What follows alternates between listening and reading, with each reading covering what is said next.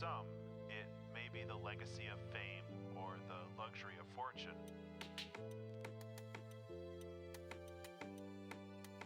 But for many, if not most artists, I think they create because they have to.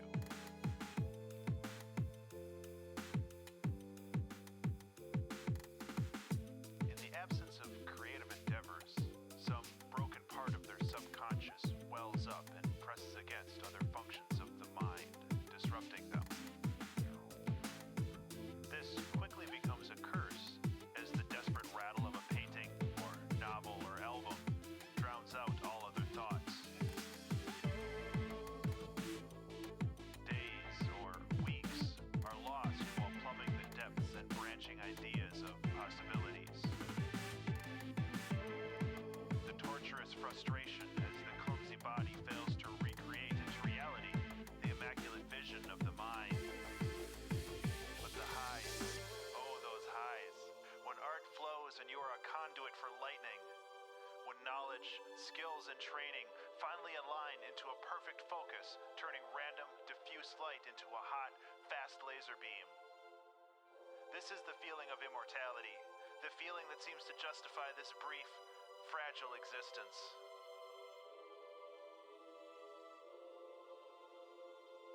So open that release valve, just a little bit, and let the demons play for a while.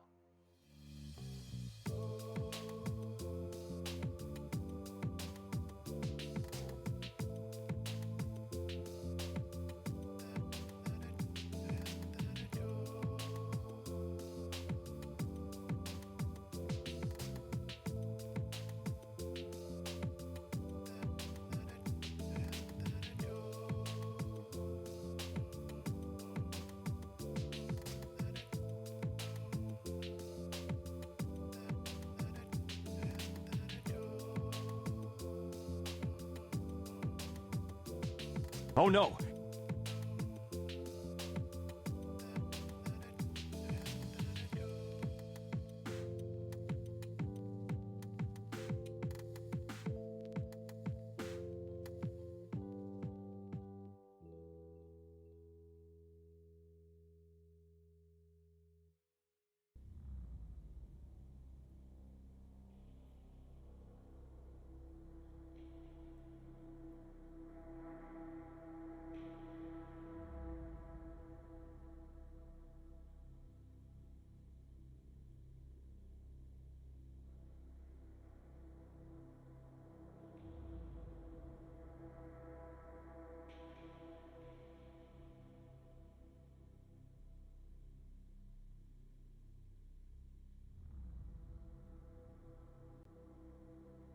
Oh no! Good morning, everyone. Let's see, where is... Turn that off.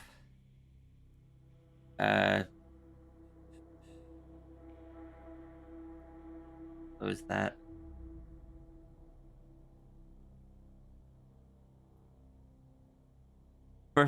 First off, Sigil, thank you so much for the 12 months of subscription.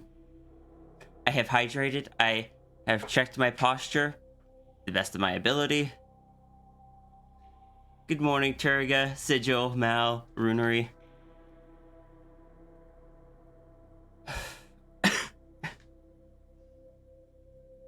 How are we doing today?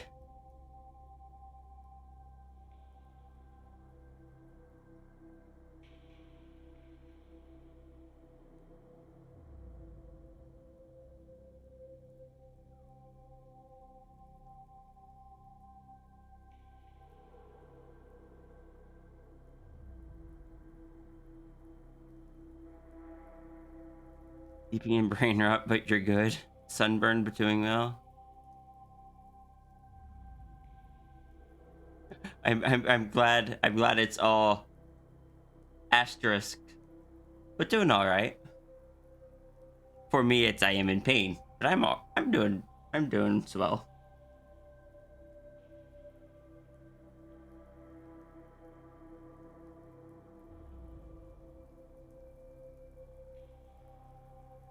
What's the plan today? I'm going to do one of the custom interacts and then work on commission if I have time. I'll probably have time. Probably running stream a bit longer today unless I have to end it early for health. Hi, Zaffrey.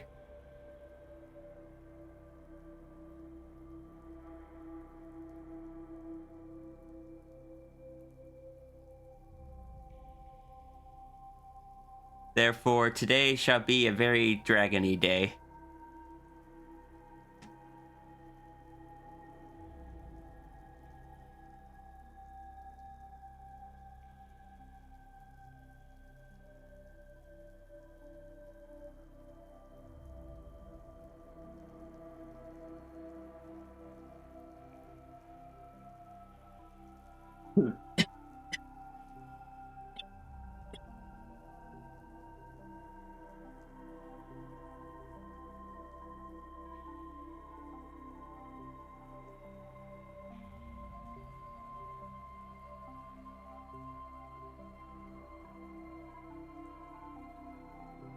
Morning, Yargle.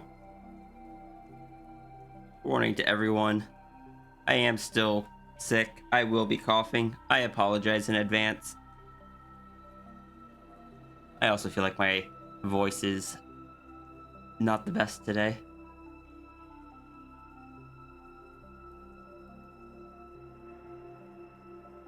I went to sleep early. Accidentally fell asleep in the flop zone. And then slept in like an hour and a half later than I normally do. Ah.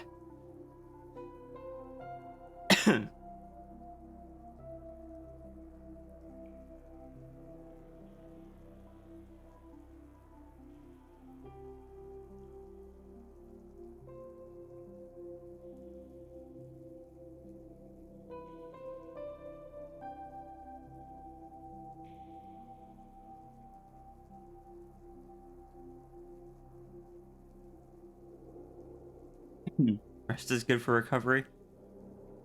It is, but maybe not so much for mental health. That's wrong. Rest is good for mental health, but rest gives me anxiety.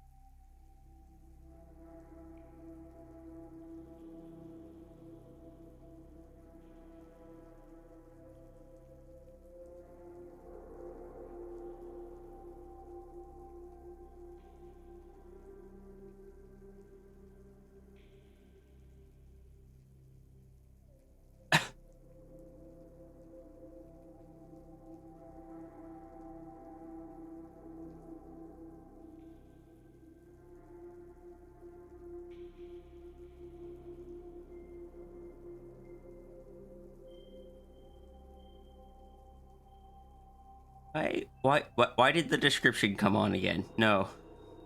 It needs to stay off.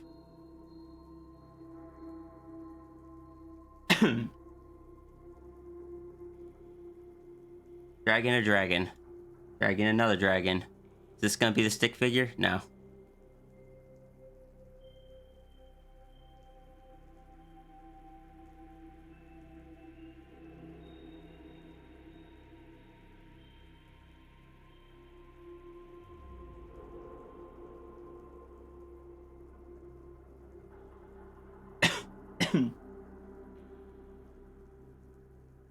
Spent a lot of the week feeling like if you stop up rest, you'd fall behind on the list of what must be done. God, do I feel that?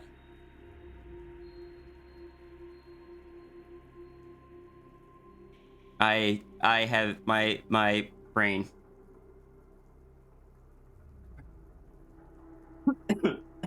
Body, please. Just generally all of me, please work.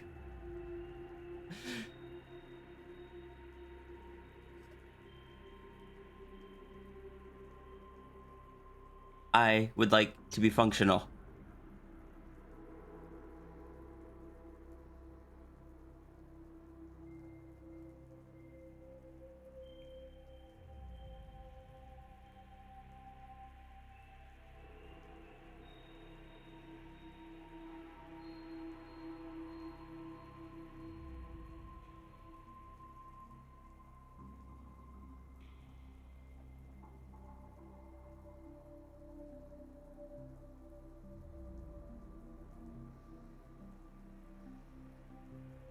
Art glove, pen.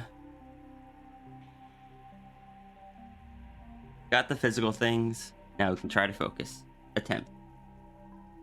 Iki isn't here yet, so I can't ask Iki question.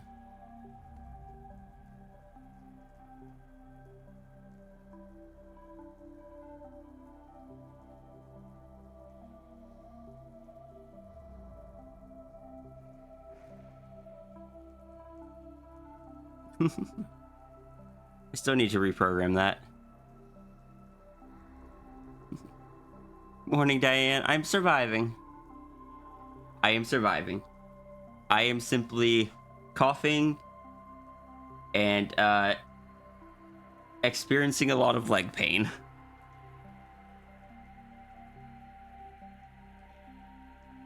Because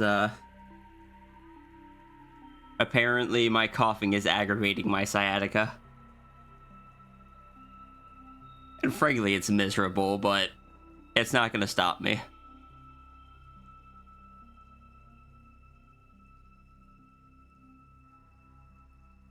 It is, however, making me very hesitant to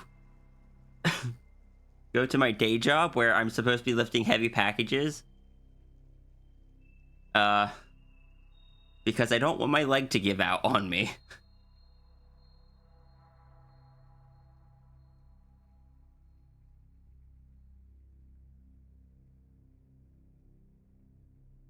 Oh yeah, speaking of rules, I have one that I need to add. Oh yeah, speaking of which, didn't Foxburg recently add one?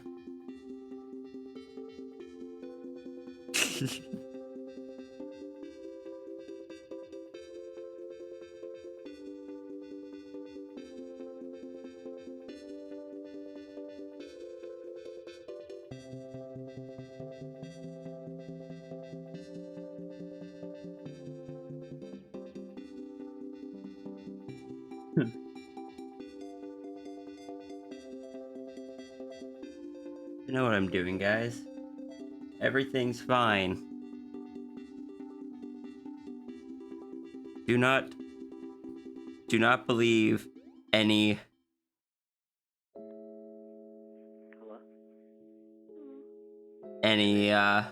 rumors that things are not fine.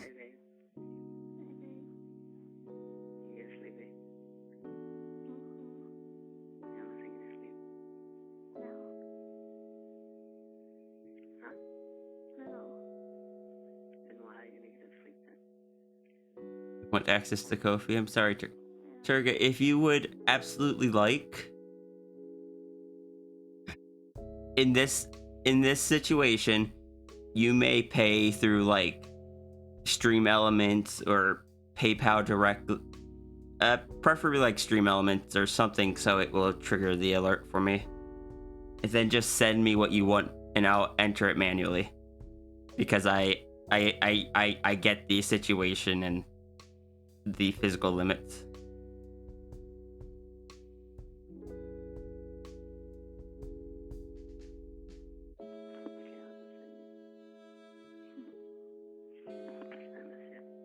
Let me add this rule real quick.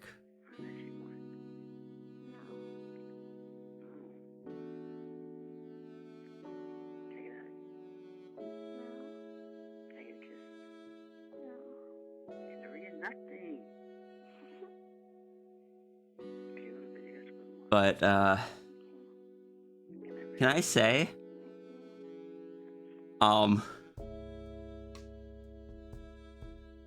due to recent stuff, I now understand more why people are so determined to get the lore redeem, and I'm just over here like, I didn't realize what I was doing. I'm so sorry, I'm not changing it. Morning, sis.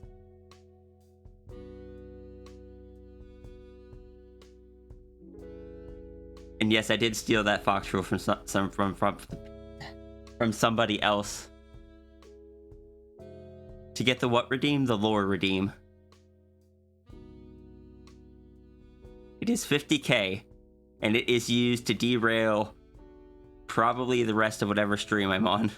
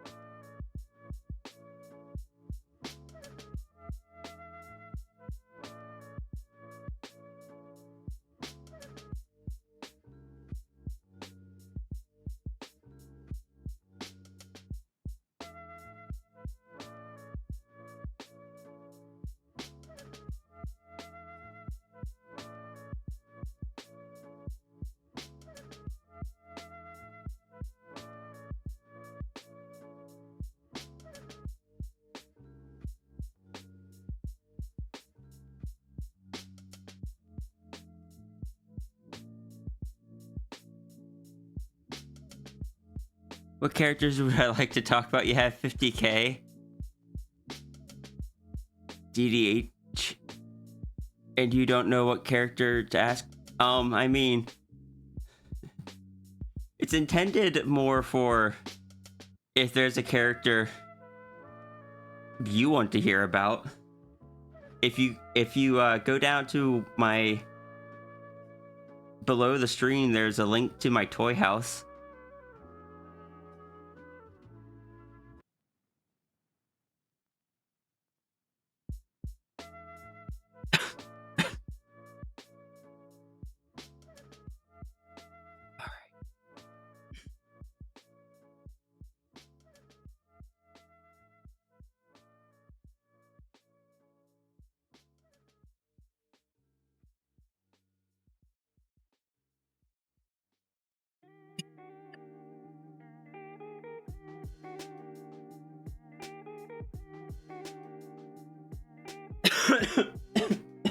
Damn it. I am trying legitimately.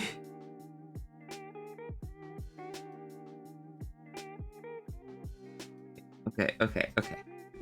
So we need to go to stream stuff. Avatars. Dragon avatar.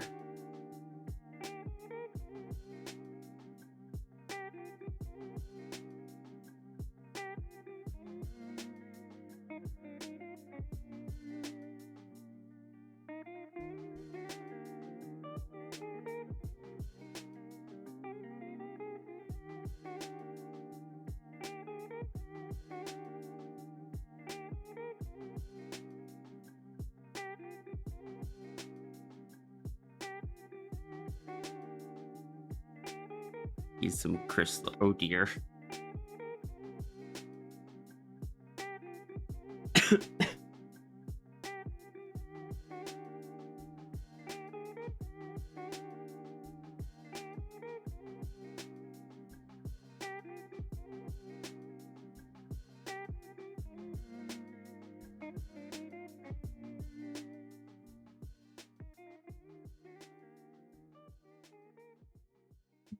You know what? Rest my eyes. Alright, give me a second. I'm going to just grab a screenshot of this real quick.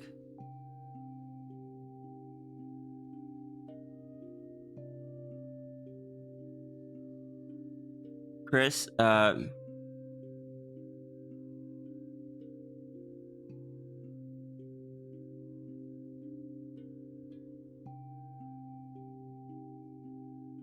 there's Chris. Let me rest my eyes.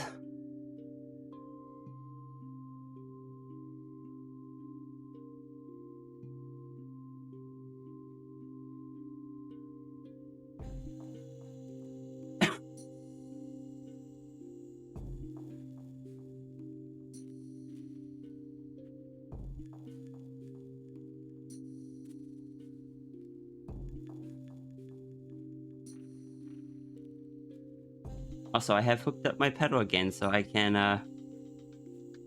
do the little expression changes. Nah, it doesn't look like it's working anyway.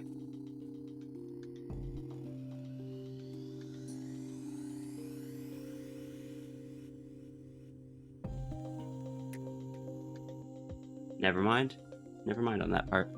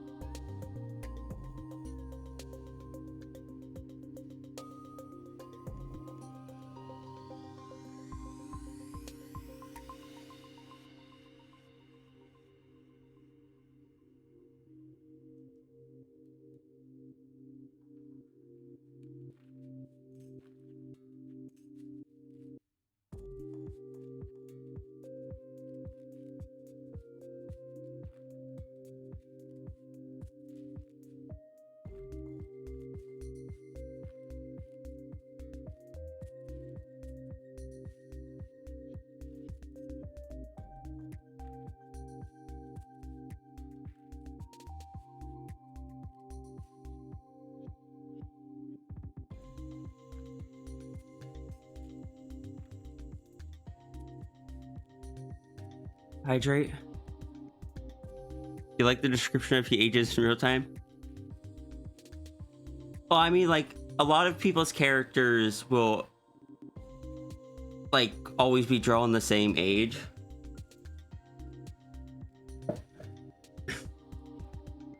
But Chris was a character where, as time passed IRL,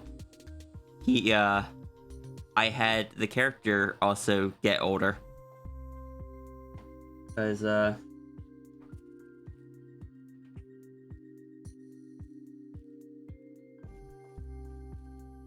just click on the link.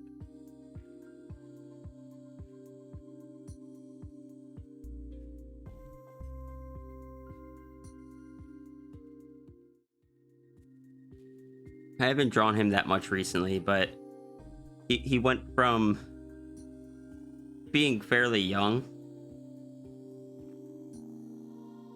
to just, with time, I had him get older, and I did my best to reflect that.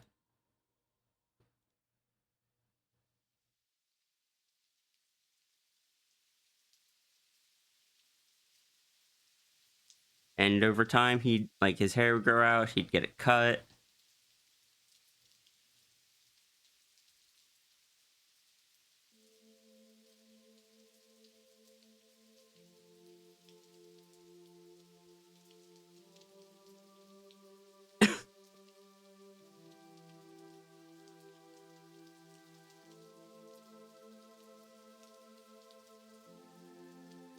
This is one of the most recent pieces, but even this is like 3 years old.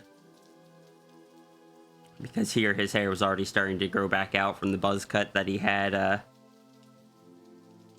the previous year.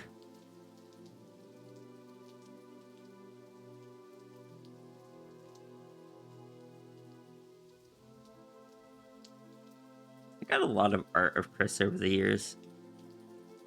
For a long time, he was the character that I commissioned the most, even more so than Sierra.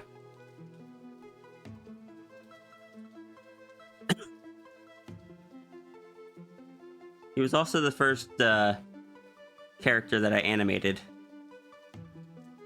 I animated this at 60 frames per second, which I don't recommend anybody doing. Nowadays, I animate at 12 frames per second. You don't think you saw a werewolf image of Chris before? You probably have without realizing it. One of the werewolf images is in the the rotation in the upper corner of my screen, I believe.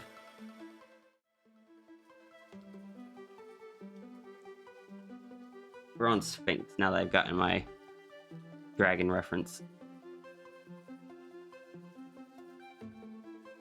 Have to show those animations on NTSC analog television.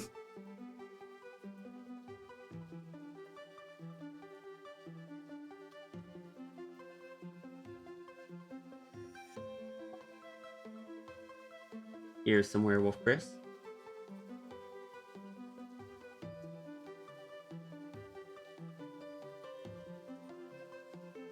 Here's some werewolf Chris. This is the one that I think is in the rotation sometimes.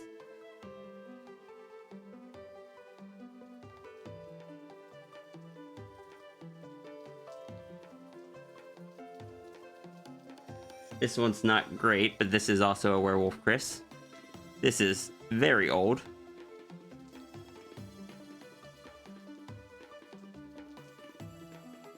The thing with Chris's werewolf form is it is not consistent. It will vary from month to month.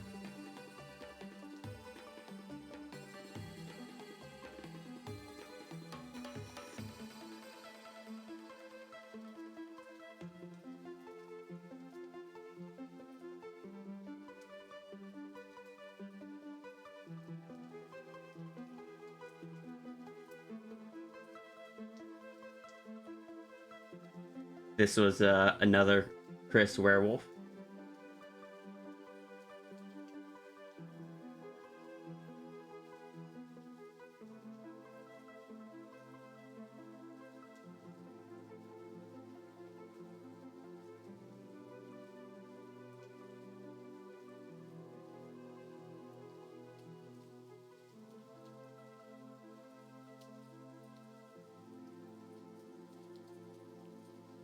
Chris is trans mask.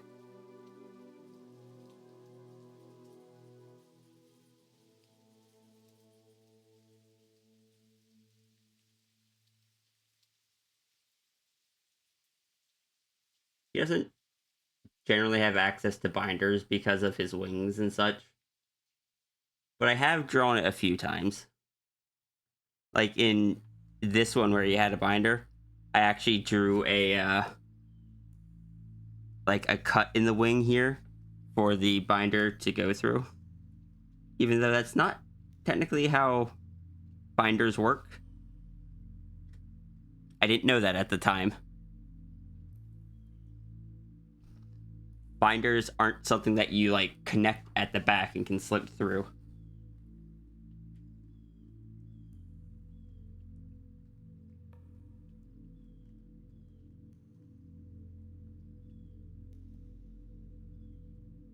More werewolf Chris. More werewolf Chris.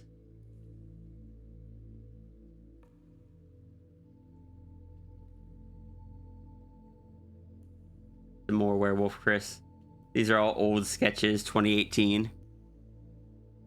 Wait, they aren't. I'm pretty sure binders are like a solid piece. that you just slide on. More similar to a sports bra than a standard bra.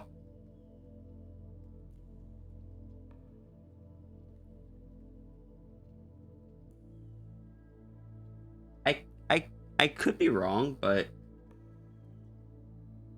that's my current understanding of them.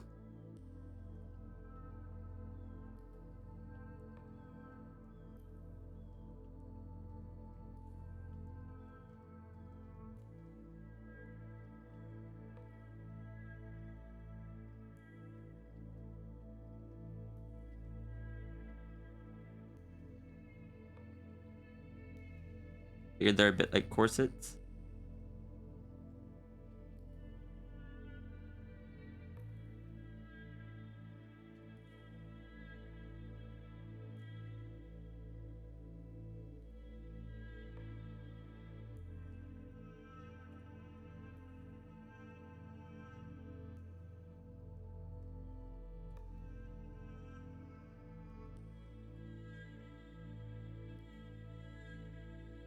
I'll have to ask some of the trans masks I know. Because I am seeing some, it looks like you can zip her up. So I guess there's different types.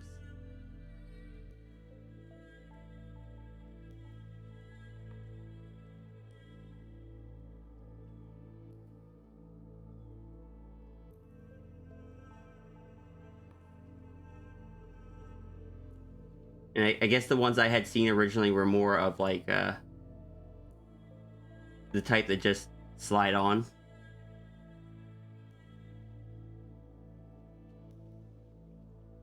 But honestly, I've been meaning to kind of ask someone about that anyway for the sake of Chris.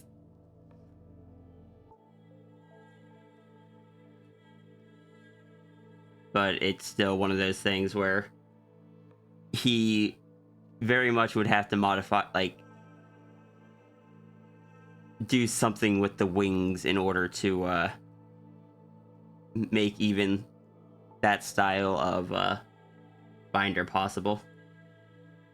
Because the bat wing runs all the way from like his shoulder blade down to near his hip.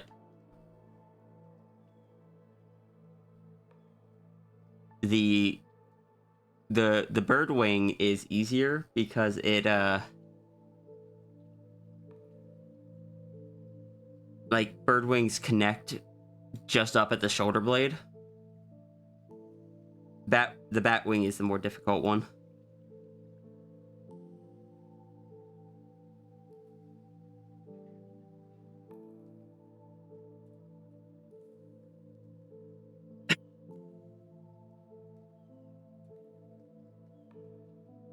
Also, I'm gonna be right back.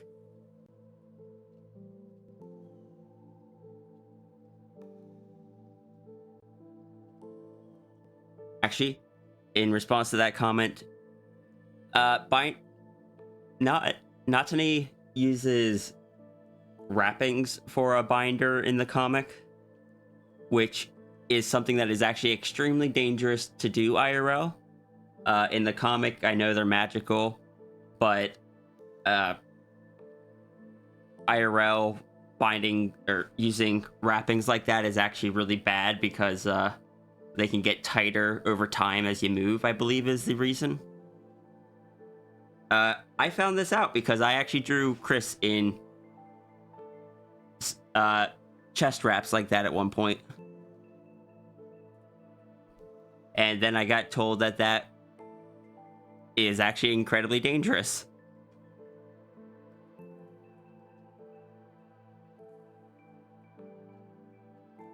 But yeah, if I remember right, the other reason aside from like the wing issue, Chris's job is very physical. He does on foot deliveries, basically like parkouring through the city.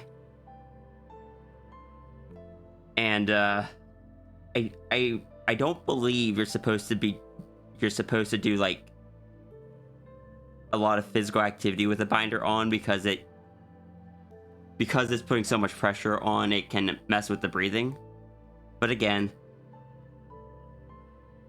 it is possible that my information is my knowledge is incomplete.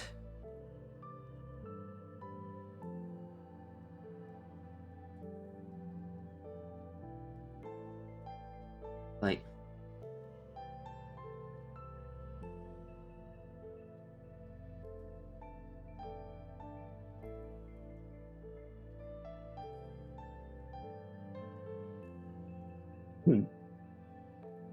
it's something that Chris is known to do. Is he runs around through the city to deliver place.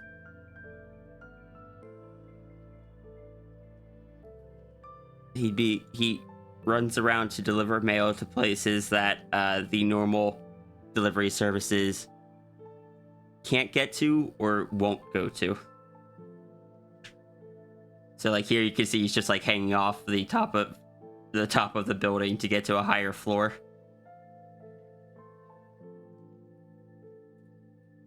Just like, here's your mail through the window.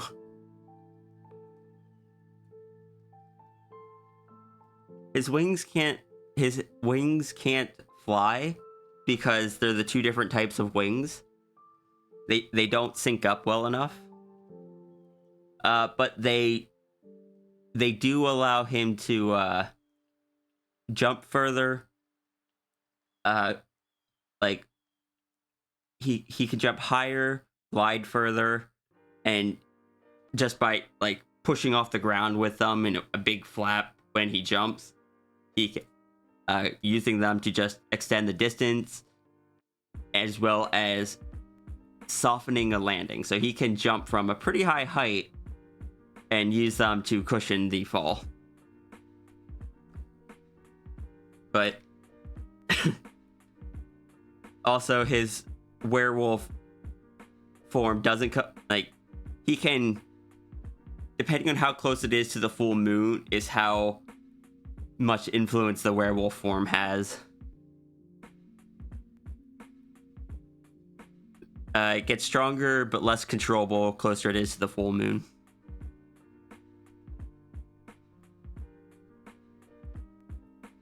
See, there's an anthro in the window. The city Chris is from is a city called Shatterglass. It was a city that was originally all humans, but 10 years prior to the beginning of the setting, something had happened where basically the giant experimental power tower in the center of the city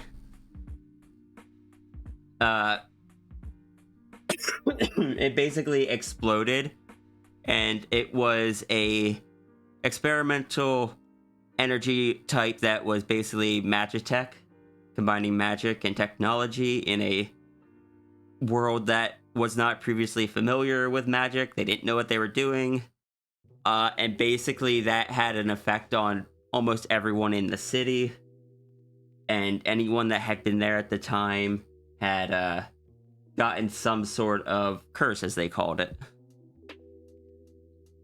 Floor, yeah. No one even needed to redeem it. How is Chris's boss? It's terrible.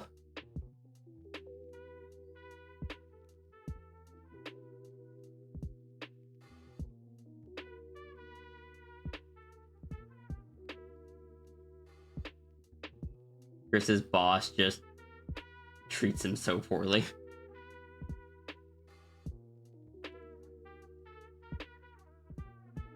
On a personal level, treats him poorly. On a business level, he does what he needs to do.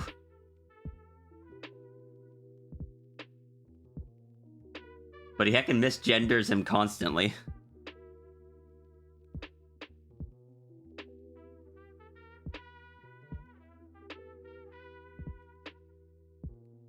For context, his boss was... the character that is his boss is not my character. I did not make the decision that he misgenders Chris.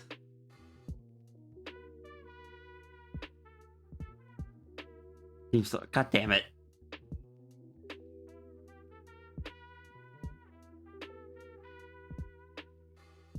Just as I was about to say, all right, let's be productive. Well, I still need to step away. Turga, figure out what character you want, like, a proper lore dump on. And you see another reason Pacific Drive resonates with me. I mean, fair. One second. Do I have any?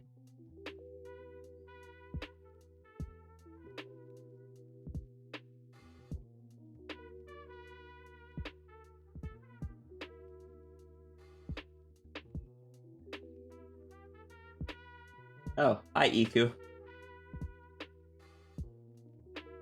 Iku tried his best to be a good person.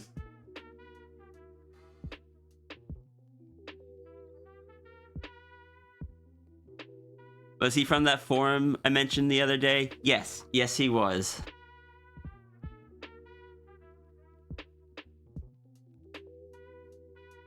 Alright, I'll be back.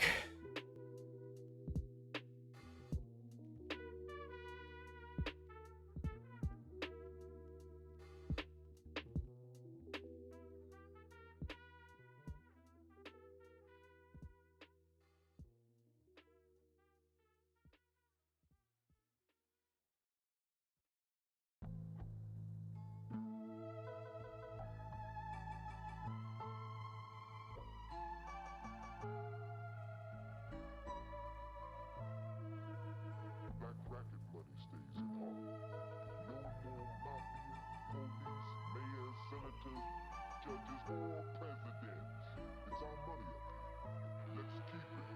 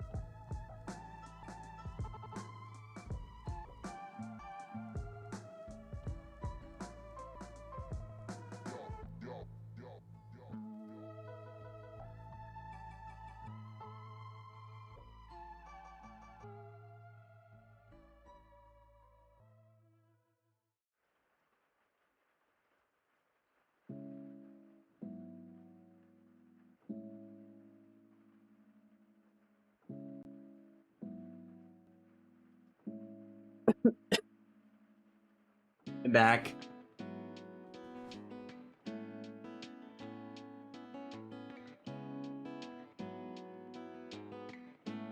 Okay. I guess we need a new canvas.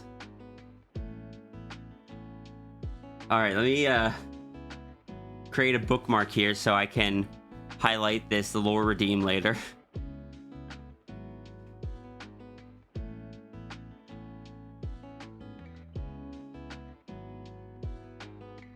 Very create a bookmark.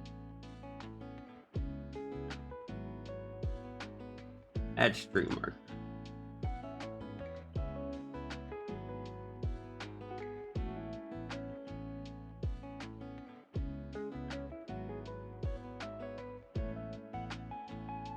I figured I'll create highlights of all the lore redeems.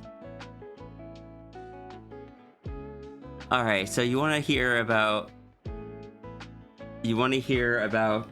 Christopher Phoenix.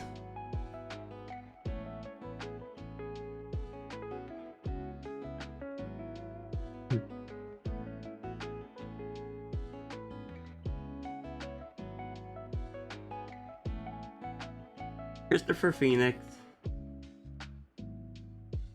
Need to go get his art again. Go back to his Toy House page. What have you done?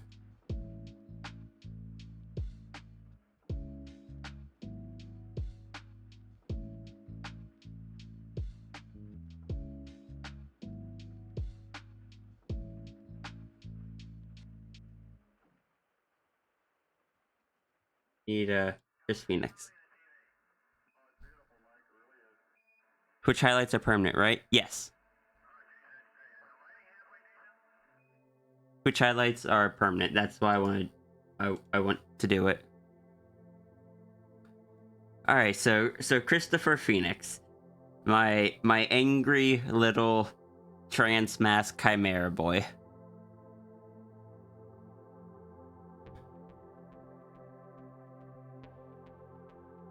In order to kind of get into his story, I need to give a bit of background for the setting first. The setting, which is the Crystal District.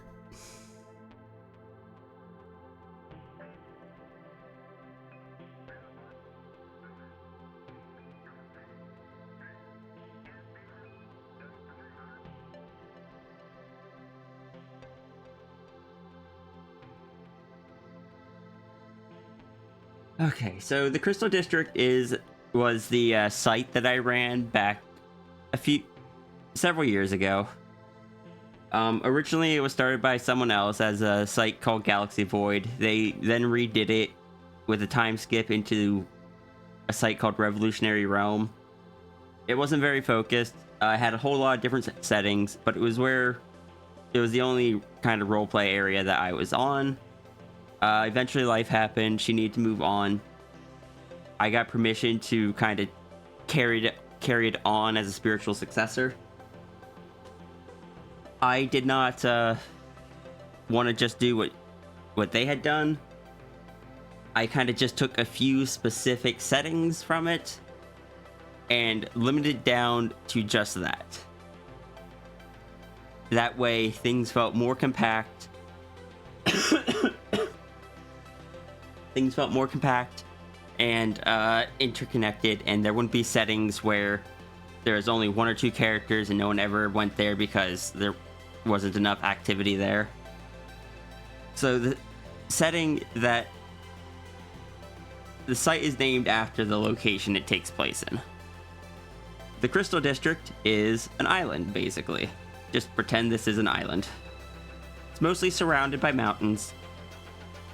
There is one port in and out, and in that port is in a city called Prism Shard.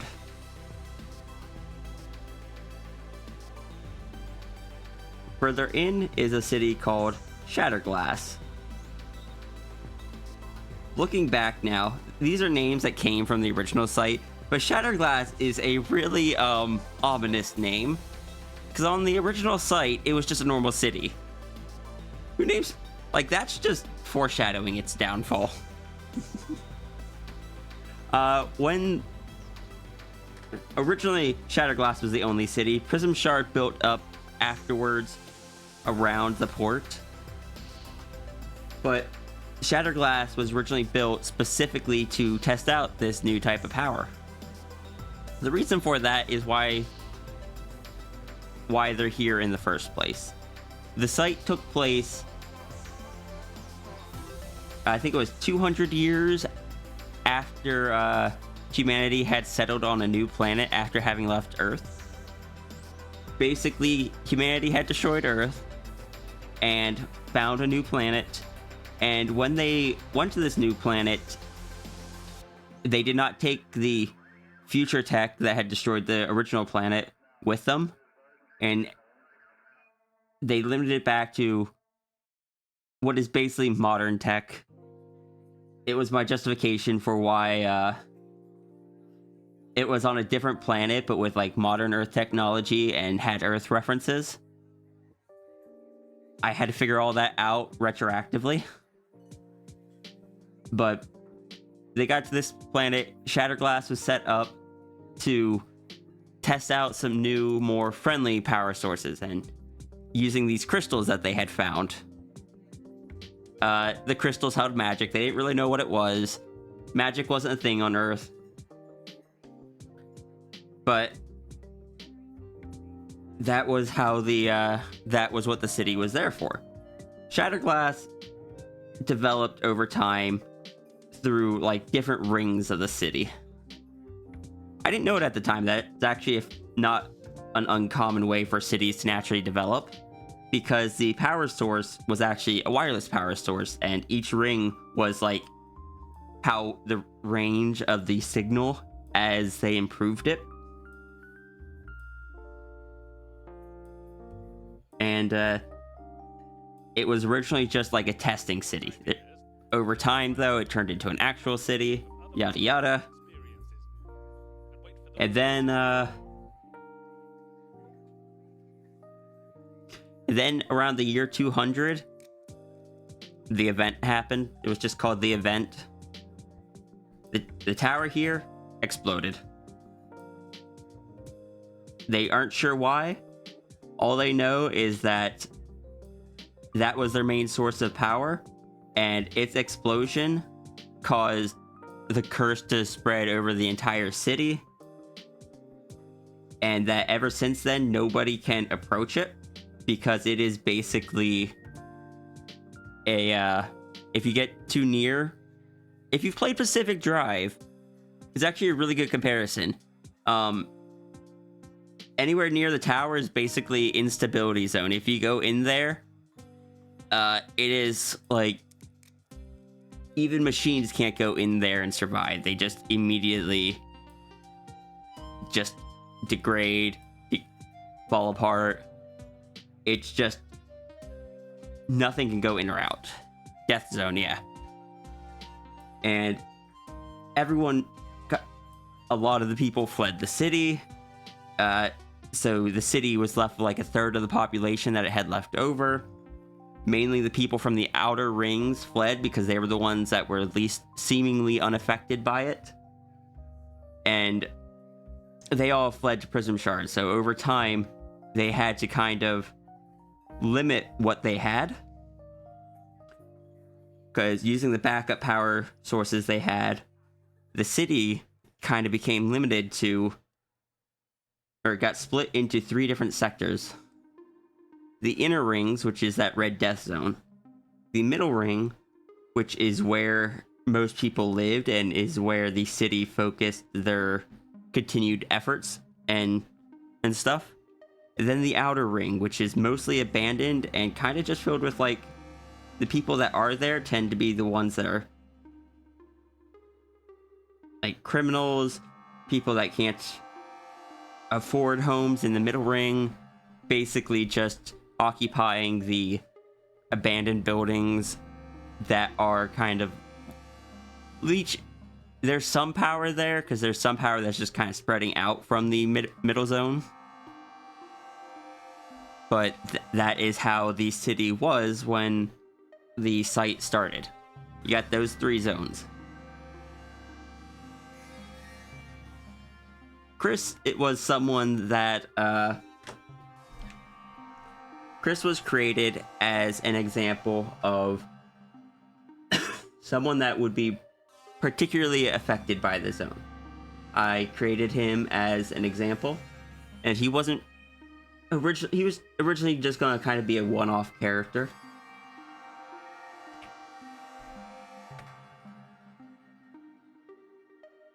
Let's see.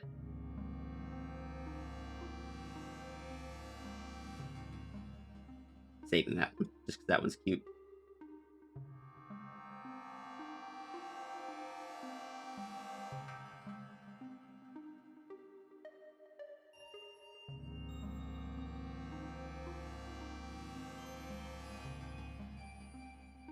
He originally didn't have any wings or anything. He was just an example of, oh, what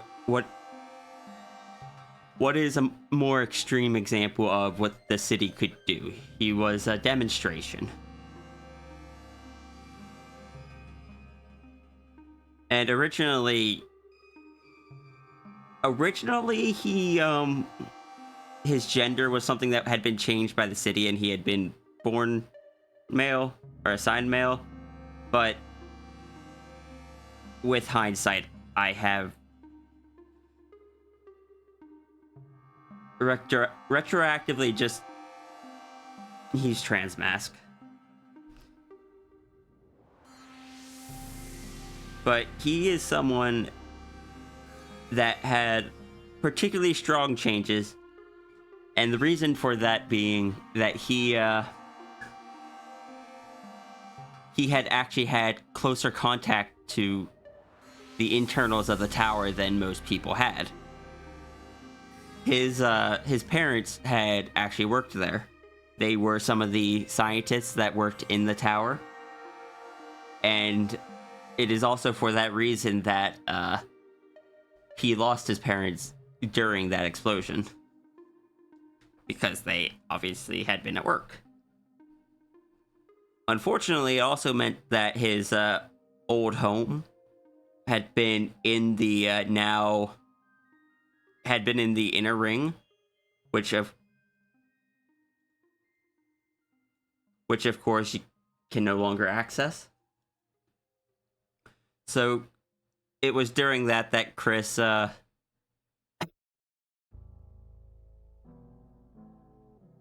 lost his family, his home, and before the actual time of the site, it was just kind of noted that he had kind of been bounced around the foster care system over and over. He struggled to he tended to struggle because he doesn't have hands, so it made him very limited in what he could do. He has bare paws instead of hands, and the fact that it was known that his parents had worked there, and people being people would often just see him as the child of those researchers that did this to the city.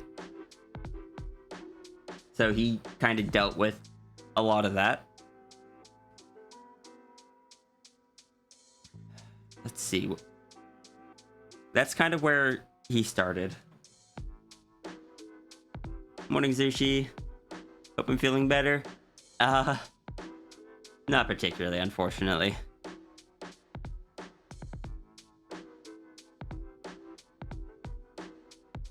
The thing with Chris's curse, though, because he had been more exposed to it and stuff, he would continue to experience changes further down the line, unlike most people. Eventually, he just gained the wings.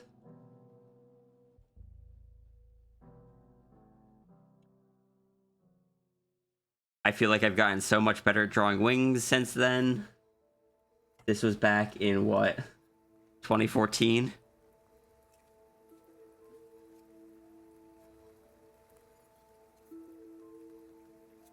Was the lycanthropy part of it? Nope. That was not part of the curse. That was later. But Chris had already been pretty distrusting by the time the site started. And it was,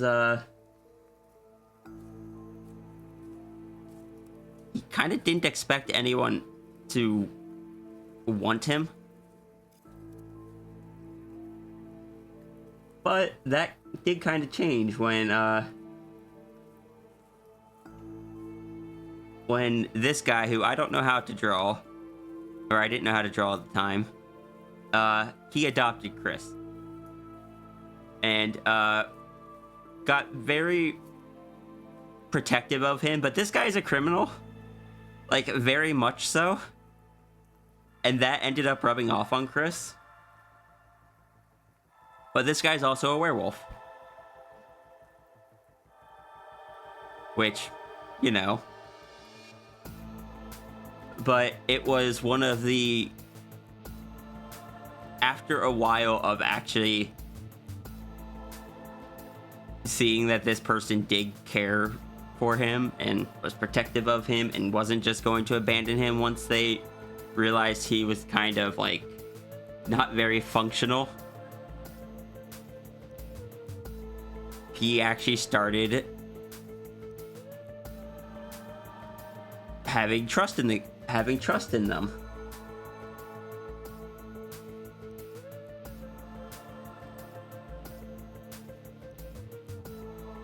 And that was the first time he kind of trusted anyone in a while. Further changes happened.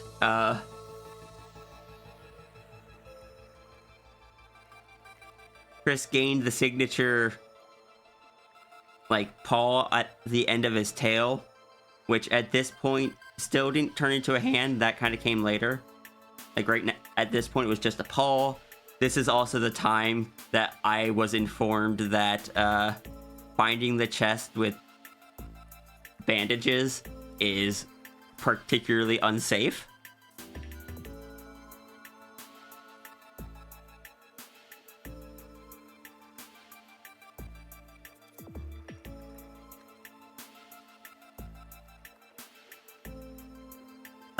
It wasn't too long after that the pole became more dexterous than his hands.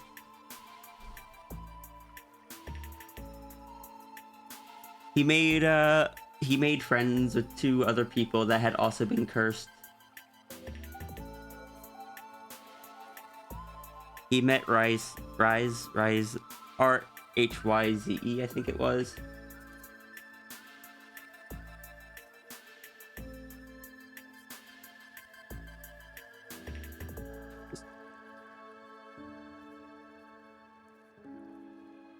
Who was an agender, like fire salamander kind of person.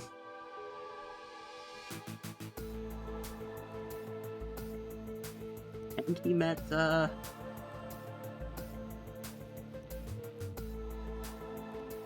Fenris, or Risa. Risa is what we tended to call her.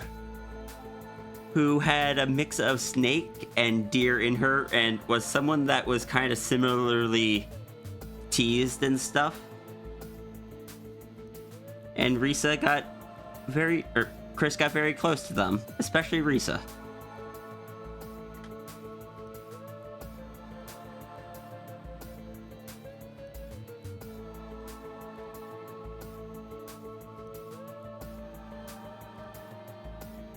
But those were the people that Chris had kind of open trust to, was Jason, who had adopted him, and the person that lived with, like, that he was, I guess, dating, who was named Sam, and then those 2 friends. The problem that then happened was there was a falling out between the player that played Jason, basically being a bit too aggressive and power playing, whereas the site was meant to be kind of a low power slice of life kind of thing, where people are just trying to get through the days in this weird city.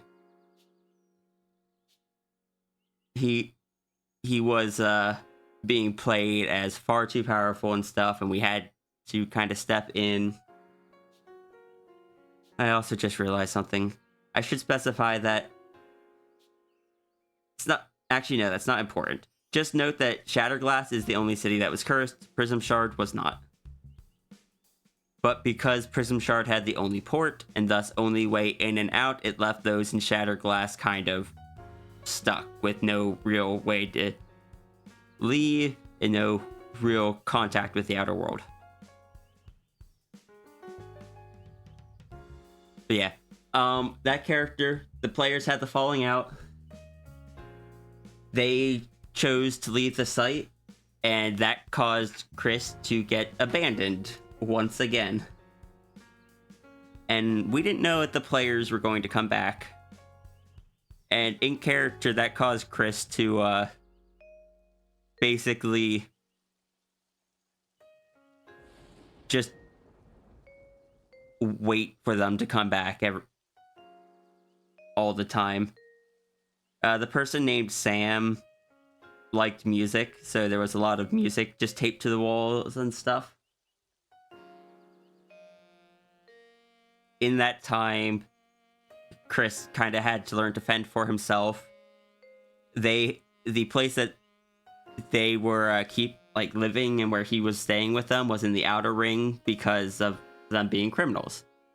It was a place that was pretty well stocked, had a supply of money for him to live off of for a while, and was werewolf proofed, which because Jason had been a werewolf. And at some point, Chris had also, this never happened in character, but it was something that I chose to have happened. Something had happened to Chris, and Chris had been turned to a werewolf to save him due to the werewolves having the faster healing regenerative properties. He kind of learned to fend for himself a bit, but over time he kind of realized they weren't coming back, and it kind of broke him. He had extended that trust when he had already had so much difficulty trusting. He had opened himself up to that, and then it was shattered again. And he finally realized that they, like everyone else, had just abandoned him. And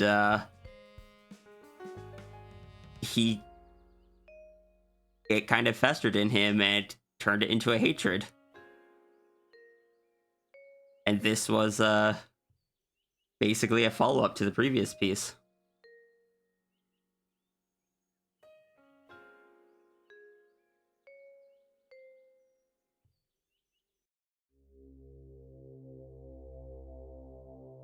After that, he grew an incredible hatred for the concept of family, to the point where if someone told him that he was like family to them, he would get angry at them and tell them not to insult him like that. He became very distrustful. The only two people that he remained was still willing to trust were Risa and Rise. Reese? I think it was Reese, actually. I don't know. But after that, he also kind of had to deal with learning to deal with the werewolf stuff. And he didn't have anyone to guide him through it. Sometimes his werewolf form was very passive. Just his little calm animal there.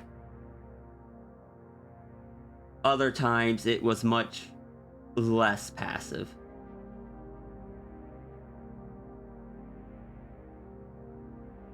He kind of gained confidence in his group. The little group of the three people. He built up over time just a cold, tough exterior to hide the vulnerability inside.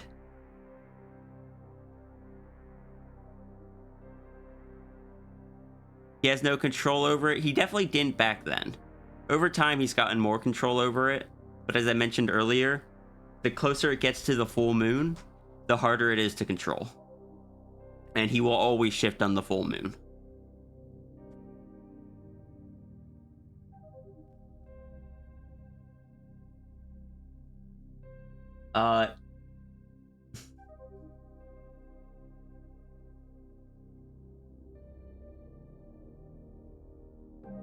There was just a lot of time spent with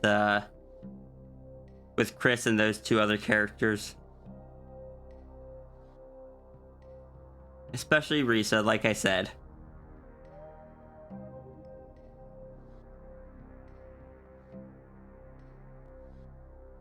Risa was very lighthearted and such.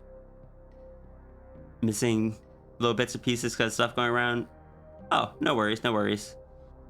Risa was just very friendly, very lighthearted. She was someone, if I remember right, was sick with sickle cell. What was it? Sickle cell anemia, I think, was her illness. Single cell anemia? I don't know. Something like that.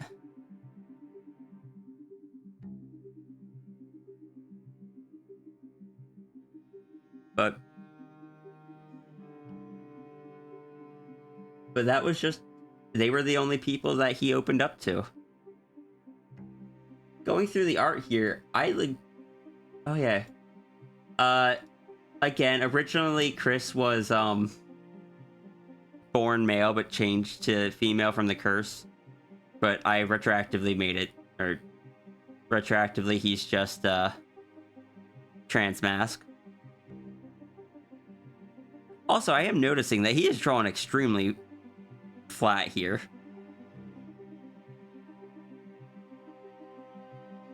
I don't remember why.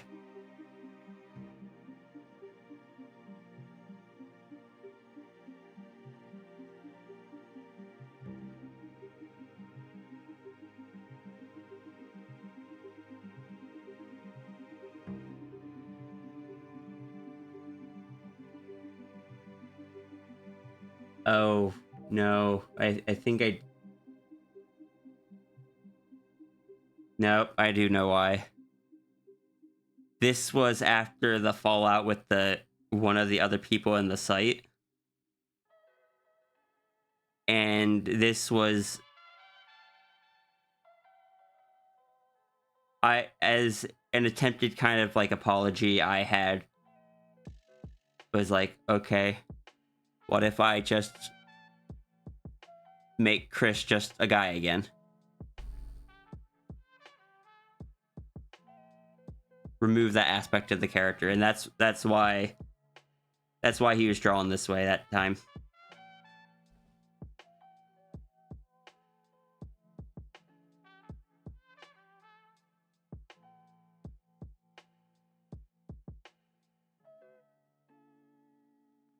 But this one was actually drawn a little bit sooner. But because Chris, dealing with the gender stuff, had tried to kind of like... Wasn't there some conflict over their transness? Yeah. What... It had been seen as insensitive. And,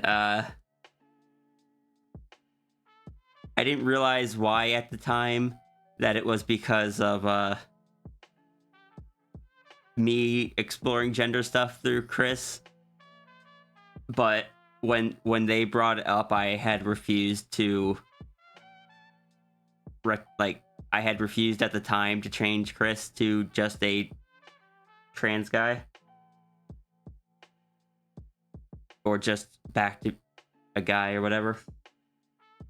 No, I think it was just that I refused to make him a trans guy. Or, no, I don't know, it was years ago. But it was very much,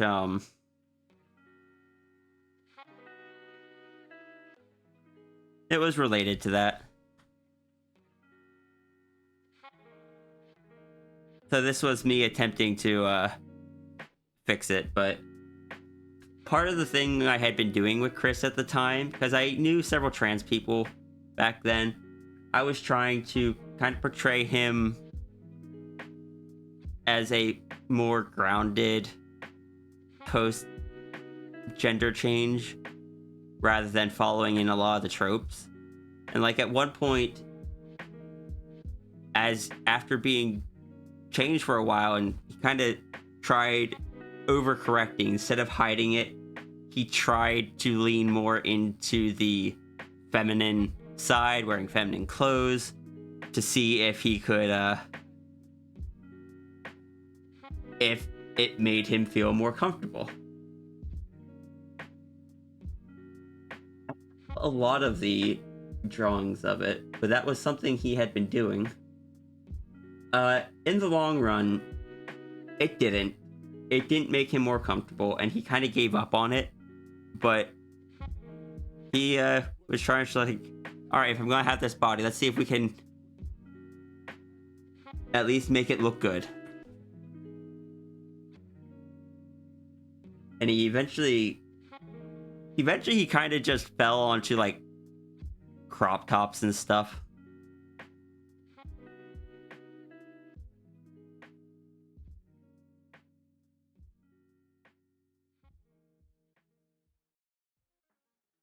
Which is why a lot of the stuff now is like crop tops or like tank tops.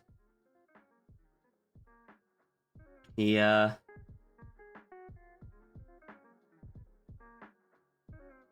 sometimes still wear the hoodie, actually.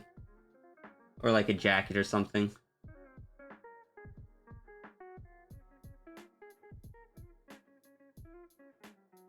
Somewhere along the way, I legitimately don't remember what the story beats were for it. But Chris had gotten taken in by someone new. He got this body, might as well make it look good. Yeah, it felt... I don't know, with the way things had been going with the character, it was what felt natural to me. But I don't think it sat well with other people. I think it came across more of sexualizing the character, or like something like that. And it's like, that wasn't the intent.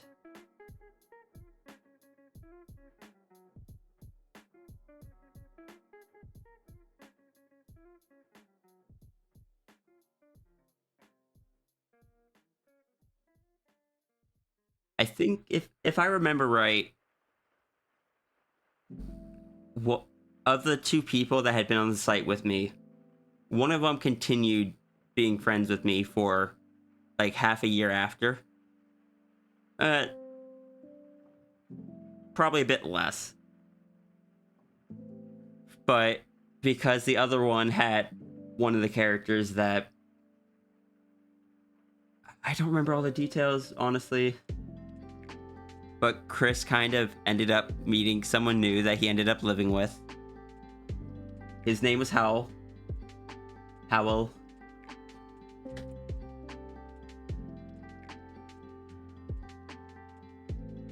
He had shark teeth. He liked cats.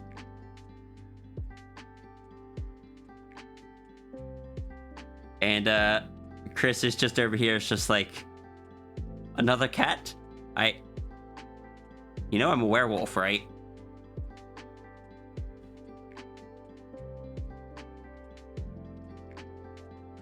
This one took in strays. That was probably it.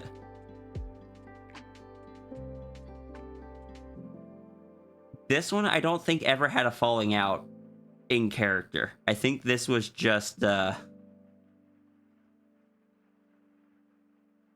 there was a miscommunication between me and the friend that still talked to each other after that. Where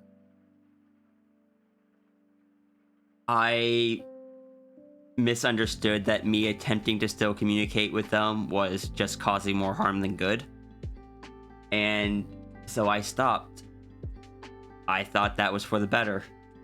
I thought they didn't really want to interact with me anymore. And apparently on their part, they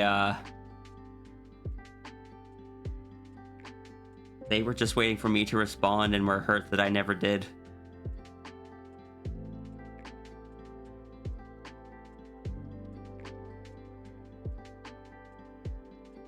And I only found this out last year. And then after that, I kind of tried to do stuff with Chris to kind of figure out something for him to do on his own. And I didn't really figure out too much. I tried several things. Chris has his job with, Daneth is the name of his boss. Daneth works in the criminal underground. Oh yeah, that was part of the thing was, Chris had, because Chris couldn't really do a lot of jobs back during the time that he was still friends with, Risa and Reese. He had kind of turned to scavenging the empty cities, or the empty buildings, and selling stuff from there, but also kind of had leaned more into criminal activity because he had been brought up by someone that was a criminal and had learned stuff from him, and most places wouldn't hire him. And he probably would have continued on that path if not for the fact that Risa basically told him that if he continued on that path, she couldn't continue being his friend. And it was after that that he got the courier job, where, yes, the person he worked for was not above the law, like did not obey the law, but the activities that Chris was doing himself were not illegal activities. He was doing a legitimate job. He was just delivering packages where nobody else would. And using his physical characteristics to his advantage.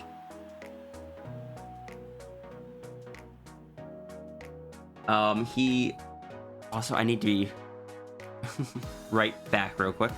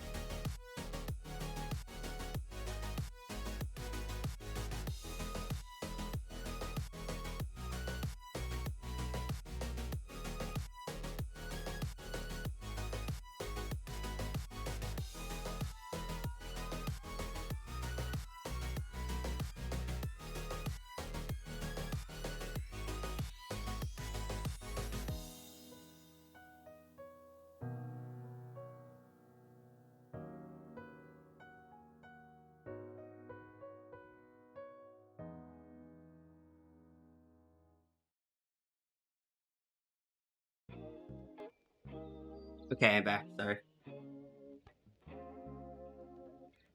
Yeah, that's how he kind of got the career position, which is kind of what he remained doing all the way up till present day,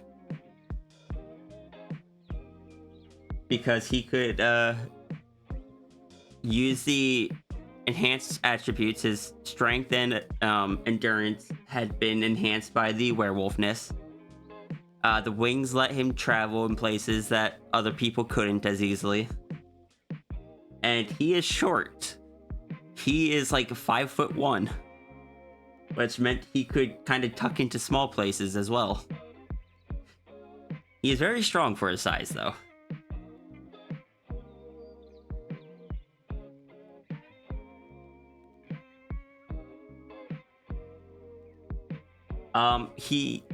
In recent times, I've kind of been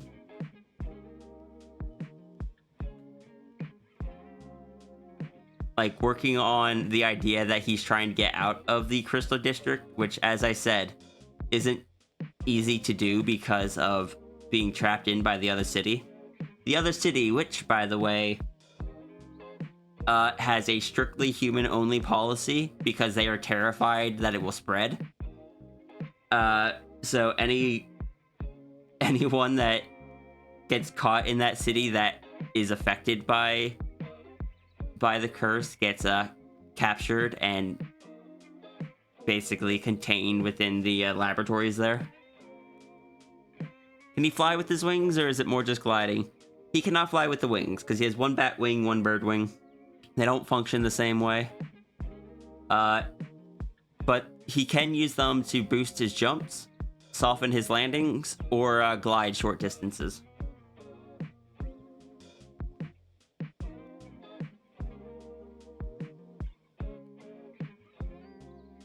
It was only with a few certain people that he was really able to kind of open up.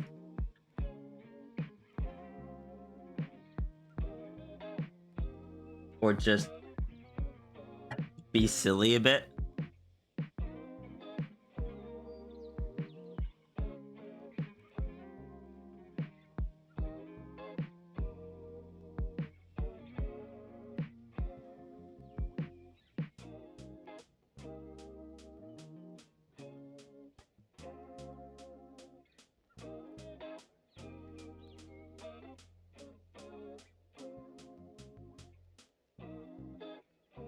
Actually, it turns out, I guess ever, like, him leaving the Crystal District was something that had crossed my mind right after the site kind of crashed. Because here, it's him mentioning how and why I left the Crystal District. How is a secret, but I can certainly explain why. And this was drawn in 2017. Hydrate, posture check, stretch. Alright.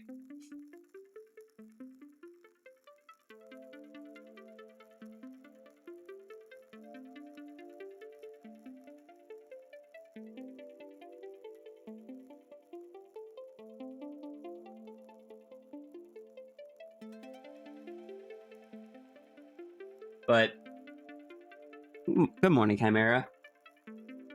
But most times Chris had to kind of keep up a very tough and cold exterior because of the people that he was dealing with. He was living in the outer city. He was working with someone that technically was a criminal.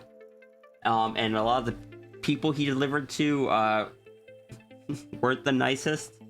And sometimes he had to get through areas that were not friendly. So he kind of gained a reputation for just always being angry, distrusting, just in general cold.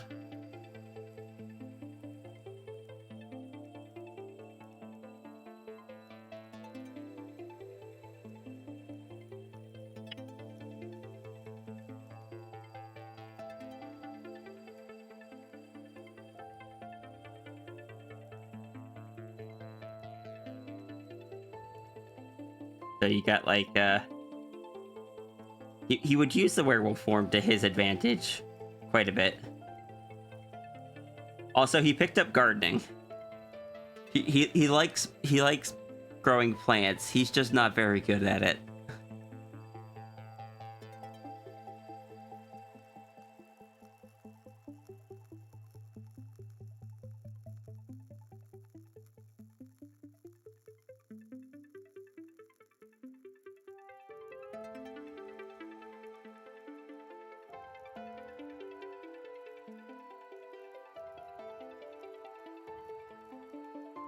This was a failed attempt at a comic and was where I learned that I should probably ditch the written accent for Chris. But I haven't really done any dialogue stuff with Chris since then. Where I was trying to pull together a few of the characters from that site. But this comic also had a little bit of Ace-Gay lore in it. Like talking about his dad and stuff.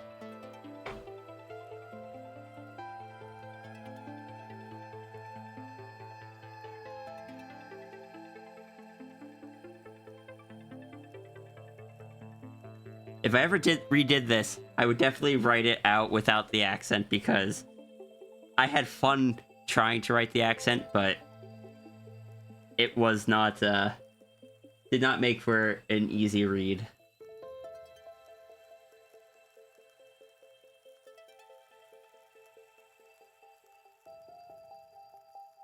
Isuke just over here admitting his father was a fool.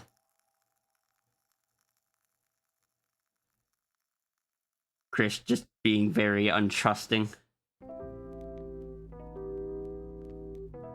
Who can we trust if not for family? You have no idea how much that statement makes me want to claw your eyes out. You would regenerate it anyway, right?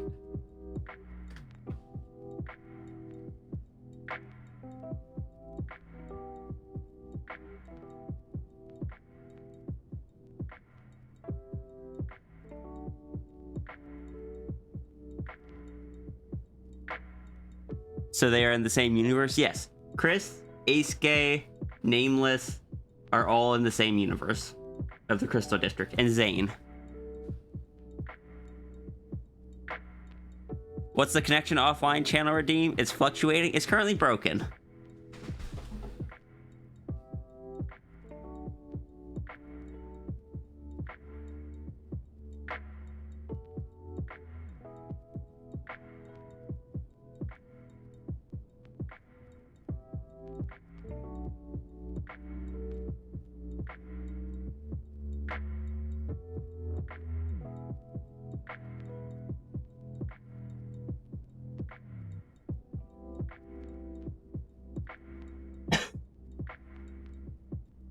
I tried doing a thing where I would upload Chris art every full moon, but I never did manage to really stick with it.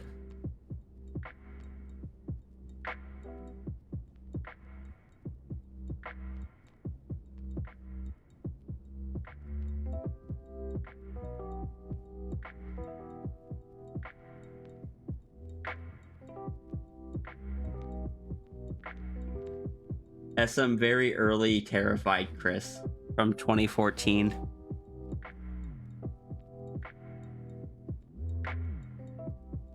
I have claws and I am only slightly afraid to use them. That explains why their lore kept getting mixed up in your memory. Fair. They both come from the Crystal District. Ace-Gay is lived in a bit of an offshoot that was basically just called the Shifter House, which was only there for legacy purposes because in the old setting it was established that all the shapeshifters, which had been the most active part of the site, all of the shapeshifters lived in a house away from the city. The problem is, when I rebuilt the site, I had built it with the intention of these two cities being the primary locations. And I had set it up where Shatterglass is the cursed one. Prism Shard is the human one. Neither of them were good cities. Shatterglass had the whole curse thing. Prism Shard was very much a city where everything was fine on the surface, but if you looked below it, there was a lot of bad stuff going on. And the city, under the guise of protection, would, without blinking an eye, just capture and contain and experiment on any of the quote-unquote cursed people that came into the city or were found in the city. That became an issue because earlier I said like 2/3 of Shatterglass fled to Prism Shard. Those people in the Outer Rings were not unaffected by the curse like they thought. It just remained dormant for longer.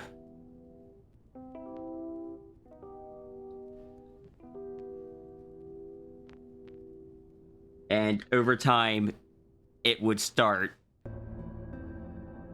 actually showing symptoms. And that was typically not good for them. Prism Shard had robots and stuff that went around that were all kind of made by a corporation called Star.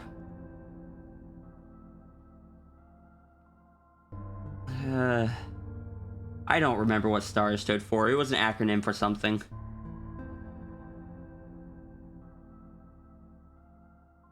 The site's long gone now, so I can't double check it.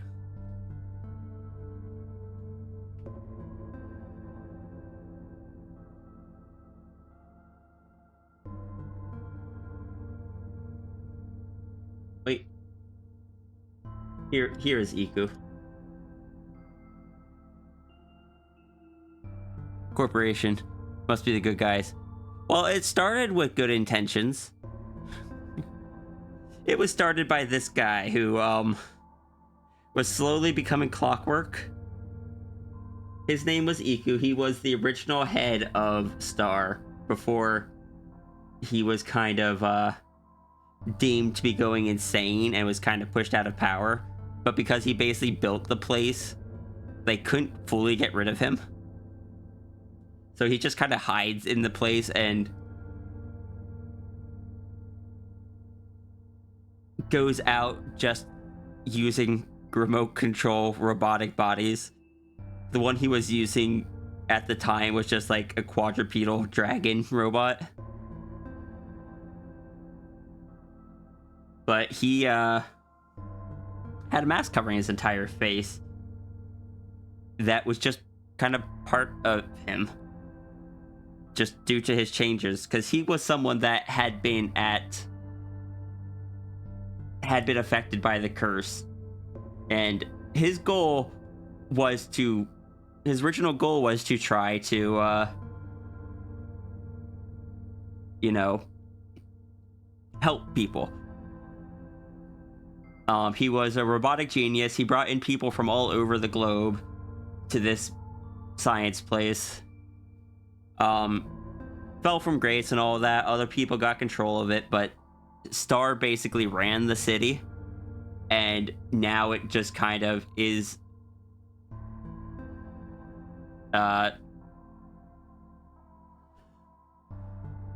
do not give the robots throughout the city reason to apprehend you. They are just keeping the city safe. And the actions that you see are in response, or are for the purpose of the city's safety. Iku is just... We kind of moved off course a bit, I'm sorry. But Iku was someone that... He was not crazy, but he was just slowly driven slightly mad through the fact that he just had a constant ticking noise that he could not escape. It was just constant ticking forever because his heart had gone clockwork, basically.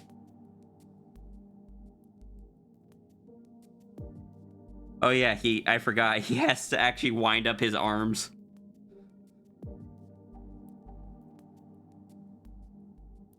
But he was, he had hidden himself so well within the facility that a lot of people did not believe he was still alive, and that the robots that went around as him were a leftover AI that he had created. It was unknown if it was actually him or an AI.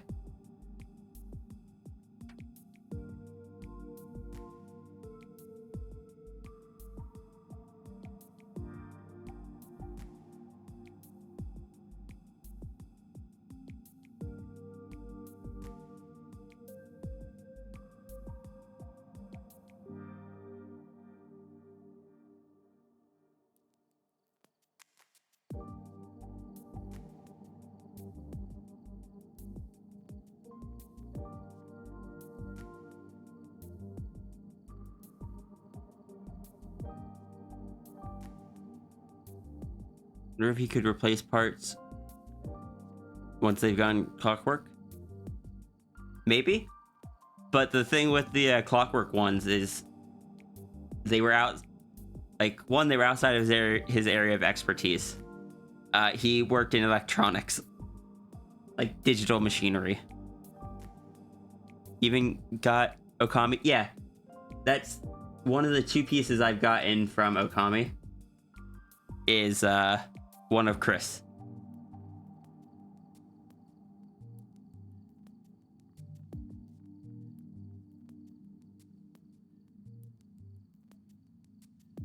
Let's see. Personal characters. Chris Phoenix. Do I have any art here that...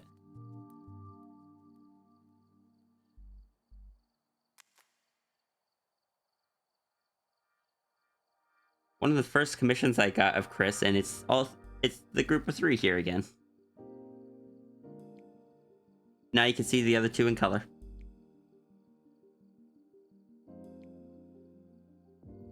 Originally, Chris had brown hair. They tried dyeing it red at one point, and it never went back to brown. Something I think I forgot to mention was the fact that earlier I mentioned he kept getting changes. Those stopped when he became a werewolf.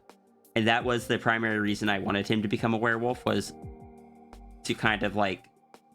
I was happy with his design where it was. I wanted to kind of lock it in and not need to keep coming up with changes.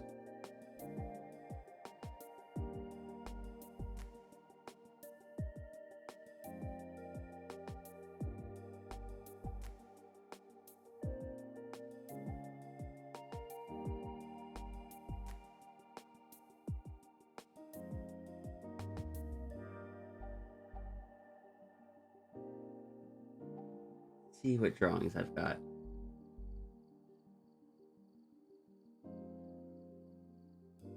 Oh yeah, another page of that comic where I introduced the 3rd character, Zane. This was a fun art style to attempt, where I inked and colored it traditionally, and then used cross-hatching for the shading. Because that was something I hadn't really seen done before, and I liked the effect, but I don't know, it's not something that I ever really tried again after this.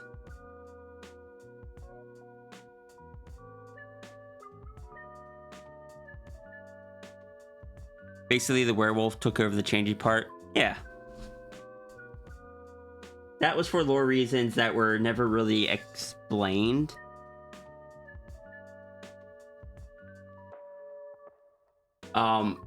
But the reasoning for that was because on the original site, the site that the person ran before me, that tower had actually been a thing. And they were... The power plant was a cover for a... was a cover for a facility that was trying to do research on shapeshifters. And for Chris, it was like the cursor kept trying to achieve that end result of creating an artificial shapeshifter. But when he became a werewolf, he was a shapeshifter. He could shift between the normal and werewolf form. And thus, his body stopped reacting to the curse in new ways. But because that relied on lore of the old site, it was something that I never really went into details of in his story. That was just something for me.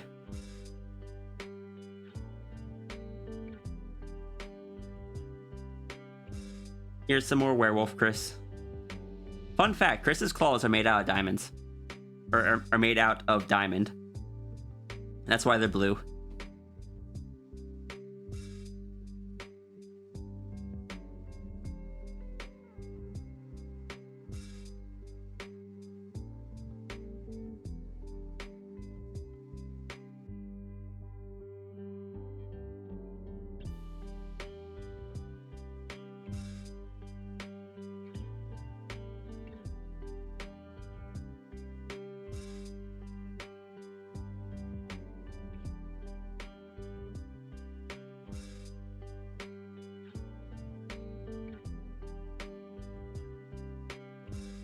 one of the bustier images of Chris, honestly.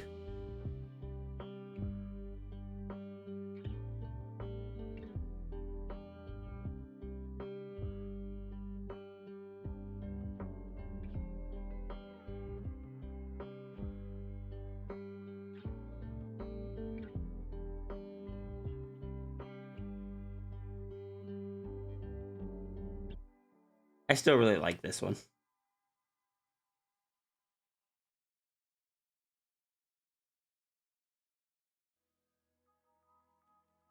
Very chesty compared to other images of Chris. Yeah.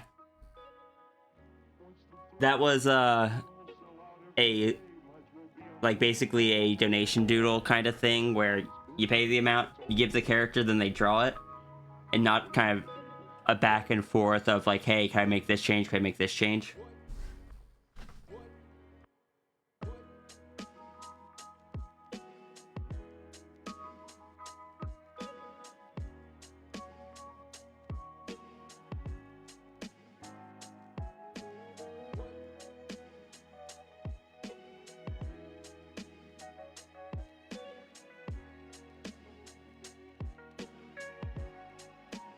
Good morning, Nervous Nessie. How's it going? So I guess, like, I'll copy this one again, or pull this one in. That's just kind of where we are with Chris now. An additional detail I may have forgotten to mention is that his collar here, that's actually part of his curse. It was originally like a necklace that he had gotten from his mother that had changed with him. So there's no way to remove it, really. And it always fits him. He even when he changes size due to the werewolf form, it will still fit him. And on occasion it will change appearance as well.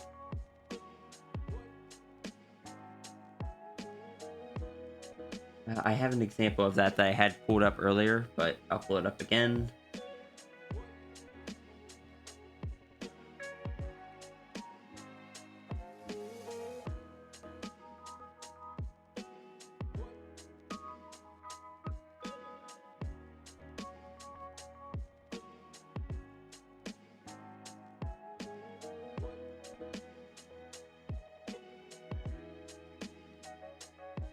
This is the one where I was using as an example, because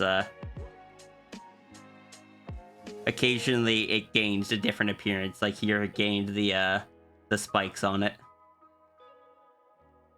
But normally it's just a solid metal like collar that's around his neck. He's had it for so long that he doesn't know what it would be like to not have it.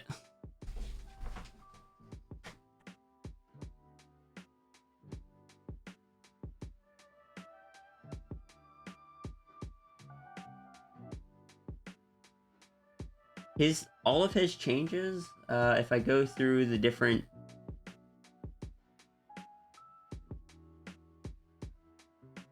he has one cat ear, one black bear arm, one brown bear arm. The leg is a wolf leg. The tail was originally a skunk tail, which is why it has the stripe down it. But now it's just kind of like a paw tail. One bat wing, one dove wing. He has one cat eye, and the this area of his hair that is black along the bangs is always black, no matter how much it grows out, no matter his attempts to dye it. That part of the hair just stays black. As mentioned, the collar is part of the curse. And those. Oh yeah, and he has the kind of feline nose and one saber tooth, like mini saber tooth.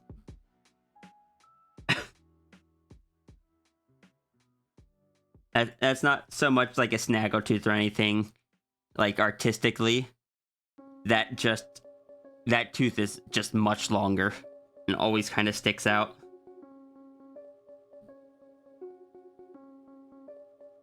Oh yeah, his one eyebrow that's on the same side as the bangs is black instead of red.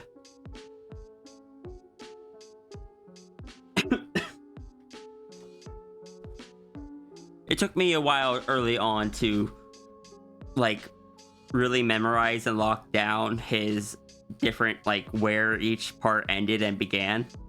Like, for a while his arm over here only went up to the wrist before it eventually settled directly on the elbow, and like the triangle of his cheek just kind of leading down across the torso over part of his chest here. You can see it. His back, however, I very rarely draw characters from behind, so that was something I hadn't thought about. I knew that his wolf leg came slightly above the pants line, or the belt line, I guess. So, because that was something I would always draw anytime you could see a bit of midriff, to show that because he would have long pants on, I wanted to show that the fur went all the way up, so I would draw just a bit of it coming out there.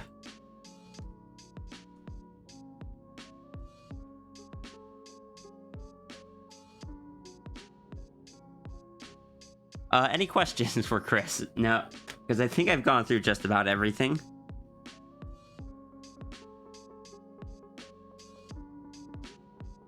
Yeah, that was not lore related, but I mentioned his claws being made out of diamond. I was really happy with how I drew these here, because I did not make the blue transparent. I just drew the blue tinted brown on top of it to see if I could.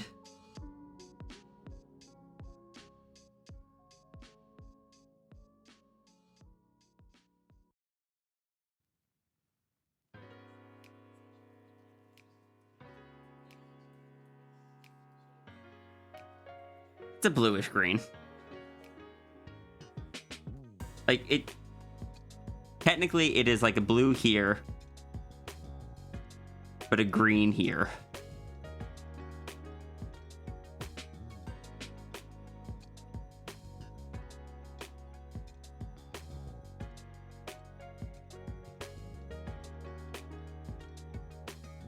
Because of the brown behind it. Lean. Yes, lean.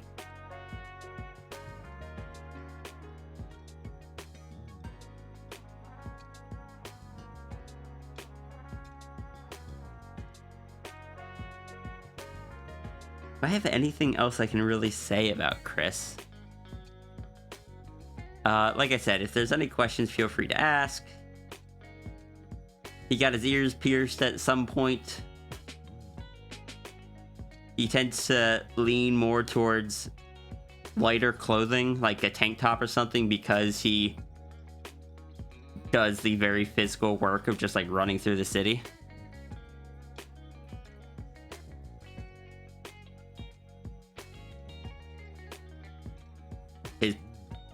His paw tail, or his tail paw, is a lot more dexterous than his hands. Therefore, anytime he needs to do something like that requires dexterity, you'll typically see him doing it with his paw, or with his tail.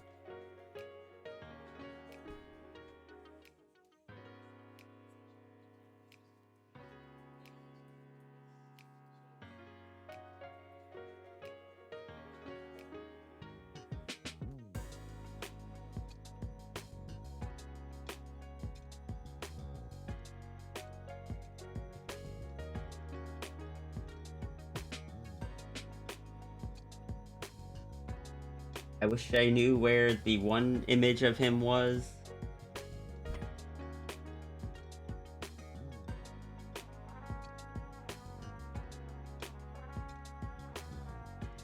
Oh, I bet if I pull up his, I bet I can find it if I pull up his pure ref.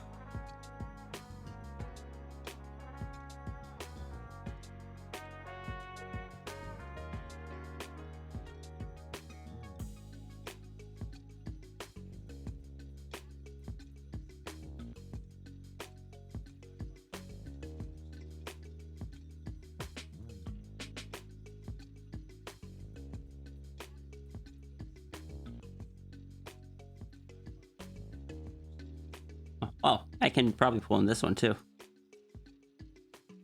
Color. I've had it as long as I can remember. They said it was a choker I was wearing when the blast happened, that my mother had given me. It's grown with me as I got older, so it always fits me fine. Oh.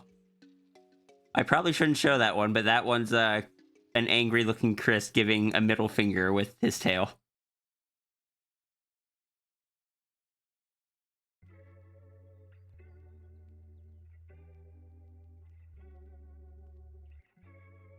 Here's the one where he names his parents, Arter and Svetlana Phoenix, both of whom would roll in their graves if they saw the mess the city is in. Well, if I could have, actually had them buried or at least identified. God, I forgot I wrote that part. Chris over here just being Chris. As I said, Chris is just cold and harsh.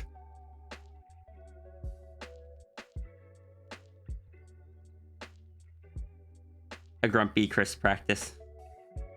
You can often tell when I drew some of the Chris images by how his hair looks.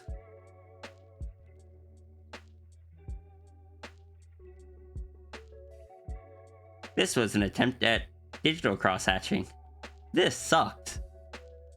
I hated doing this. Norn on the go, thank you so much for the raid. Welcome in. We are going over character lore right now. How are you doing? Fish raid. Welcome in, raiders. I am When Wolves Cry Out, also known as Sierra or Rhea for short. I'm a furry artist. I draw stuff with transformation, gentle giants, all that silly stuff. How did your stream go? What were you doing?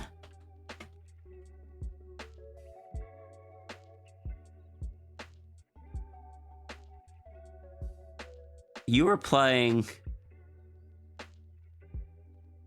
Oh, I need to mess with my programming. That should not happen. We were just testing, not a real stream. Okay, that makes more sense.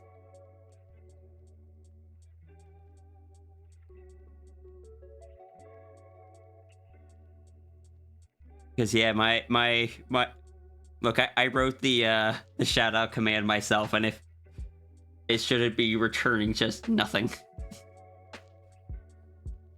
Now you can watch me. Well, welcome in, welcome in. Someone redeemed the lore redeem, which is a 50k redeem that just has me go through one of my characters for... Has me go through one of my characters' lore from... Oh no! For a while. And a bunch of their art. Wait, hold on, who was that? Aviating Wolf. Thank you for getting that tier 1 sub to Norn on the go. Norn on the go, be sure to thank Abby. Enjoy your emotes and ad-free viewing. Welcome to the library. 50k, holy moly. Look, when we do this, we spend at least an hour or two on it. I can't have it be something that is super easy to get. But apparently some people want my character lore really badly. We are currently talking about my character Chris here, who is a chimera from an old site that I used to run.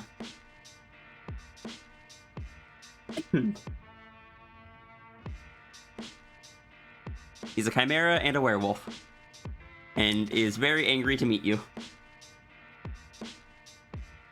He doesn't trust people.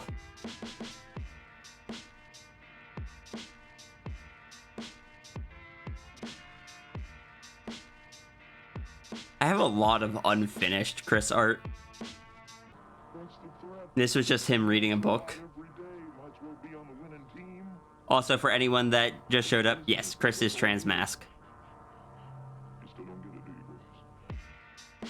Here's another werewolf Chris that I completely forgot I drew.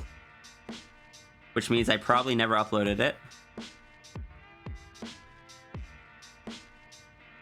Have any other interesting ones in the tier ref?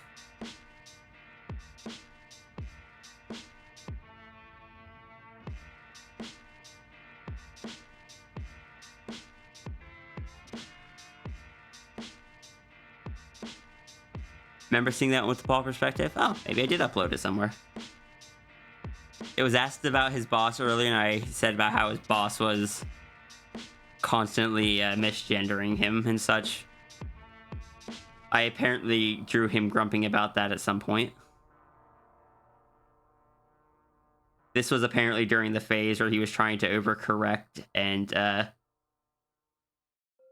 he had the ponytail up high and has like the fluff on the jacket and stuff, and that was when he was trying out wearing more feminine clothes to see if he could like it. Again, the answer was no, he could not.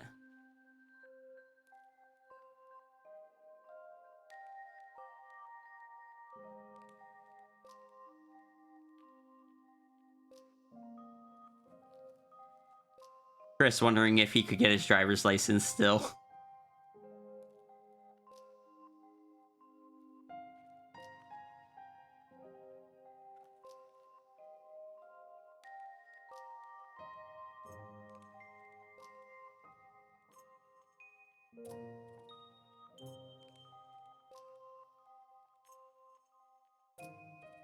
Do I have anything else worth sharing? I just like this one, cut. Whoops. No, copy. I just like this one because I did it on toned paper.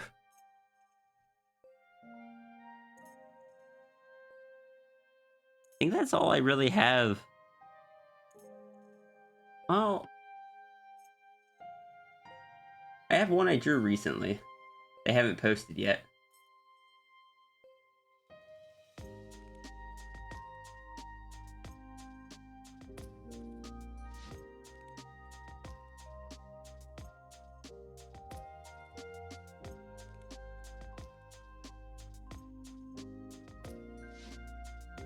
Where is it?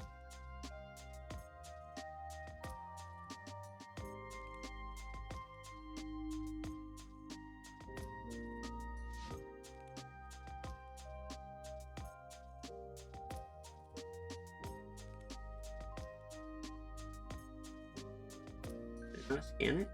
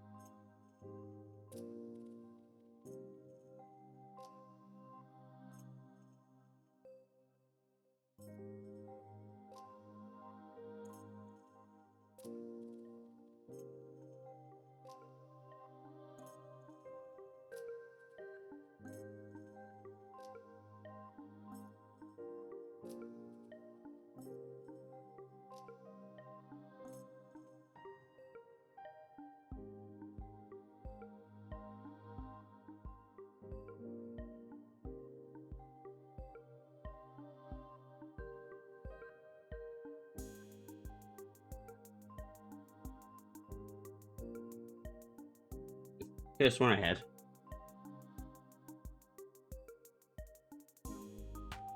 Alright, I guess that's all that I have then.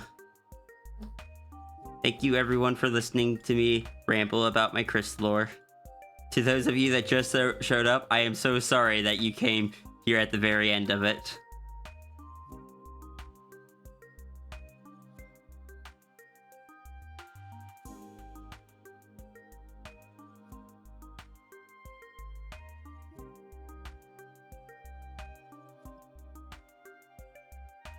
I'm going to mark another marker so I know where to end the highlight.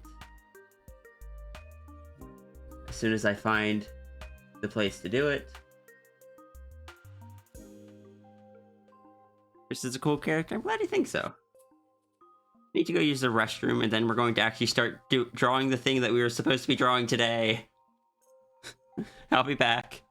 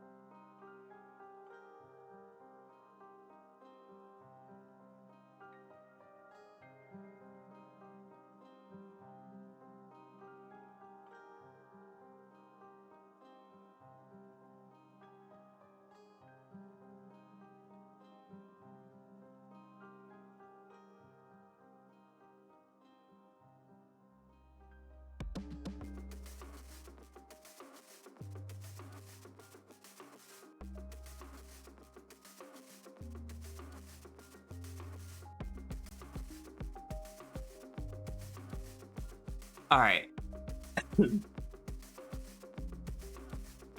Sorry. Still a bit sick. Also, I wanted to ask, what... You said you were testing fishing mechanic? What fishing mechanic were you testing?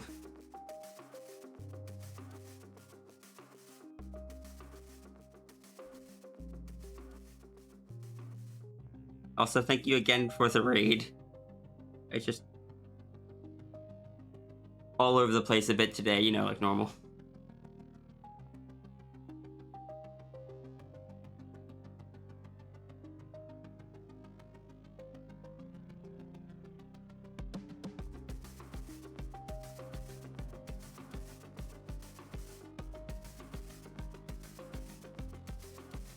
Fun thing about the characters?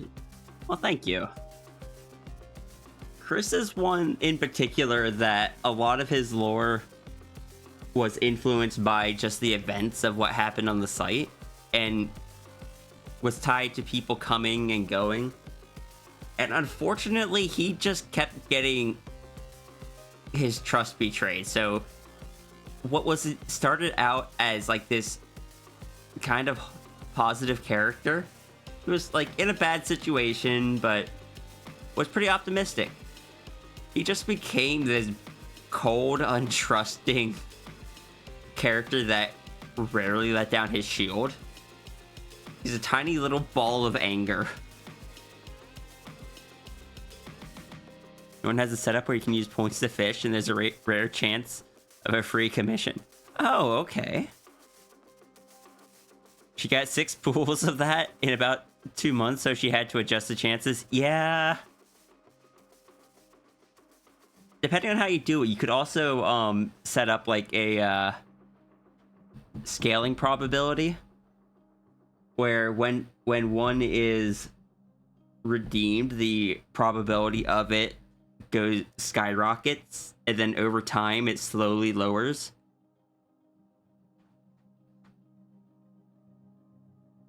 Did someone say probability? Yes. Hi, Nines. That does remind me that I gotta...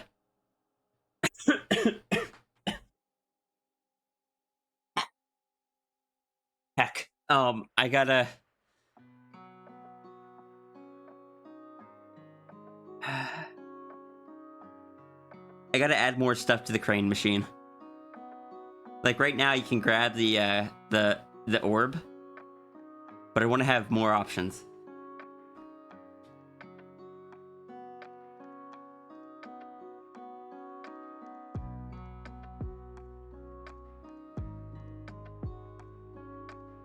How you doing, Nines?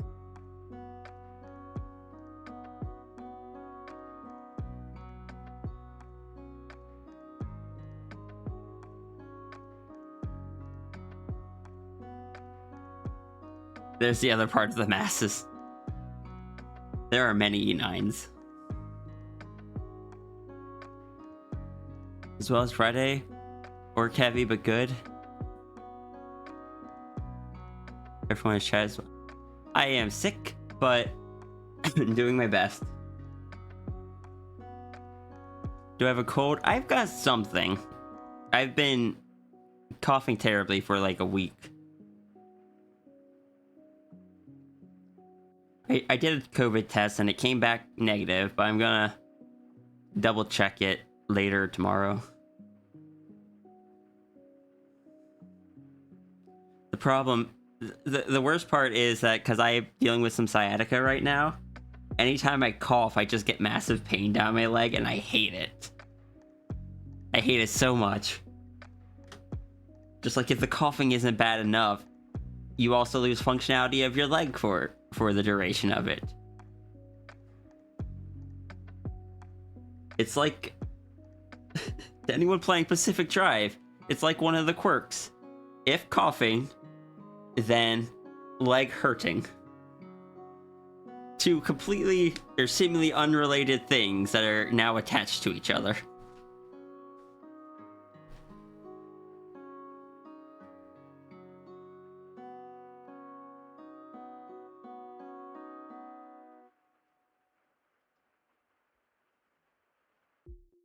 Pacific Drive is fun. I didn't think I'd enjoy it as much as I have been. Like, I thought I would enjoy it, but I've been enjoying it a lot more than I thought. Sinuses have been annoying with a blocked nose. Fortunately, blocked nose is one that I haven't had.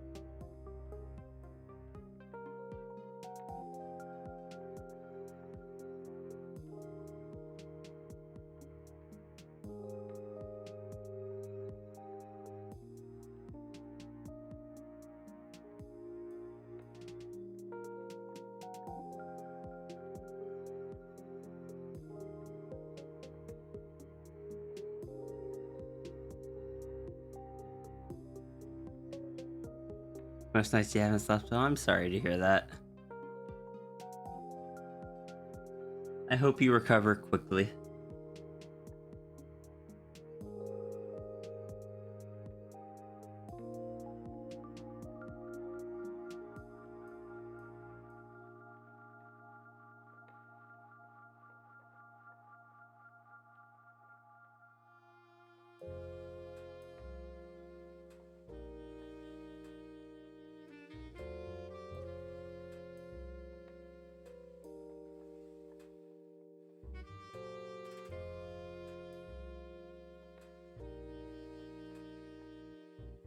I don't know what just happened, but I just looked over and I think I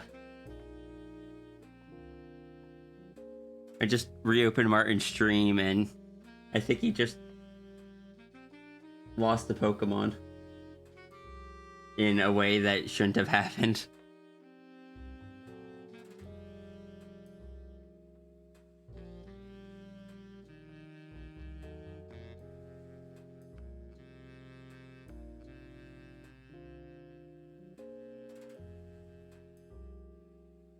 Martin's a good streamer.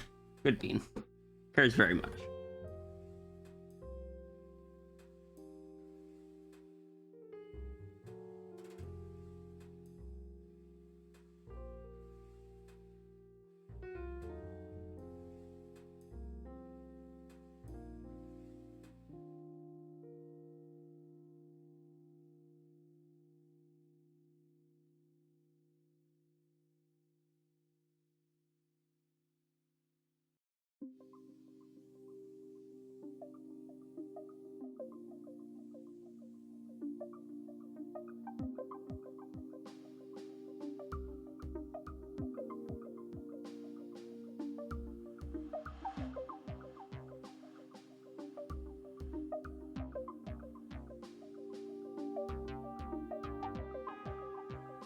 None of you are allowed to none of you are allowed to tell them that I said that.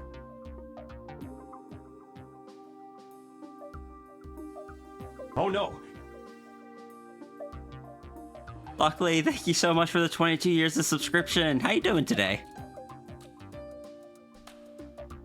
Definitely years.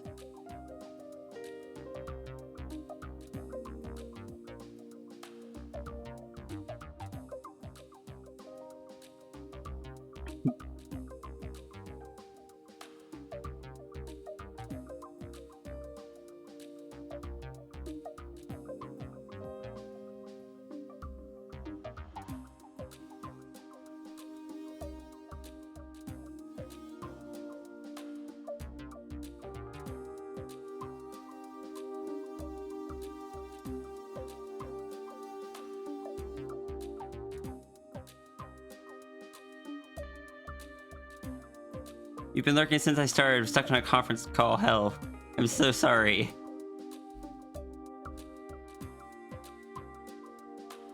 You missed us talking about someone redeemed the lore redeem. Nines has actually known you for almost 20 years.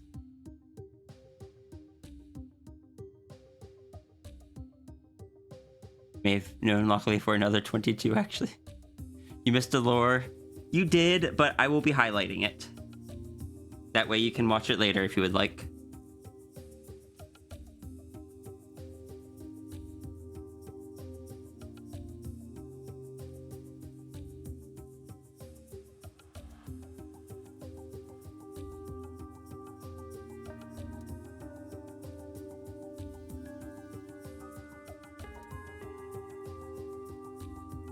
Nines, I need to get with you at some point to see if you want to do anything for Macro March.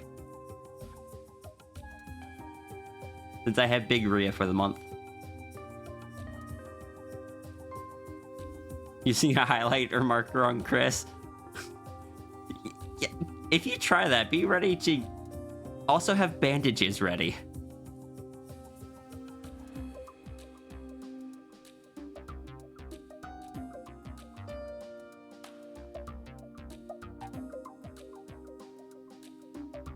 We'll get art on it. I don't know, I want to do some macro stuff with friends.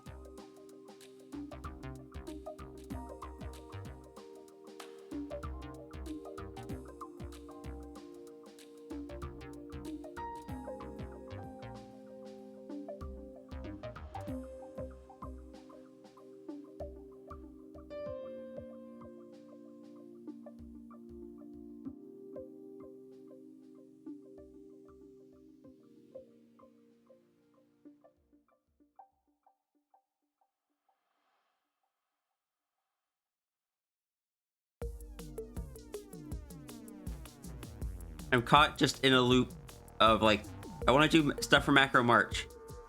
I want to do stuff to, like with what I'm doing with Runery. I also want to do stuff with Shy's Wish Dragon. And I'm just here like, ah! Is love.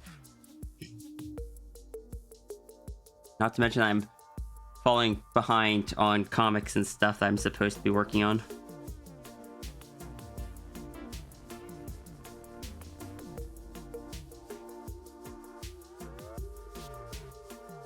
Has been called.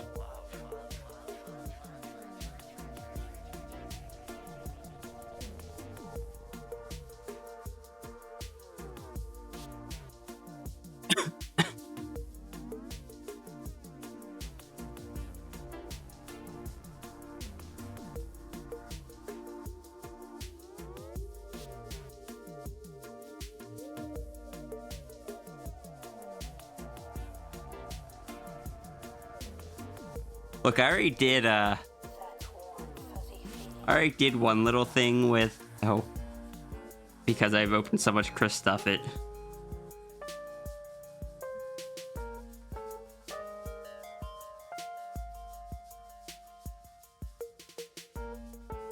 managed to get one little conversation thing with Runery done.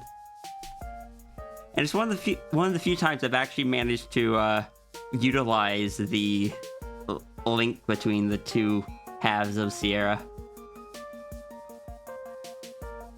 where you can see the eyes start all black, but the pupils go white as they connect.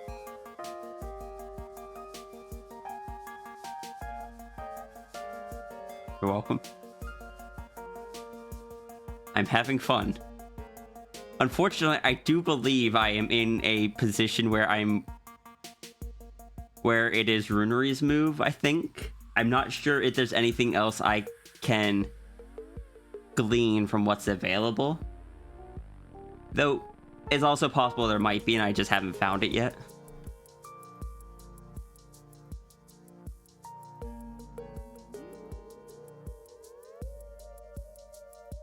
You know, the bottom line with all of this, whether it's performance or it's art or it's sculpture, is love.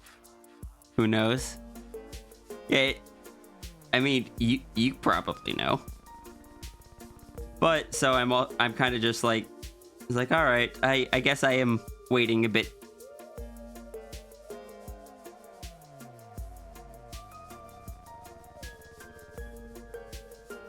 That's really cool. Yeah, it's a detail that I've shown a few times before, and it's like, it's on the ref sheet.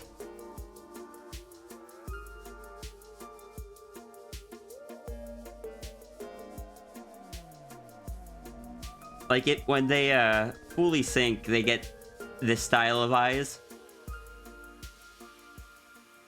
When they kind of halfway sync, yeah, when they fully sync, she gets the full dragon eyes with like no iris, or like the iris takes up the whole eye, no visible sclera. When they kind of partially sync, it's just a white pupil.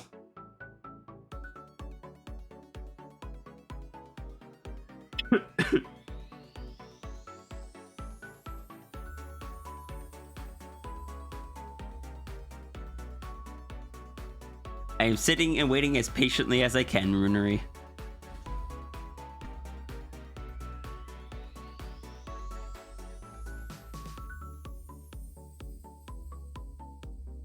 Not even allowed to throw money in order to try to get specific things faster.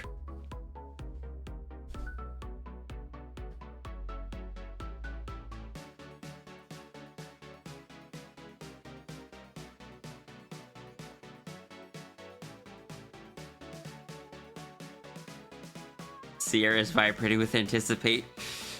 It's not entirely wrong.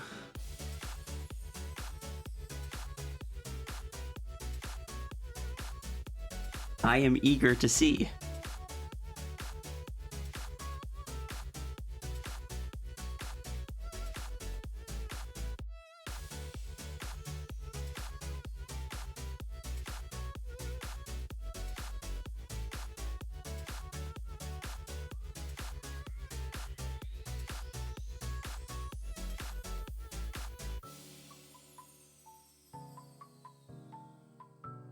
You can be silly and just say random small facts in the meantime too.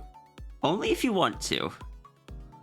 Like, while I am eager to see what comes next, I also admittedly don't want you to feel forced into going faster than you are comfortable to. I want this to be fun, not an obligation.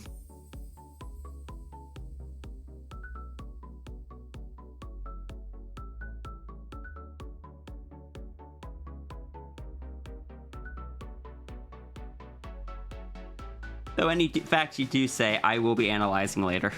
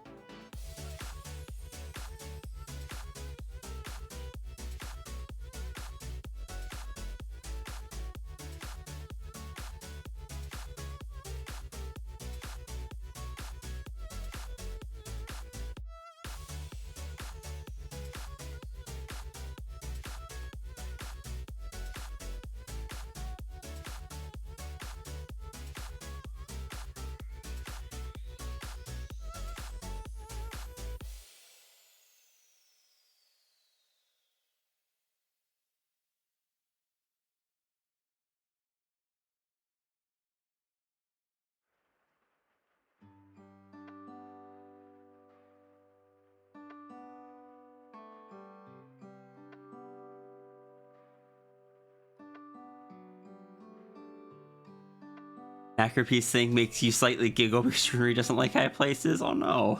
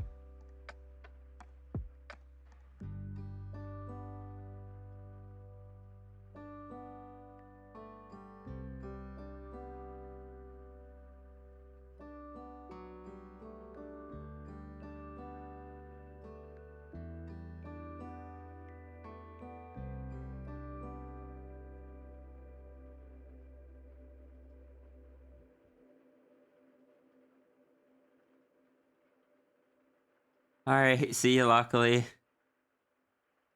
I'm sorry to hear that.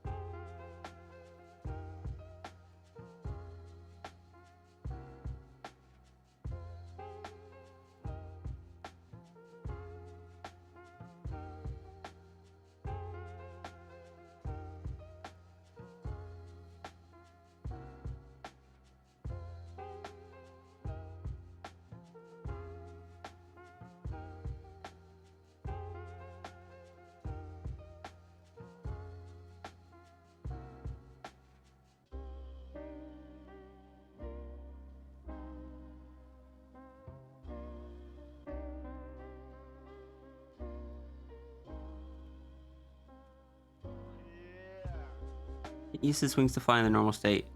Powers have to be used to make the wings bigger or to transform into a creature. The ability to fly for him to be able to.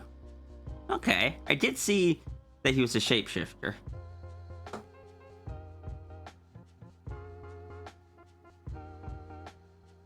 But also that makes sense because his wings are tiny.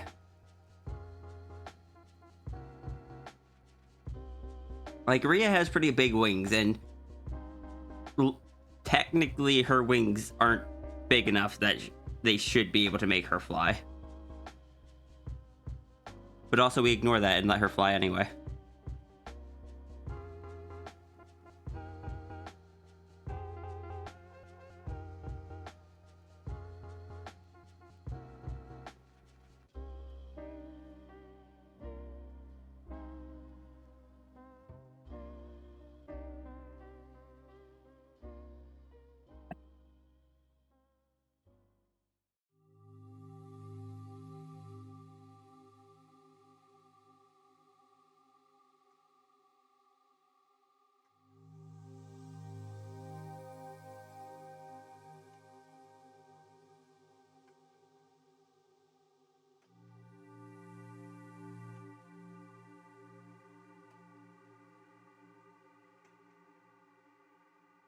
Having to do that brings some other issues caused by certain lore situations.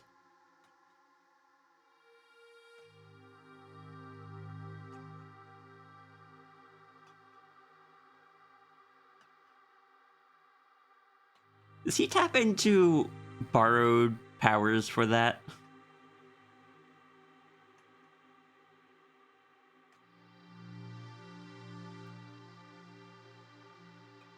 Or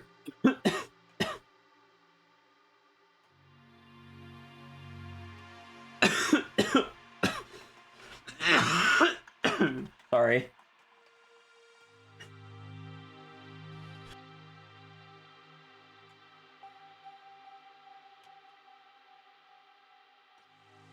Or more of a using said powers opens him up to certain visitors accessing things.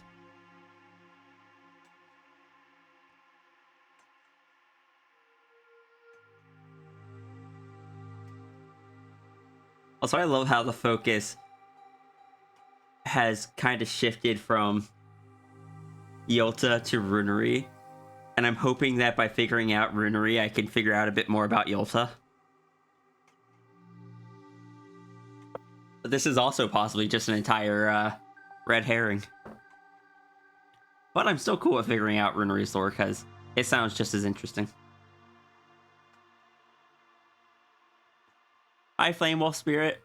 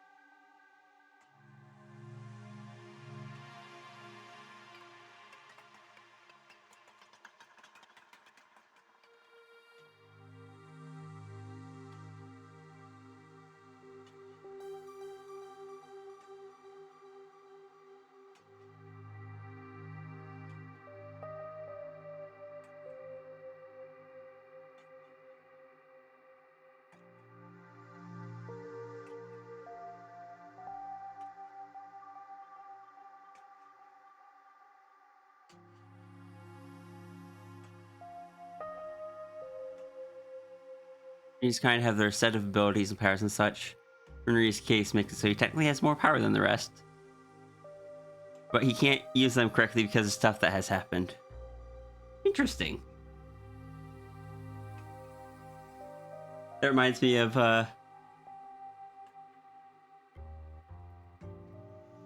only slightly, but it reminds me of my character, Nameless.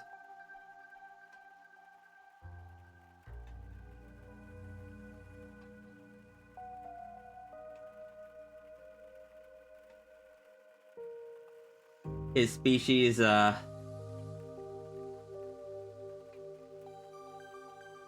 of run off adrenaline. And the longer they fight, the stronger and faster they get. But okay. I shall save. I shall do all the things. Oh, heck, I did not mean to save over the... Oh, wait, no, that's the wrong... Yeah, that's fine. Rest my eyes. Okay, I will. I want to finish what I'm saying. His little adrenaline rush equivalent, instead of gradually building up like most, spikes, so he reaches that max speed and strength much faster.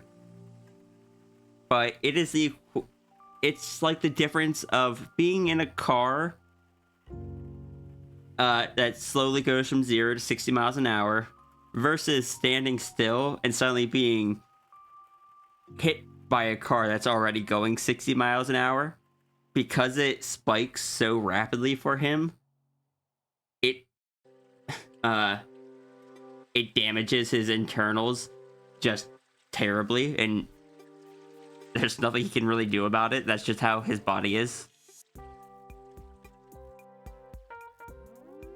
So he gets very speedy and strong very quick, but he burns out incredibly quick as well. If you can get him into a fight of endurance, he will not win. If you get Cross into a fight of endurance, good luck. The longer you draw that fight out, the stronger Cross is gonna get.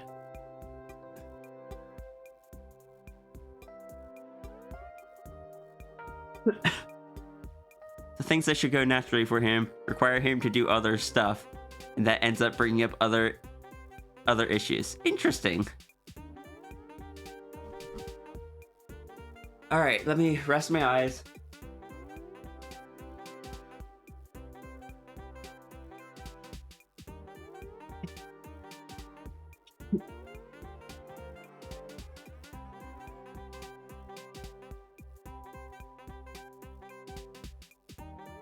Stretch.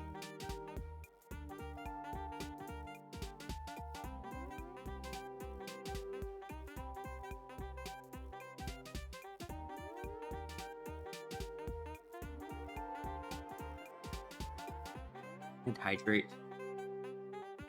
I have no water left. Let me go get some water. I'll be right back.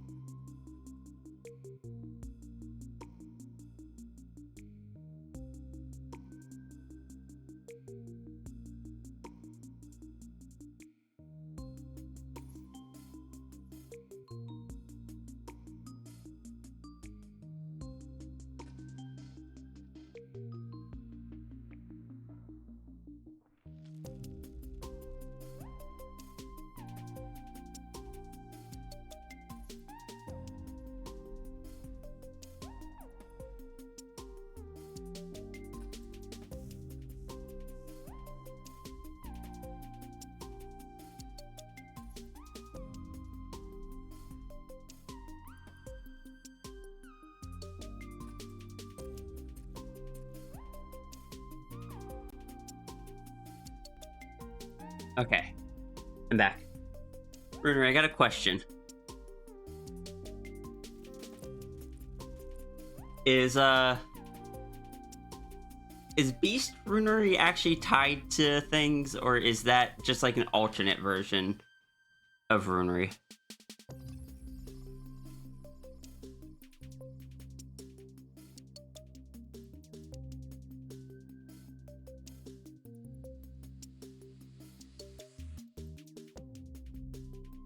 I couldn't find much information on Beast Runery.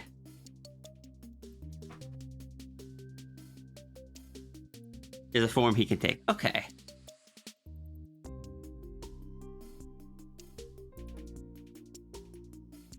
Which, you know, makes sense, shapeshifter.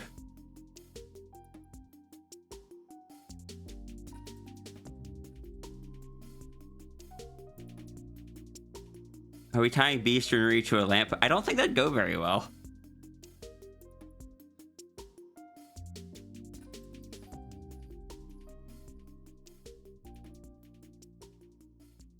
How would Runery react to being tied to a lamppost?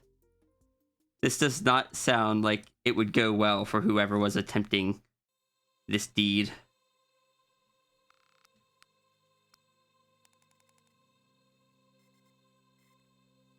Song name feels like some. What was the song name?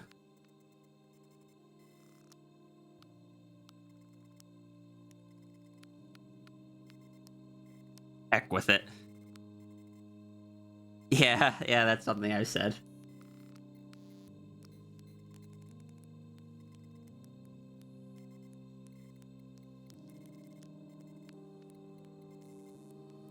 Also, I have the Cross images up, and I still enjoy Cross as a character. Like, the one I just had...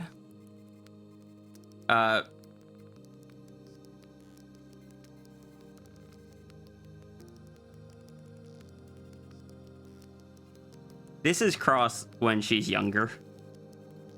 This is from the past between these two.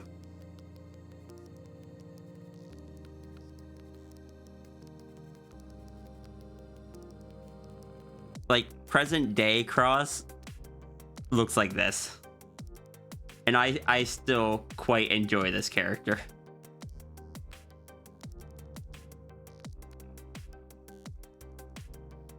A good old bite and a month of pain and regret.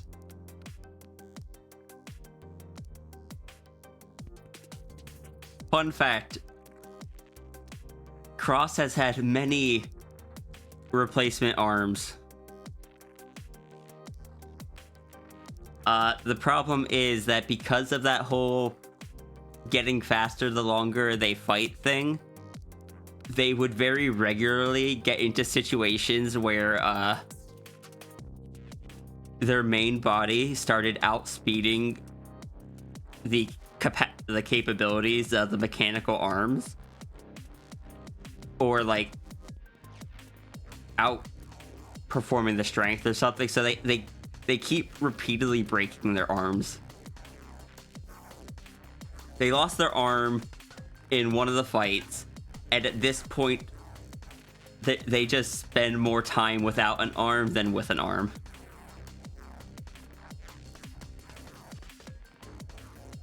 Because, one, it's not cheap to get artificial arms, and two, not every planet that you go to has the capacity, has the technology to make them. Much like Nameless, she is a planet hopper.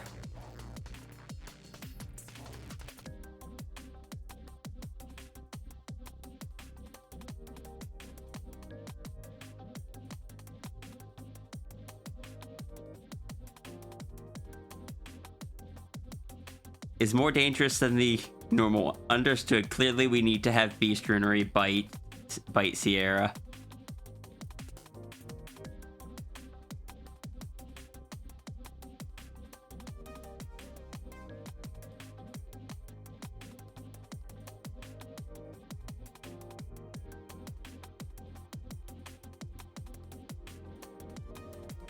I'm sure I won't regret it. No, in all honesty, I very much look forward to the one you said you might draw, and the one that you said will probably be coming up soon. And I don't know if the one that is probably coming up soon has to be finished before the other one.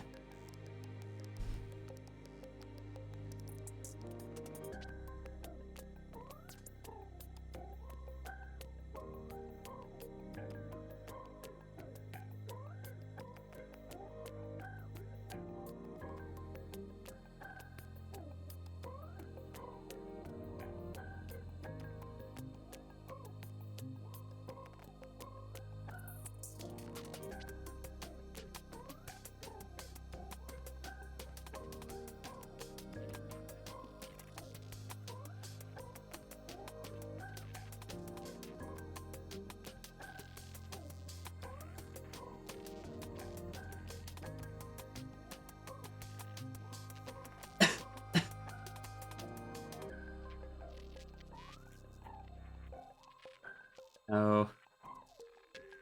Oh, I just found an old link to the Crystal District site, and it's just a dead link.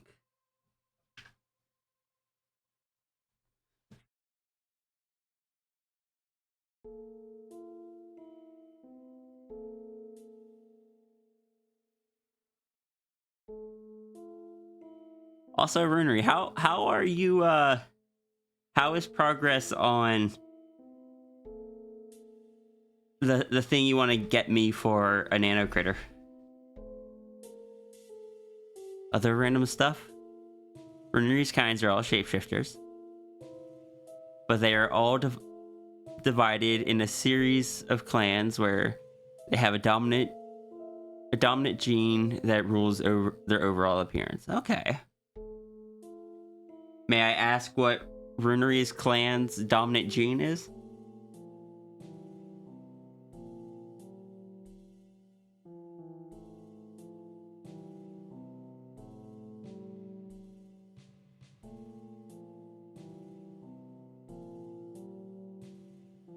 Runery is a dragon. Okay. I didn't actually know that. Good to know.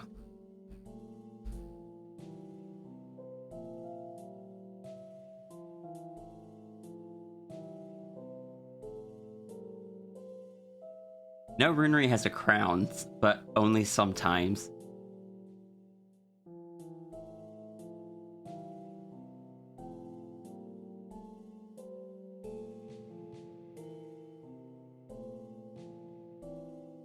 You gotta go stare at it to add what you need to add.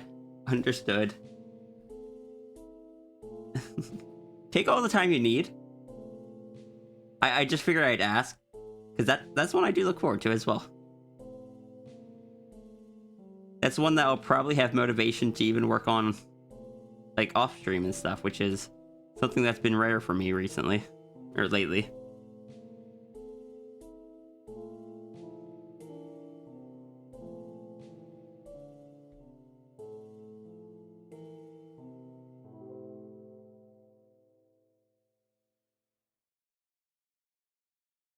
Thank you for the Headpats. Yeah, despite any enthusiasm and excitement I have, I do not want you to feel rushed.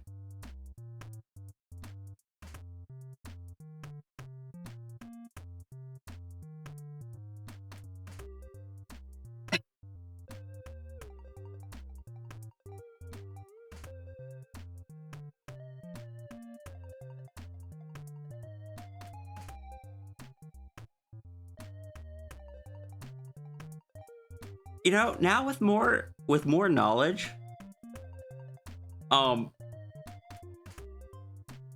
on. Toy House, come here. Toy House, come here.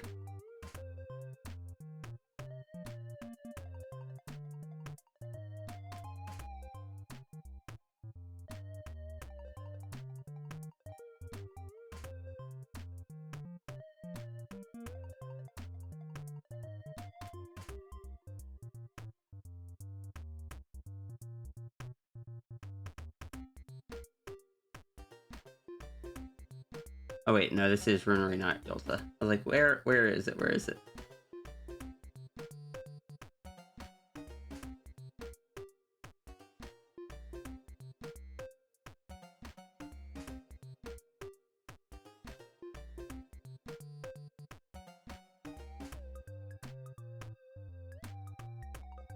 twisted.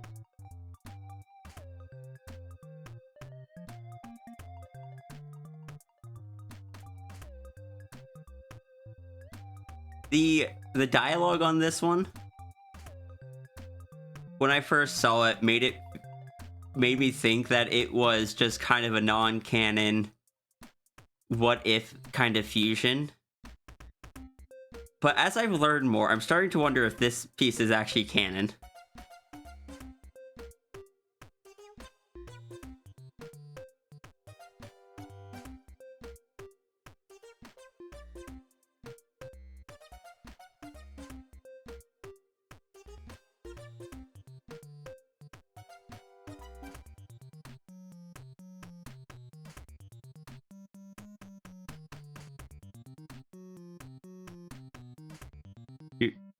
To what Yolta's lore is, yes, it is canon.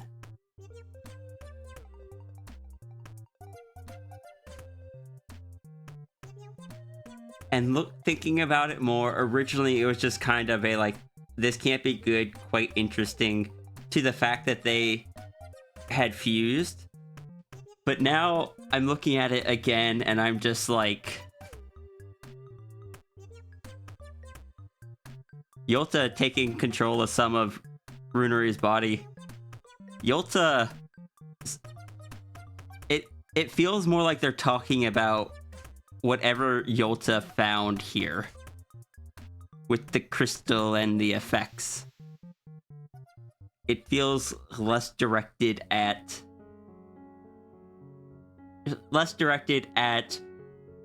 the form and more directed at, oh, I can do this. That's interesting. I want to play around with this. Just the additional context changed kind of how I viewed this one, which I didn't think about till right now, because I never even registered that part before. I figured that it's just like, oh yeah, include the rings from Yolta, include the crystal from Runeri, Runeri's wings, Yolta's, I don't know.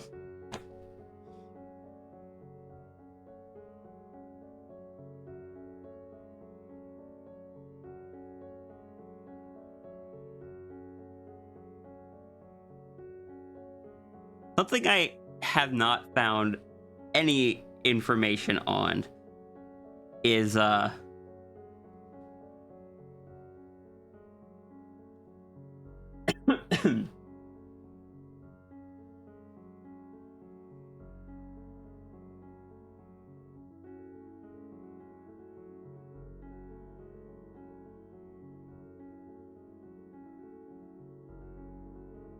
something I've not found any information on throughout the my research is this, the patchwork leg.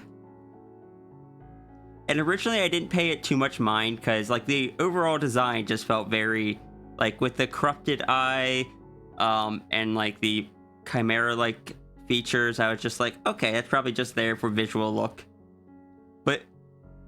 But then over time I was like, okay, so this is the one that is the one that Runeri uses the most often for themselves. Maybe it's in regards to something IRL, I don't know. But I've never seen it talked about in any of the art or anything. But it was something I noticed early on.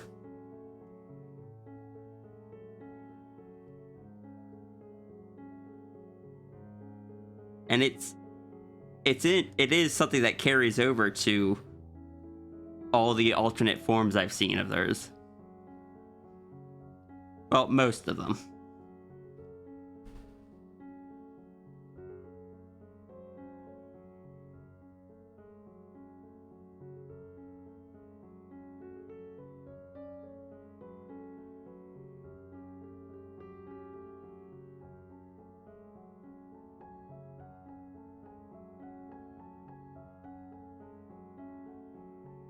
Like, even in this one, you can see the crease here going across there. Like, you can see there's a bit of a seam there.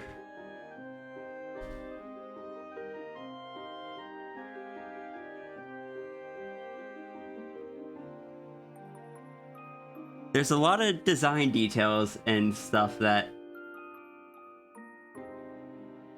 I don't know how relevant they are, and if focusing on them is like barking up the wrong tree, or if ignoring them is ignoring critical details.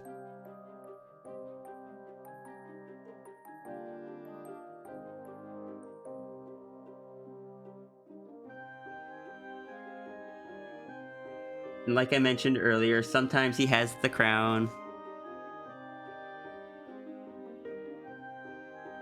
Oftentimes he doesn't. I'll admit, the crown is something I hadn't noticed until I asked about, I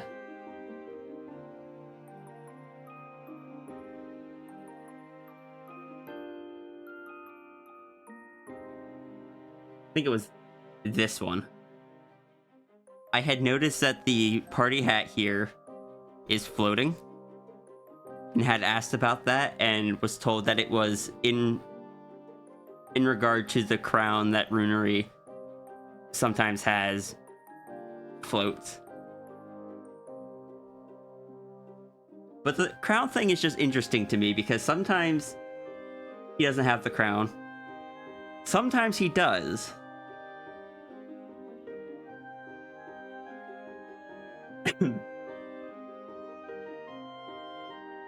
Like, this one he has a different hat. Here he has the crown. This is the wrong channel.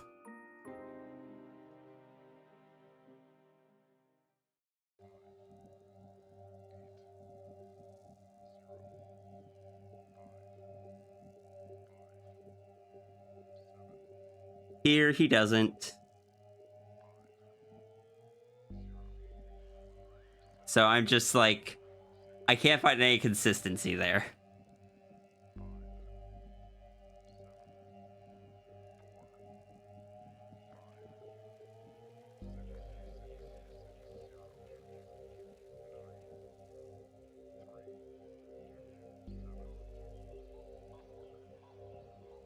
Previous comments of Runeries have drawn focus to the crystal.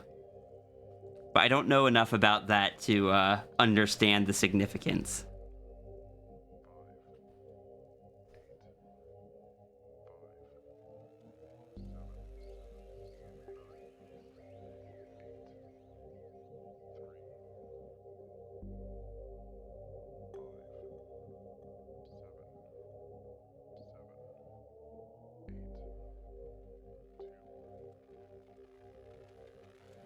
Runery has a bad habit of impulse reaction where he does things without thinking first. That multiple times cost him things. Technically, you have a variation of Runery that is used for vent art. I've seen them. That has a visual of how that leg looks under that, and the look on it is canon. I've seen the character, or I believe I've seen the character that you're talking about that is like a vent version of Runery.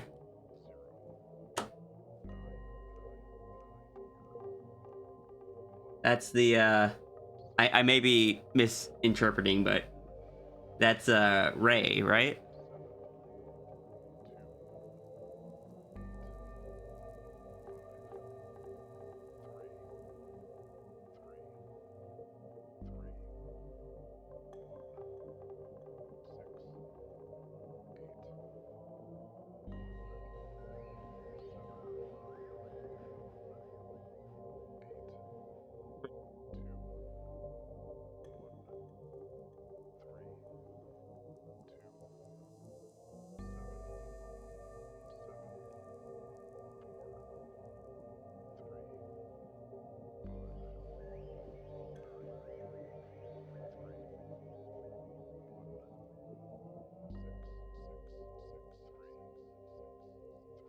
The gallery tab says there's 10 images, but I can only see 5.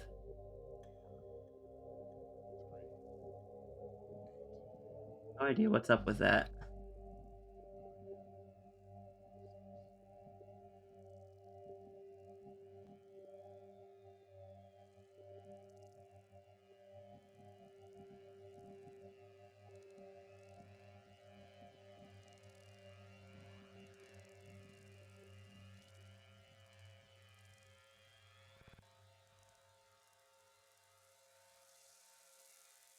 It might have something to do with the settings that I have my account set to.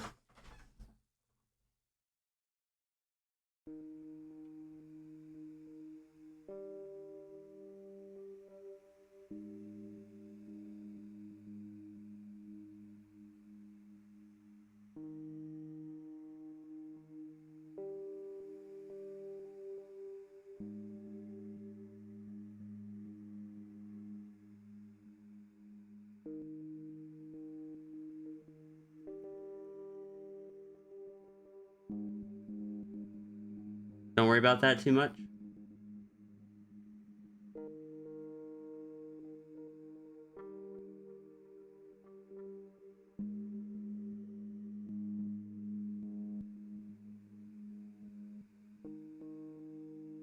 Yeah, because I just see on the Ray images, the light is blue.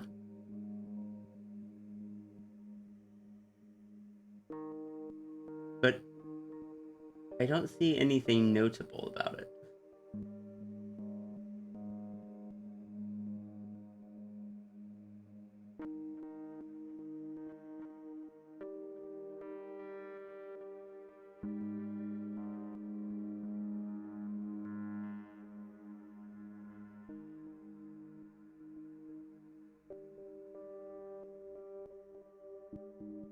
Also, he has a different, like, he shares a lot of characteristics with Runery, looking very similar to like a color swap, but he does have a different tail shape. He has a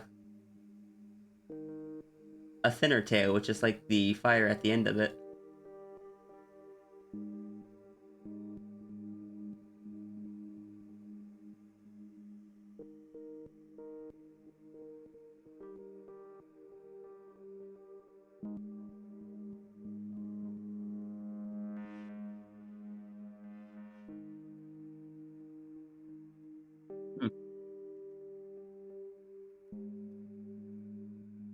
Runery, you...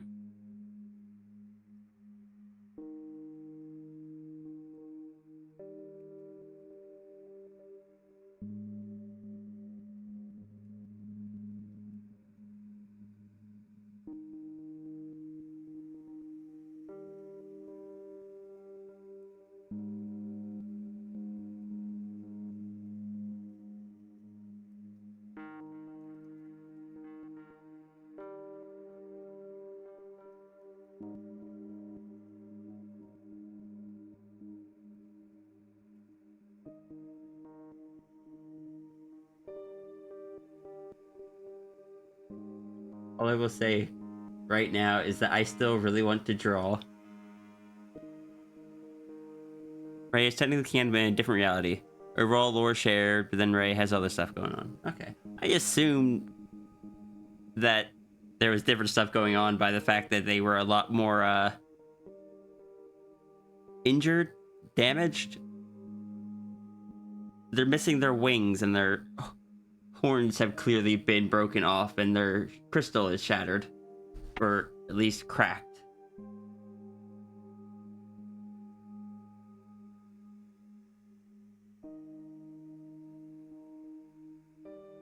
But I still really want to draw an image of Sierra just swapping orbs with Yolta. But part of me feels like that'd be bad to do.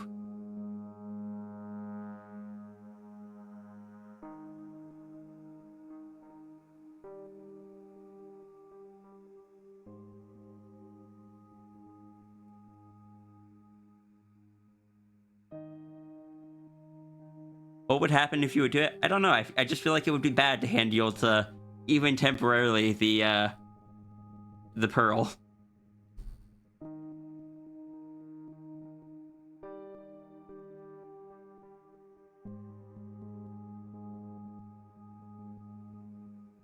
Yolta, as much as I love the character,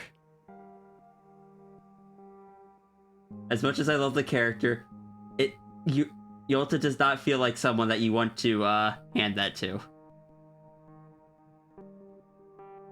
Also, yes, orb swap sounds like a terrible idea. Okay, sure, let's do it.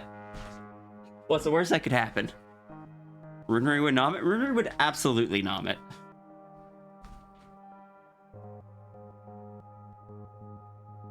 I think the only saving grace is that the orb that this Sierra has isn't the fully powered orb, because she intentionally limited herself from being able to, you know, manipulate anything at will, see forward and backwards in time, change events and all that stuff. All stuff that the full orb could do easily. But when she kind of had any of those abilities, she was just like, I can't live a normal life like this.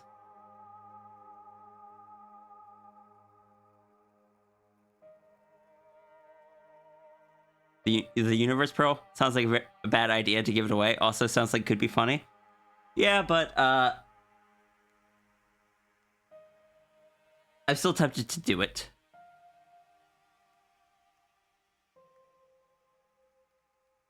Gonna be silly and call yourself out. The random need of biting things is very on you. I mean, fair.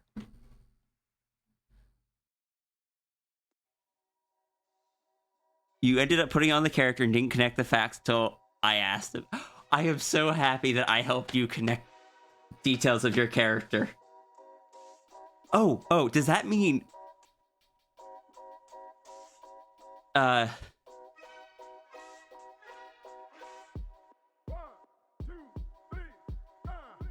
Train of thought. Does that mean the quote-unquote incident is something that you didn't think of, like, that didn't really come up until recently? Like, the fact that there had been a previous incident of it, if it's something you hadn't connected before?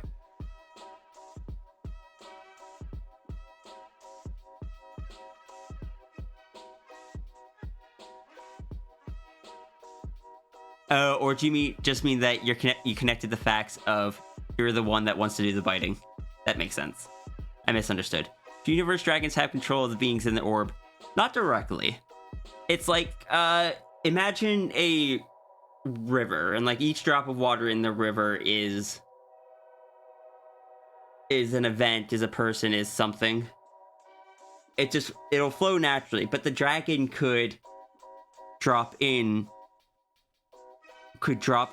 a rock to alter the flow. It could dig out more of the side to widen it, or fill in the sides to narrow it. It can affect things, but because it's also viewing it from above, it can see up the river and it can see down the river.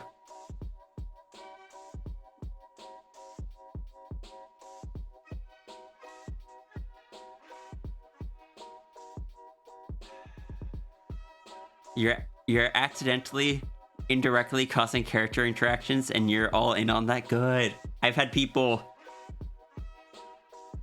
do that to me before, and sometimes it's just like, oh yes, I am including this in the character. Free lore redeem obtain. That's one that I like kind of clarifying, because I know for some people the concept of it being a direct control kind of thing is unsettling, is uncomfortable. And so I don't mind clarifying on that one.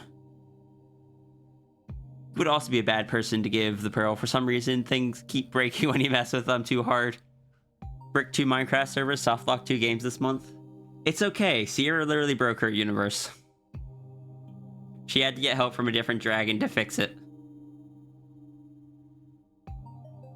Like, the very first thing she did was outgrow it and break it because she literally outgrew it.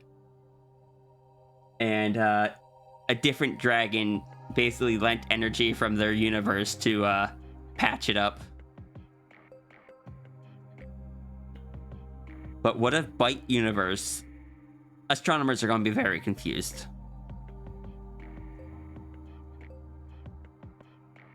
So 1 second.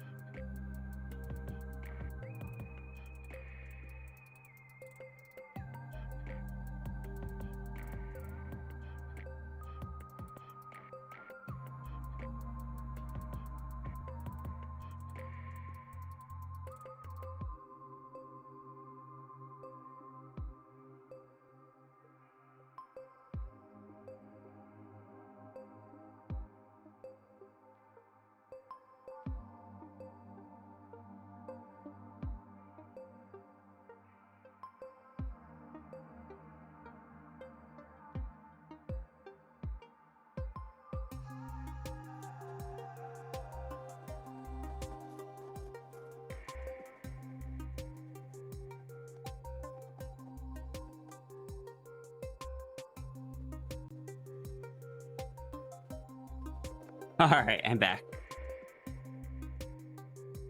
You joined in BRB screw, sorry. I'm back now. Hi, how you doing? Queerper? Could be, what if someone creates an original universe? Does that create a universe dragon version of them with it contained in the orb? It contained it. So each universe, like by the lore of the cosmic dragons that I have set up, every universe that exists on its own separate island with its separate tree, and until it gains a cosmic dragon, it is in a constant state of any being inside of the pearl can become the cosmic dragon, but once one does, that gets locked in, both forward and backwards through the from the creation of the pearl to the very end. Yolta would have interesting curiosity over the pearl. Runery would look at it and had the cat need of pushing it off a table.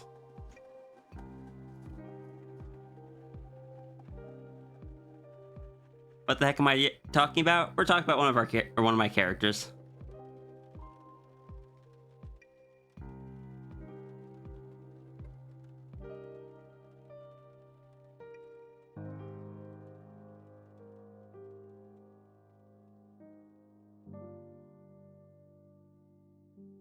So no cosmic dragon until someone retroactively becomes a cosmic dragon. Correct.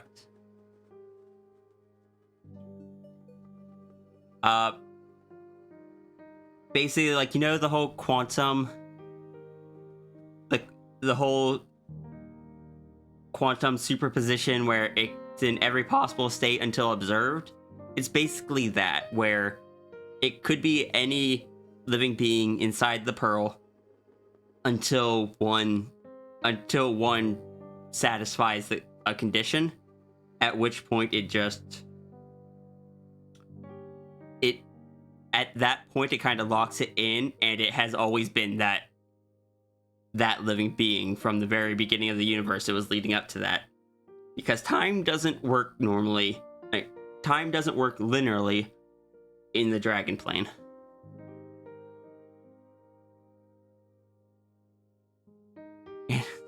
That looks fragile. Slightly pushes it. To know the background when while Runery pushing the pearl.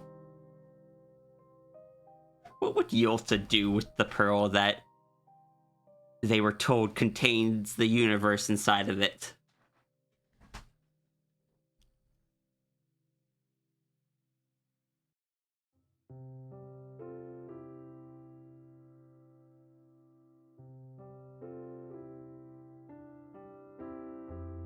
who needs linear time? It's more fun when you mess with cause and effect. Yeah. Like, the Dragon Plane does not have linear time, so the effect does not always come after the cause. Oh, now I really want to draw it, Runary.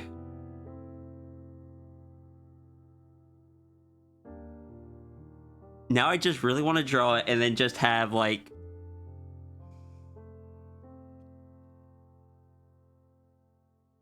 elsewhere in the Dragon Plane just suddenly, like, this one's better for this.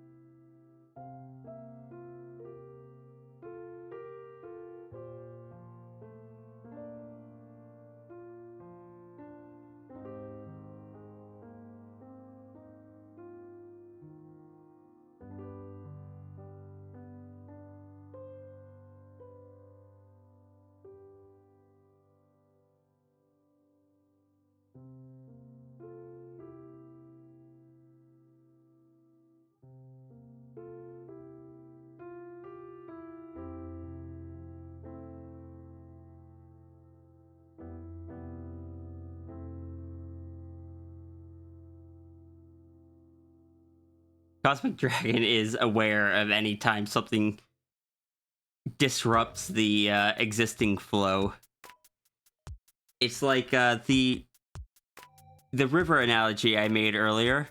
It's like, imagine the dragon is just resting on the side of the river and suddenly just gets like, here's a splash. It just has water tossed, like a few drops of water tossed on from someone dropping a stone in the river.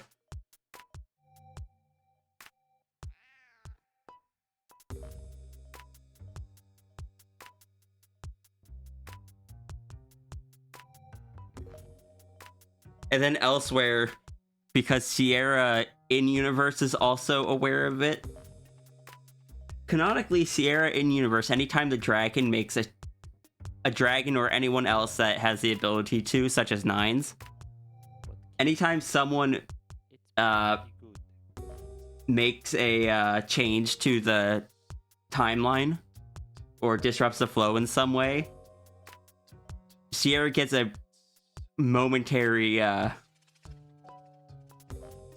like a blip, just a momentary sync between her and the dragon, where she gets just a feeling of deja vu and is aware of what was happening before, but doesn't actually see it. It's just like, did you just fall in the rewind time kind of thing?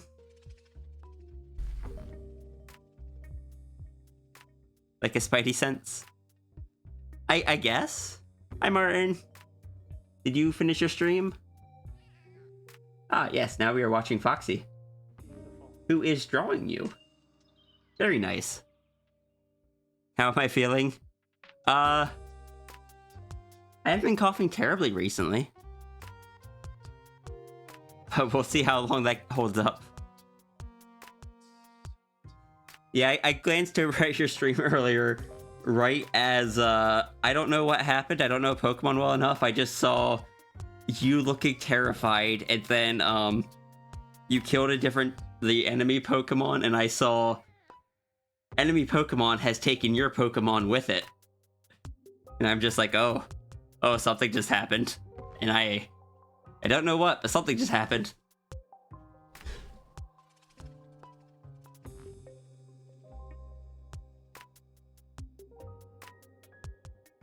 Destiny Bond and KO's my guy if you KO them. Are you playing it with like Nuzlocke rules where if something gets KO'd, it's gone? Or are you playing that one more normal rules?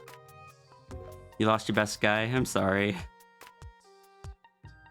So something you've been thinking about, but when they went back into their universe, why couldn't they be human anymore? It wasn't that they couldn't be human. It's just that the dragon messed up in recreating things. Because I always draw myself as a Sphinx. It's kind of what I associate myself with visually. When I imagine, like when I portray myself as the Sphinx. And like a lot of my friends and stuff, I know them as their Sonas. So when the dragon kind of pieced things back together, they accidentally pulled from that part of the memory rather than the correct parts of the memory.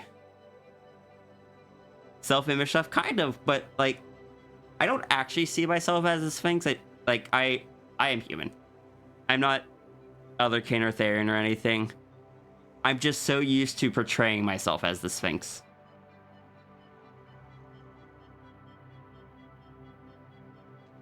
And it also just worked.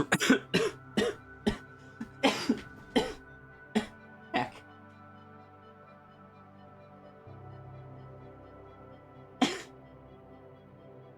It also just worked quite well for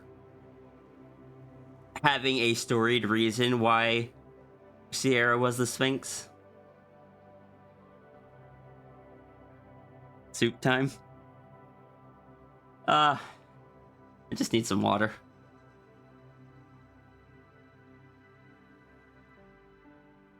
That one wasn't that bad.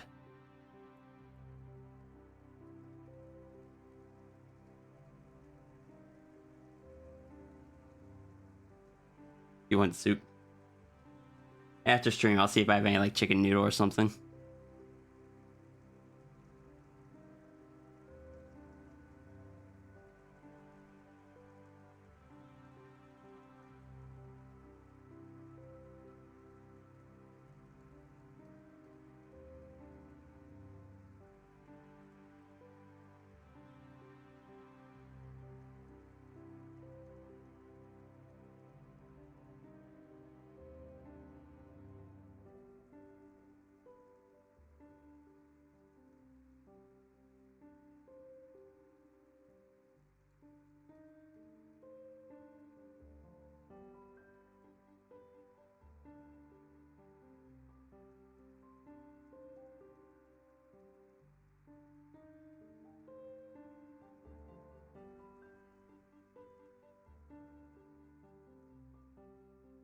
Work with me. Torso, hips.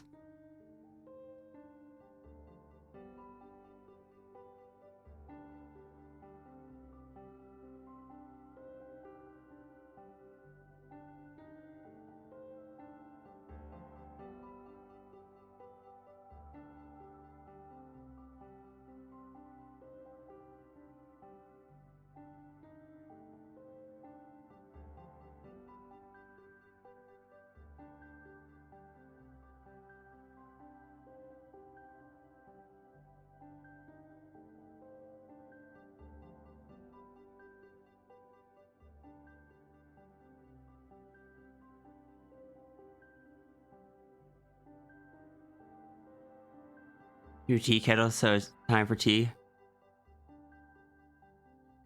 No need to. You sent me a DM.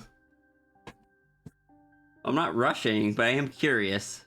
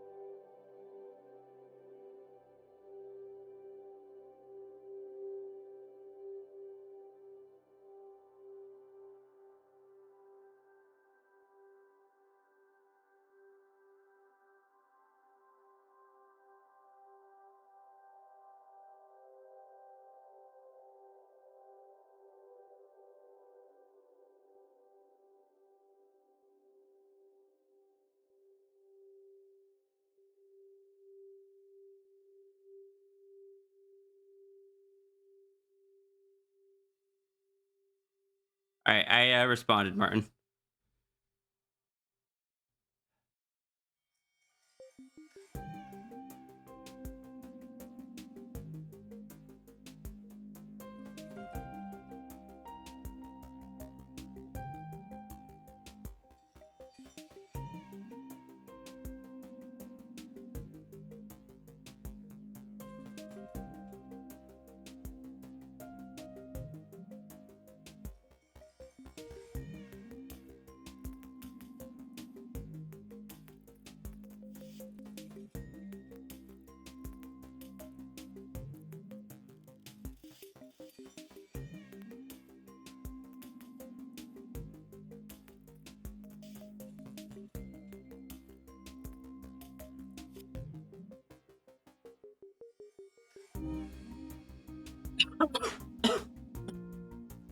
Anyway, I saw a stretch redeem and a hydrate. Let me do those.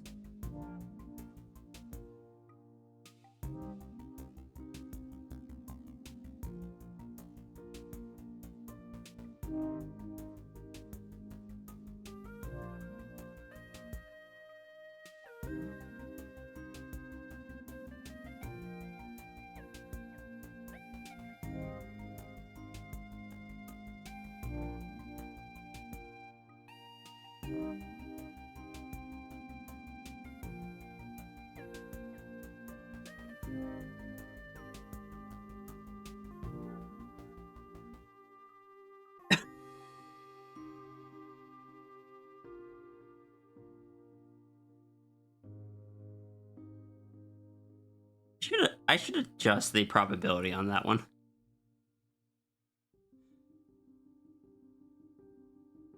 Alright, did I miss anything? Just finished using your nice new tea kettle. I want to get a tea kettle.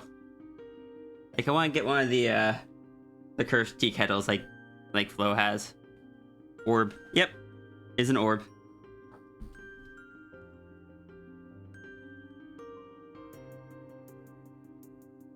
Just a quick little doodle.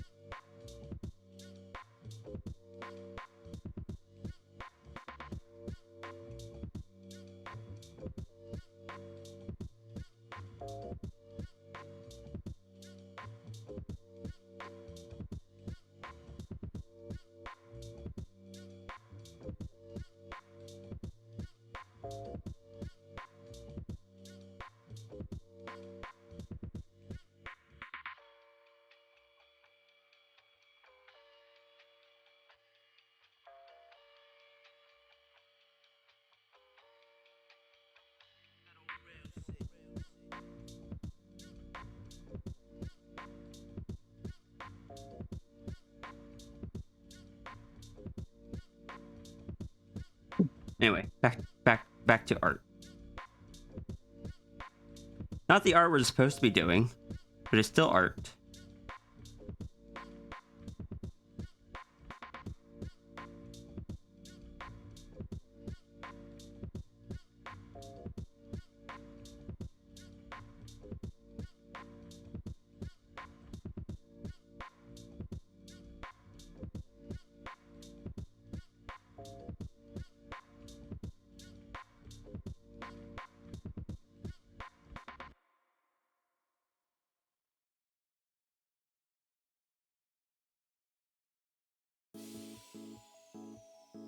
We ever doing the art that we're supposed to be doing?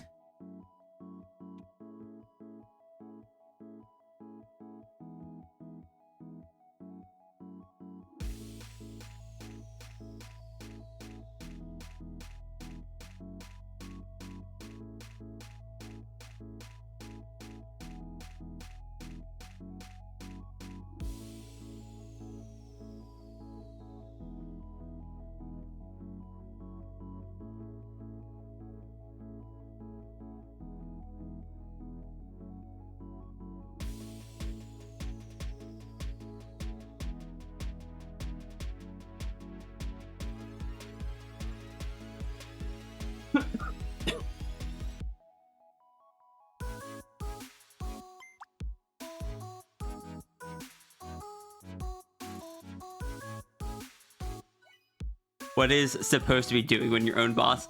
The ones that pay the bills. Sierra Sphinx with the Universe Orb? Wrong. Close, but wrong.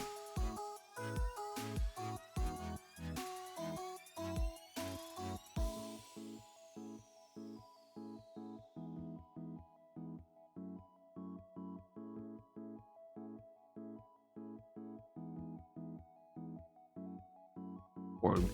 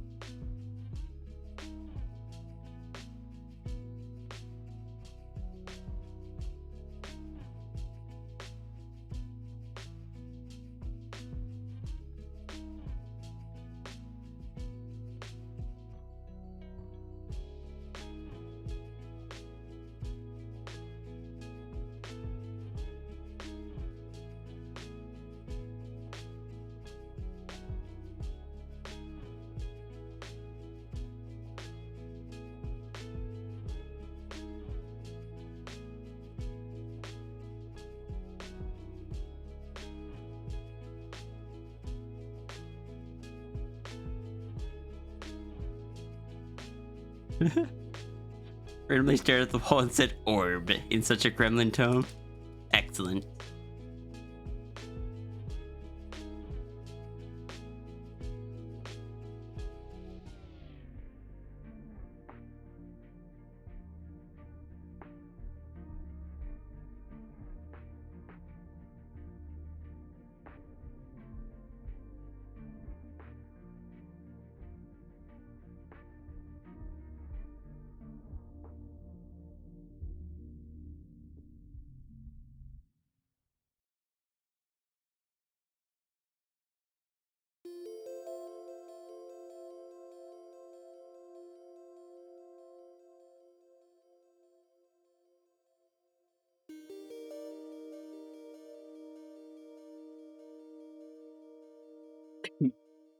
This character has so much fluff.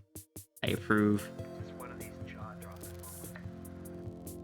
You gotta conserve your resources when you're in a frontier. You don't get to see this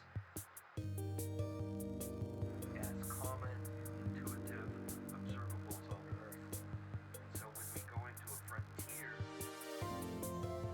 our normal Earthbound intuition no longer applies. And this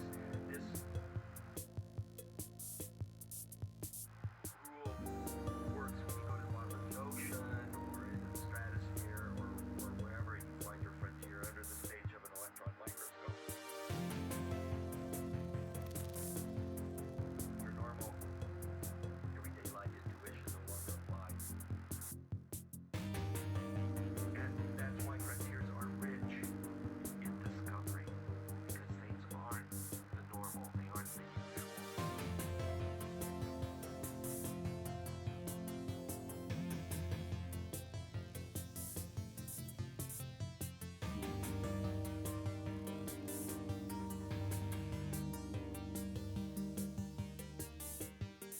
This is such a terrible sketch, but it's what we got. They can't spend too much time on it.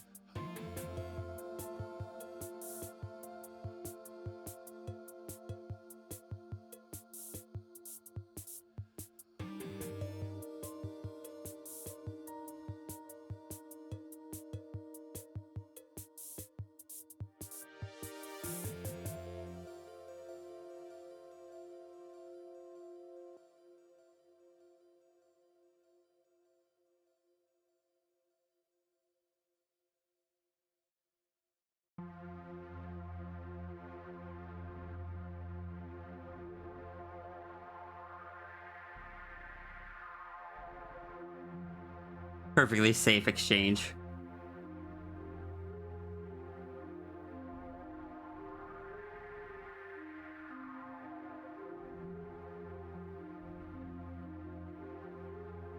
Oh. Oh, dragon, please. You are in the way. Perfectly safe exchange.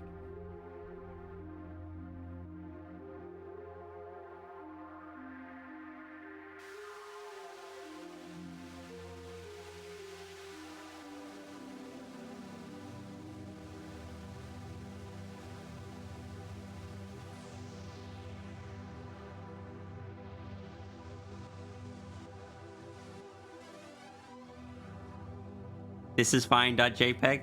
I believe I drew that last time.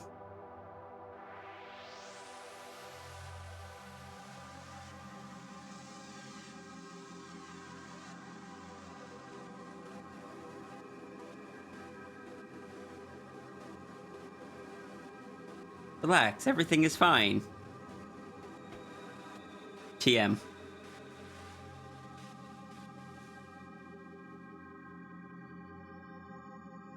How many rocks would Yolta throw into... How many rocks would Yolta throw into the river?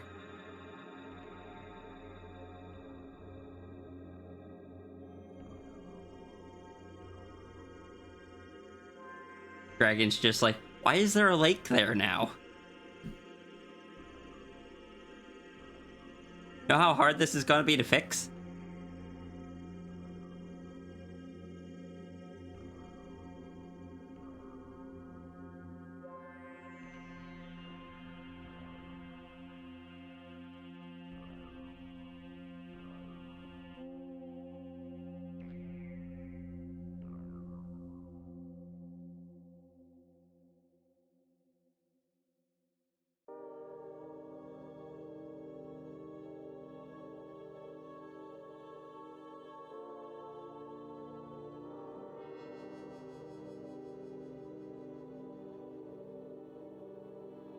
Brewery, thank you for letting me do silly, unwise things.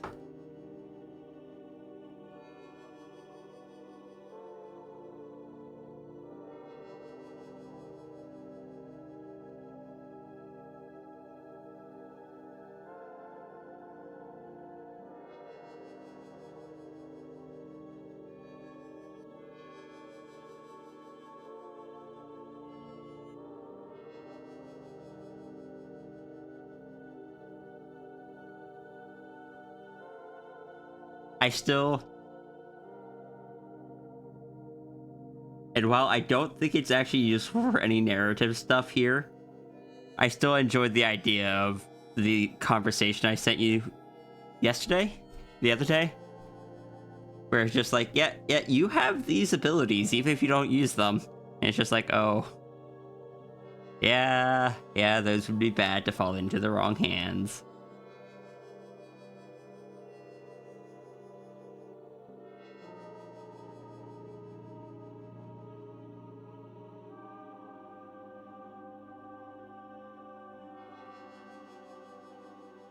But narratively, it could be interesting if they did.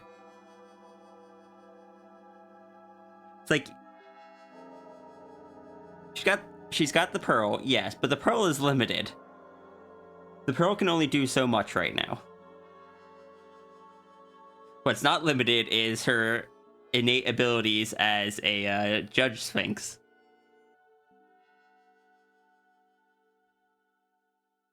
Or a law sphinx is what they were called. She, her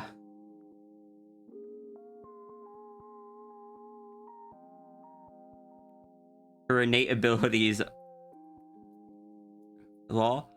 Sierra, as a sphinx, isn't a sphinx that makes riddles. She was a sphinx that, I just kind of came to call a law sphinx, because she enforces things. And originally she could make little laws as well, but that I kind of got rid of that because that was just a band-aid fix for something. but her innate ability is to magically enforce deals, contracts, agreements, anything of the sort. Like judges from Final Fantasy Tactics.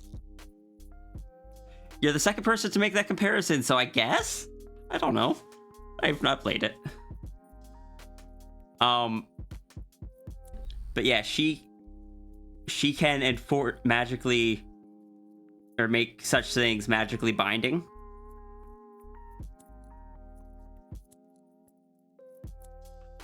But because of the broad general scope of that, where it will affect anything from like written contracts to just, hey, I bet I could do this.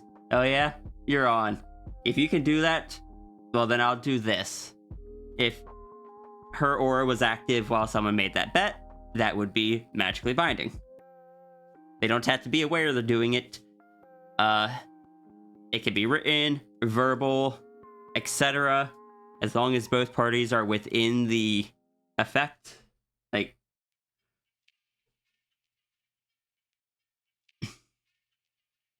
but while it's generally a broad scope ability that is more of a nuisance, it can technically be used much like signing a deal with a devil or something, where it can be used to do unbreakable contracts or something of that sort.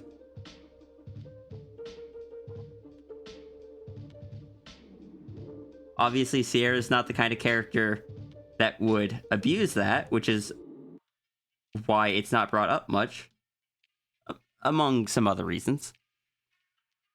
But in the wrong hands, that could be a very powerful ability.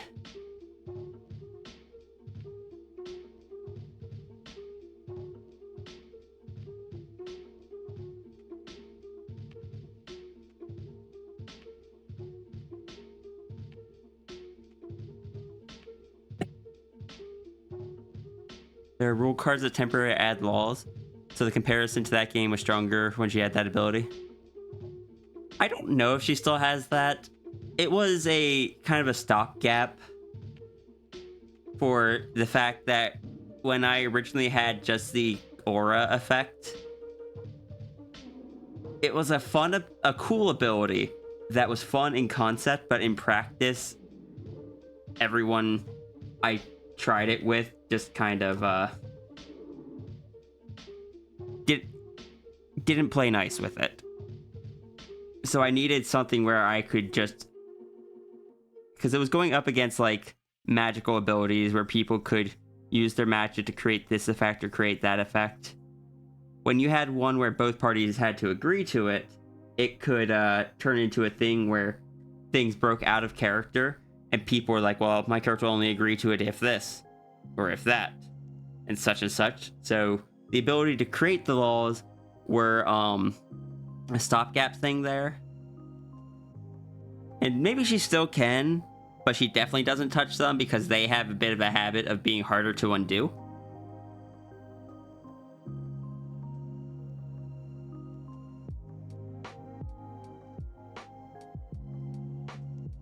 It would make sense for her, especially like within the library and how things work there, for her to have been able to do that still. I don't know. It's a power set that I kind of buried because Sierra generally has stayed relatively low power.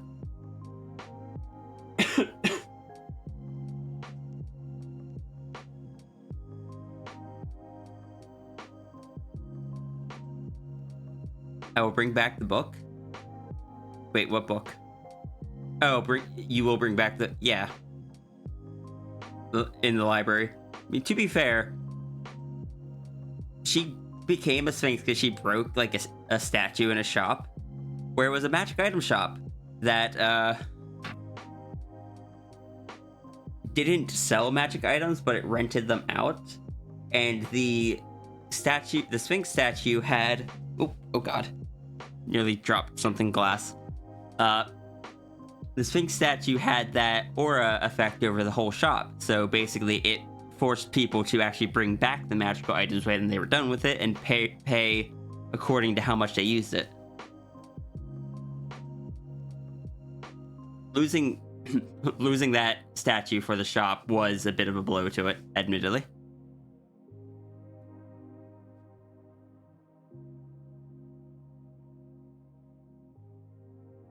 So I kind of buried that ability because it got abused and not in a fun way for a long time, and I really didn't want people hearing that she had that and trying to then do tricksy wording to make a deal to get themselves TF'd kind of thing. But in the last month or two, I've kind of been talking about it more, thinking about bringing it back to the forefront a bit.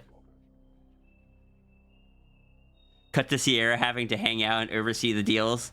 You see, that was actually a plot point where she kind of had to work there for a while. Unapologetic cold. Buffeted against the unknown and the unknowable.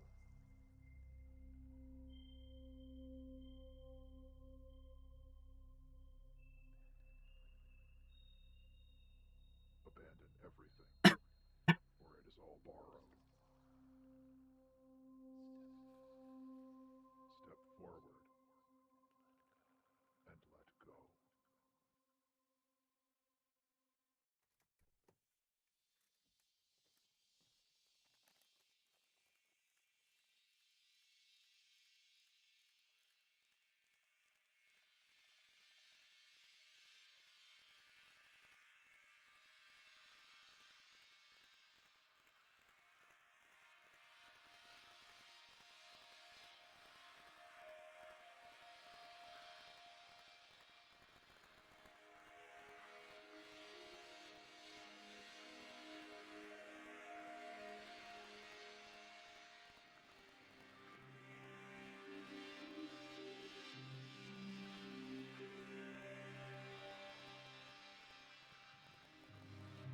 Nevermore Fox at one point drew the statue for me.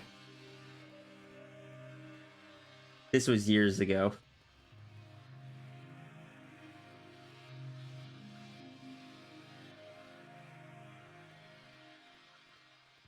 Wonder if she could learn temporary infusing object. She probably could. She's probably at least somewhat infused it into the library itself. Or like set certain laws are just perpetually true even when she's not there. Yeah, this was the original Sphinx statue that Nevermore Fox drew for me back in however long ago it was.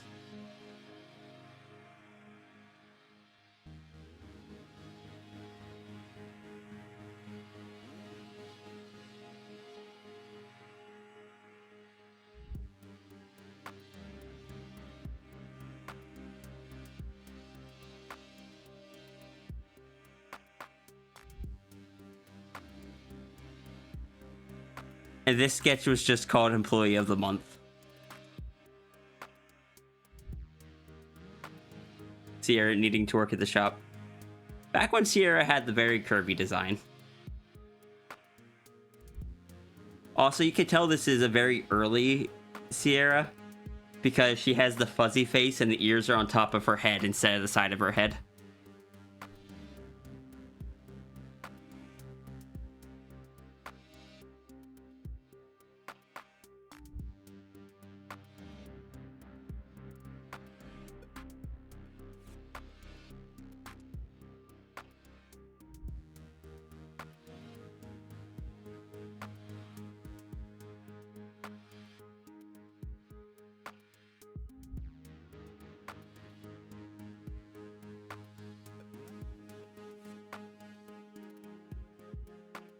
But, you know, Sierra is Sierra. Sierra doesn't use her abilities for like transformation stuff much. The only one she does is the like typically the only one she does is the tail, and that's saved for very special circumstances. Typically, just something special for a friend.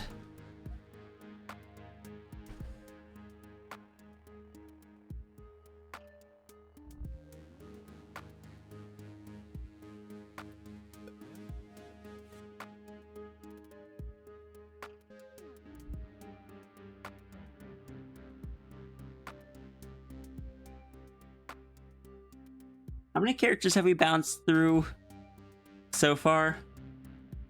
We've talked Yolta, we've talked Runery, we've talked Chris, Acegate, Iku, and Sierra now. Also Nameless and Cross. We've talked Cosmic Dragon. You need to get another Hoop TF from me sometime? I would love to. Hoop TFs are fun. No bias.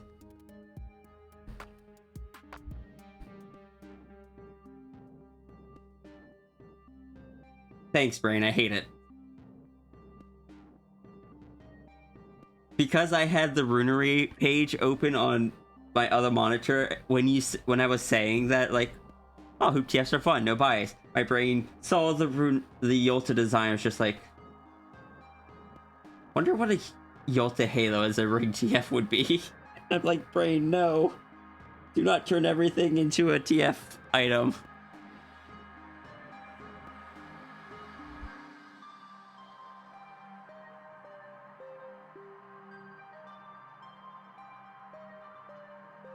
Normally I don't do that, but I was staring at the page as I do it. TF brain rot is real? I know it is. And I don't normally suffer from it quite as much as others. But I love the Halo design of Yolta, and so my brain went, but what if?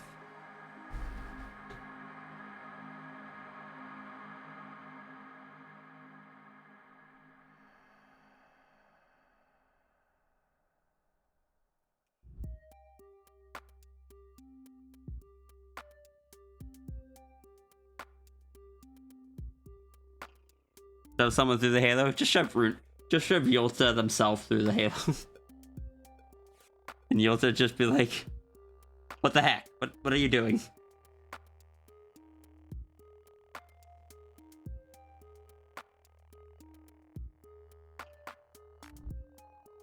Fun fact, that is secretly how you get shiny Yolta.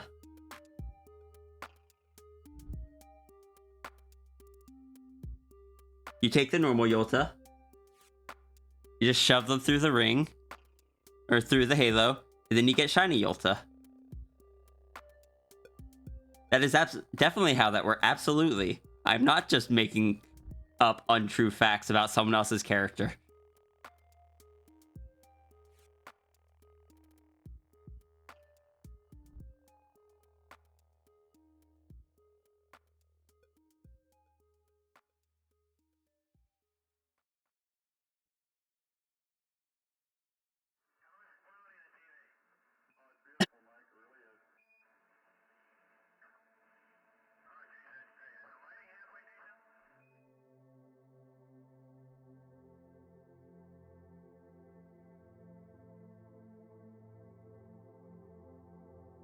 Would Sierra ever lie to you?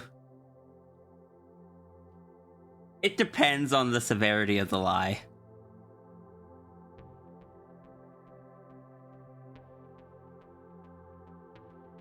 Becomes a bird fox. Ah, so like a beak, fox arms, fox legs, bird tail.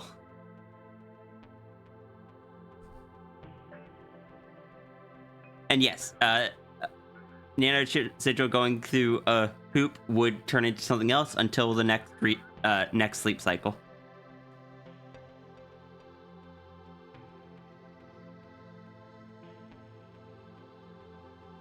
I'm still just over here, like,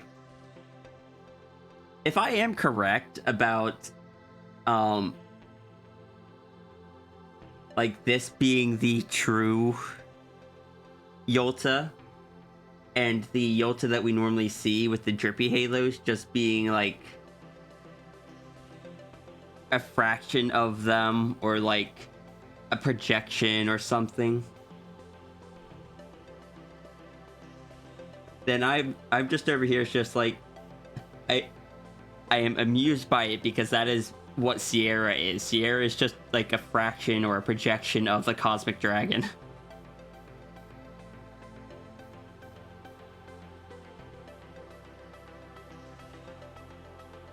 And Sierra's anchor point is the pearl, where I have suspicions that the rings are the anchor point for Yolta.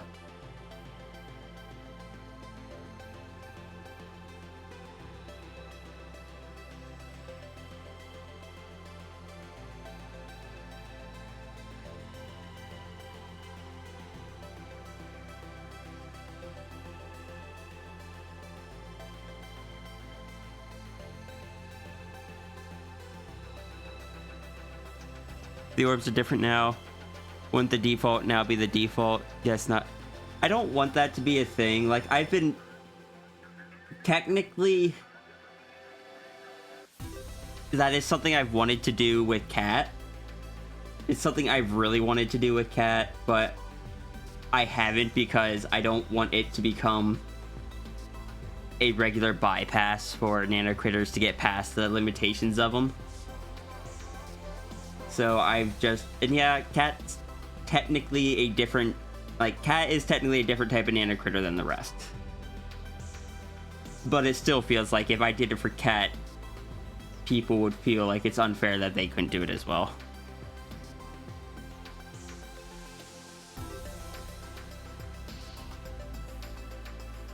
Like, also, with the whole Halo anchor thing, this is one that I've still not figured out. But I have been holding at the back of my mind where, like, the Halo's breaking. Yolta has wings, which Yolta doesn't normally have, but does in the big form.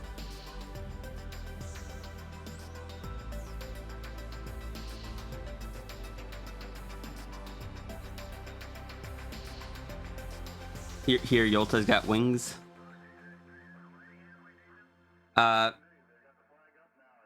And Yolta's got the tail orb.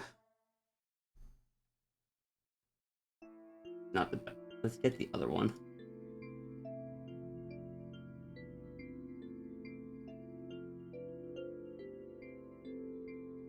So it really feels like this one, I have no proof of it, but it feels like the Halo breaking is causing Yolta to shift back closer to the big form. But the thing is, it doesn't have the other eye combination, which feels like every other time has been a significant design choice. Therefore, I'm still uncertain about that.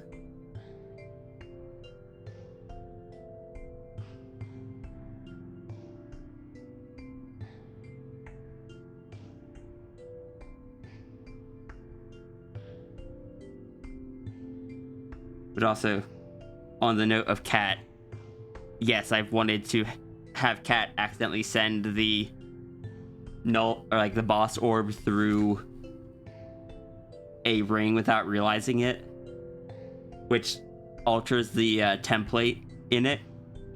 And the next time Cat does a reset cycle, it resets Cat to the new template without realizing it. And then Cat has to try to figure out what happened because the orb passed through the TF ring like over a week and a half ago.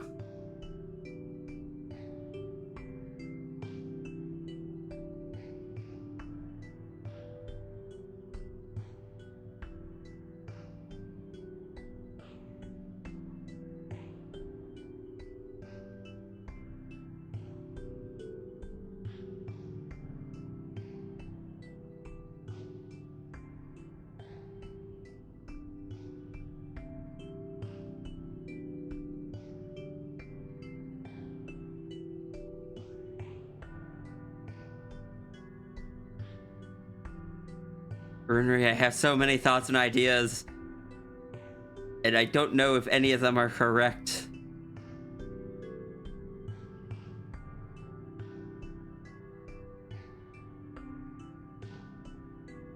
These eyes are blue, which is something I noted before that... I noted before that Yolta's eyes,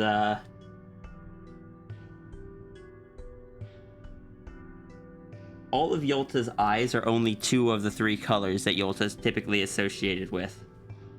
The green and the purple. Maroon thing. But I didn't really register until now that the extra eyes here are the 3rd color. I don't know what to make of that. But I'm saving that to my mental list of things I have noticed. It is another thing that I don't know if that's significant.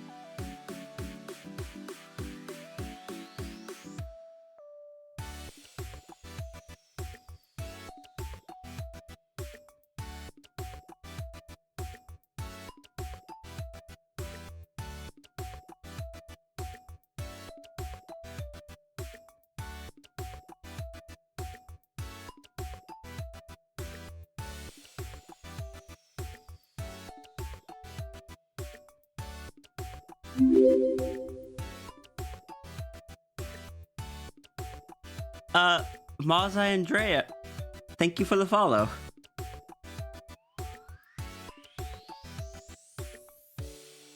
Runery, I have no idea how many how many of you doing the eye wiggles is something that is me actually noticing something you intended, or me bringing up something and you being like, that wasn't intentional, but it's now canon.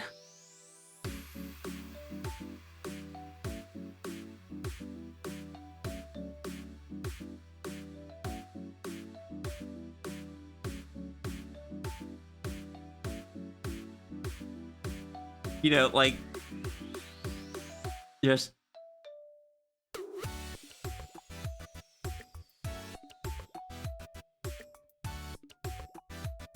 And can I say that if I have contributed some of the latter, where I have brought up ideas that that then helped with some...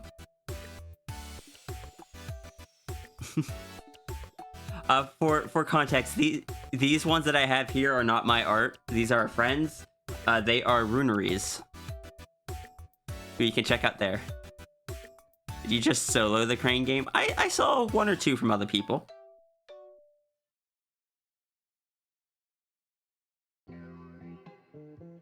My arts are the ones that are kind of bouncing around the upper corner.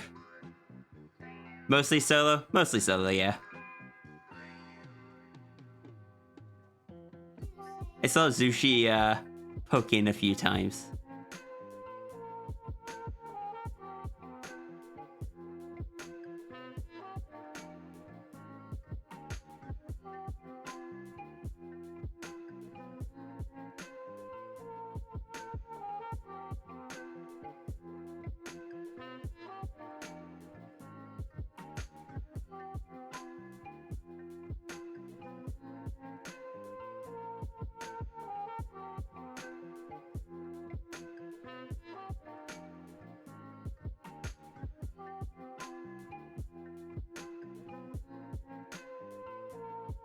At some point I actually gotta get back to drawing. We've been just having too much fun chatting about characters and lore, and I want to figure out more about Yolta and Runery. Heck.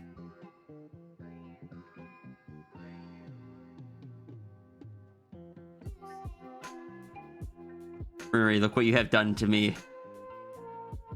Be proud of yourself, because this doesn't happen too often.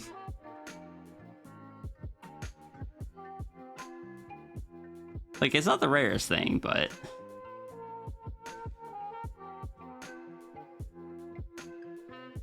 the fact that you also managed to get me onto a second character is a bit less common.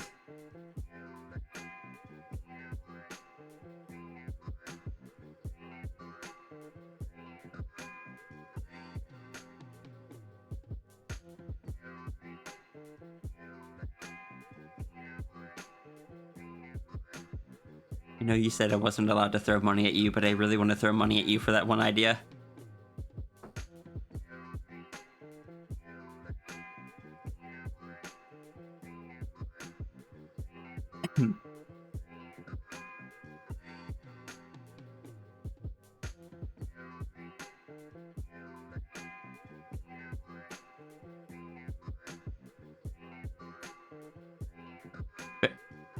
Me silly. Look, I just want to see the hint. And I hadn't thought about it until the conversation yesterday in DMs, but now I also kind of want to see it happen when Runery is around. But even without that, I can always have her have Runery find out later. Would Sierra ever be silly? No, Sierra's very serious. After all, Sierra was a manager for a very long time. And management is very serious business.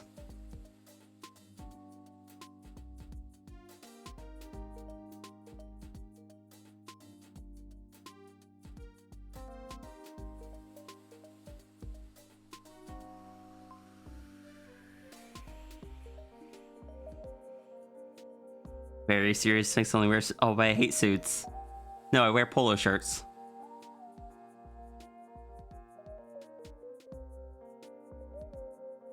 Even though it was a warehouse with no customers in the middle of heckin' Florida. Sorry, in the south of heckin' Florida. The manager still had to wear polo shirts and dress pants. Like we were a heckin' department store.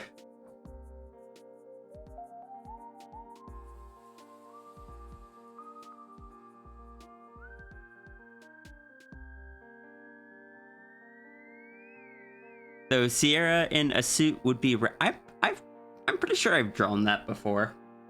But I've drawn a lot of things over the years.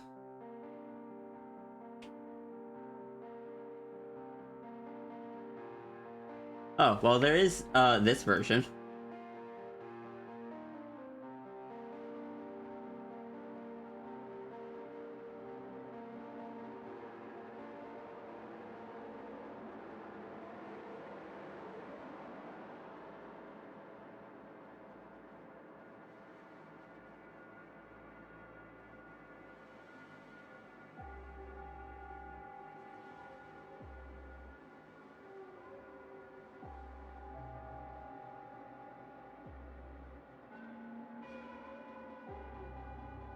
That was for a guest stream, or a being on someone else's stream at one point. I just slowly added more and more to it.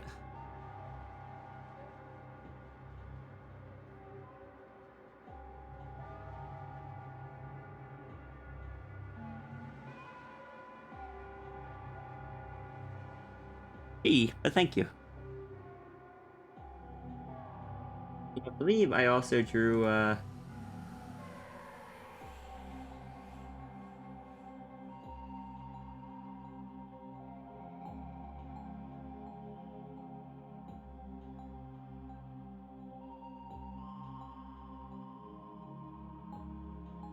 really old ones.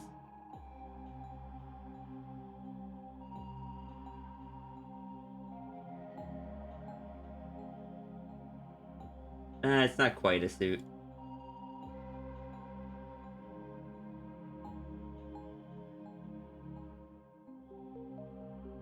You like how the gremlin keeps the gremlin look even with a rose in her mouth? this was just Sierra in some type of jacket. I was misremembering it as a suit.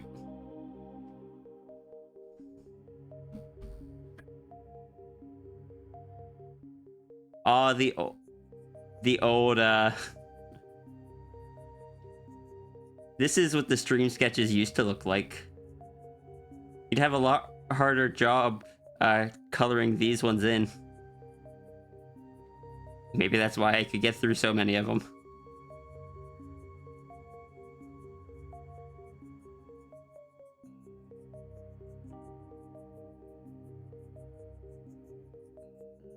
It was also back before I standardized the size.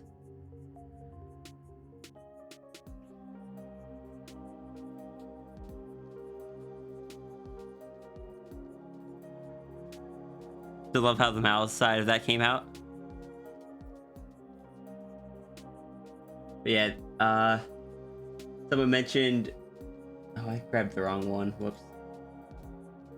Oh, there is no right one for this. Someone mentioned it still having the gremlin look. Even the talking was still just the gremlin teeth.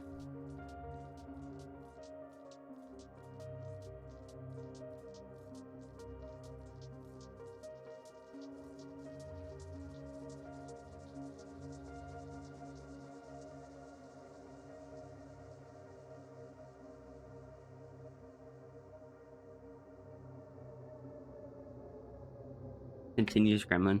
Hydrate. I shall hydrate. Last of the water in the cup.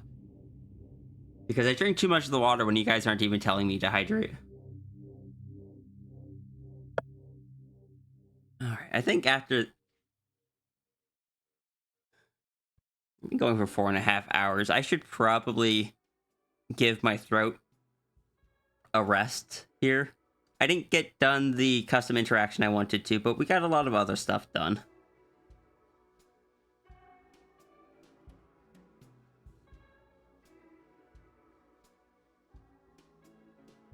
Oh, hi, Seppi. You came right as I said I'm about to wrap up.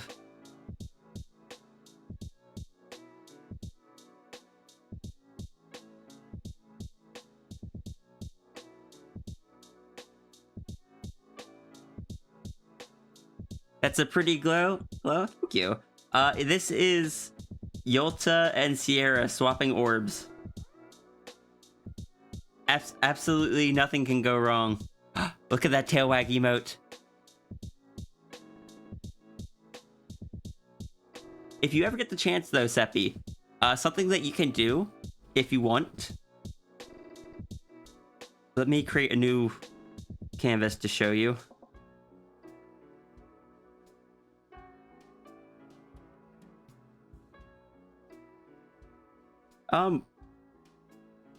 Actually, I'll just open an old one. Aoda is my best example for this.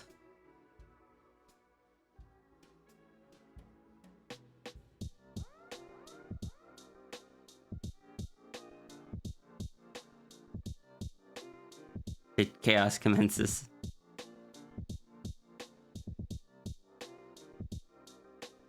If you want to try to like adjust the speed of it, just to mess around to see what you like without needing to redo stuff.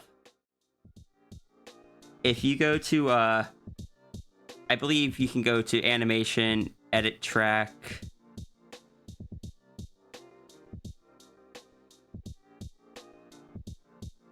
Oh heck, where is it for?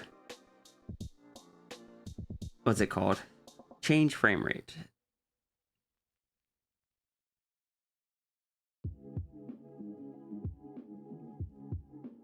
I created myself a shortcut for it, then I forgot where to do it.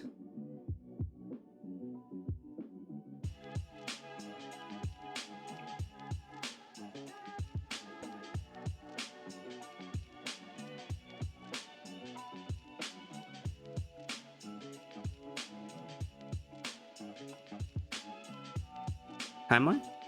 Ah, here it is. Under animation, timeline, change frame rate. So So this is like, you can, by changing the frame rate, you can affect how fast it is without needing to redo stuff.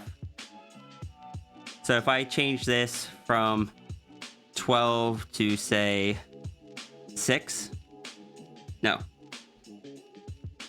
20, that should speed it up. Make sure you don't have changed the total number of frames.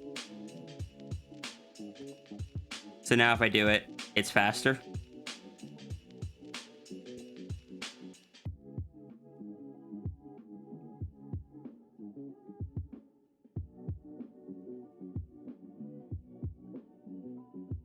Big question marks? Oh, I may have forgotten to fix that one. I updated LandyTube and there's a bug in it. But that should let you speed up your animation a bit.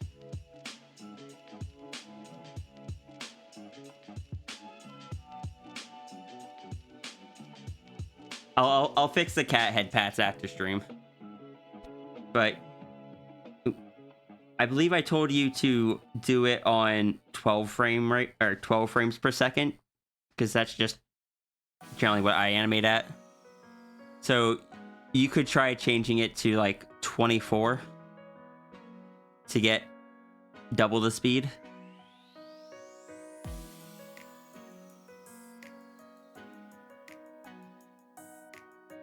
But you can also do the opposite. If I drop this down to 6, you just get very slow Aota talking and get to see the individual frames there.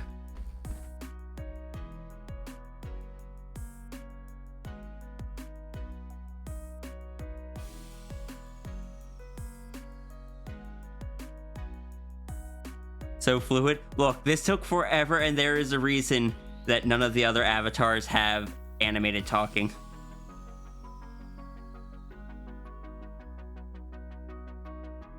Animation, playback settings, render before start. Oh, it's already set to all that.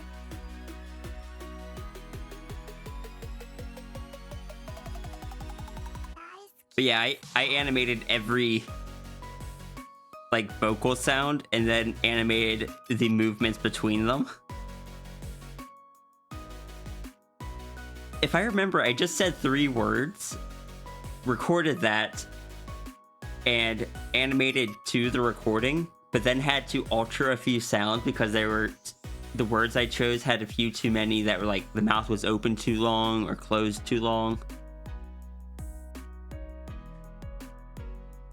But that is why Aota is the only...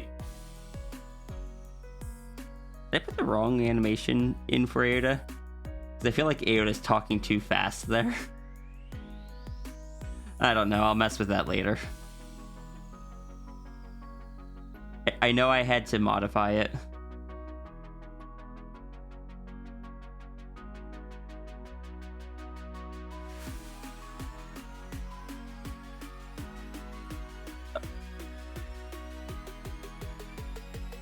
Huh. I thought for like... I thought I had seen Aota having like an animated blink. But they're not. However, I'll have to adjust that. Proper feature Aota. Anyway, let's save this. The start of our Dragon on Dragon headpats.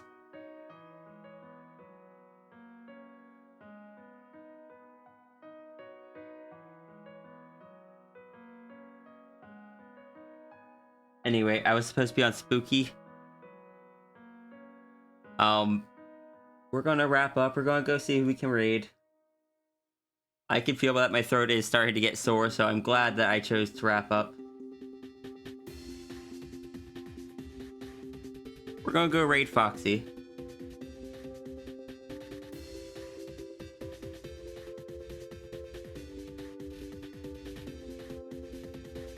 Hi, Laser. You caught me at the end. You did.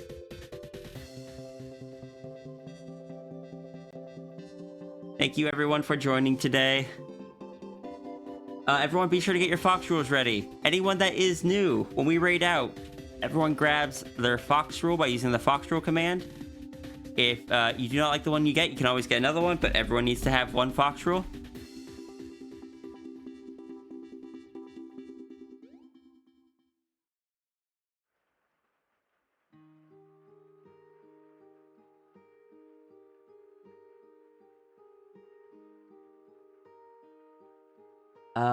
I've lost my train of thought. But yes, thank you everyone for joining. I hope you enjoyed the stream. We got to talk about a lot of character stuff today. We're gonna go raid Foxy, who is currently drawing Martin. And we are going to I hope you guys enjoy your time there. Be sure to do any self-care that you need to. Eat, drink, rest, hydrate. Just take a break if you've been really worn out. Let yourself do something for you. Thank you for the follow, Zero Weather. Hi, Nicotism. And hello, Tarn the Vaporeon. I will be back. Today is Friday, so yeah, I'll be back tomorrow, probably playing some games, but that's gonna be all for today.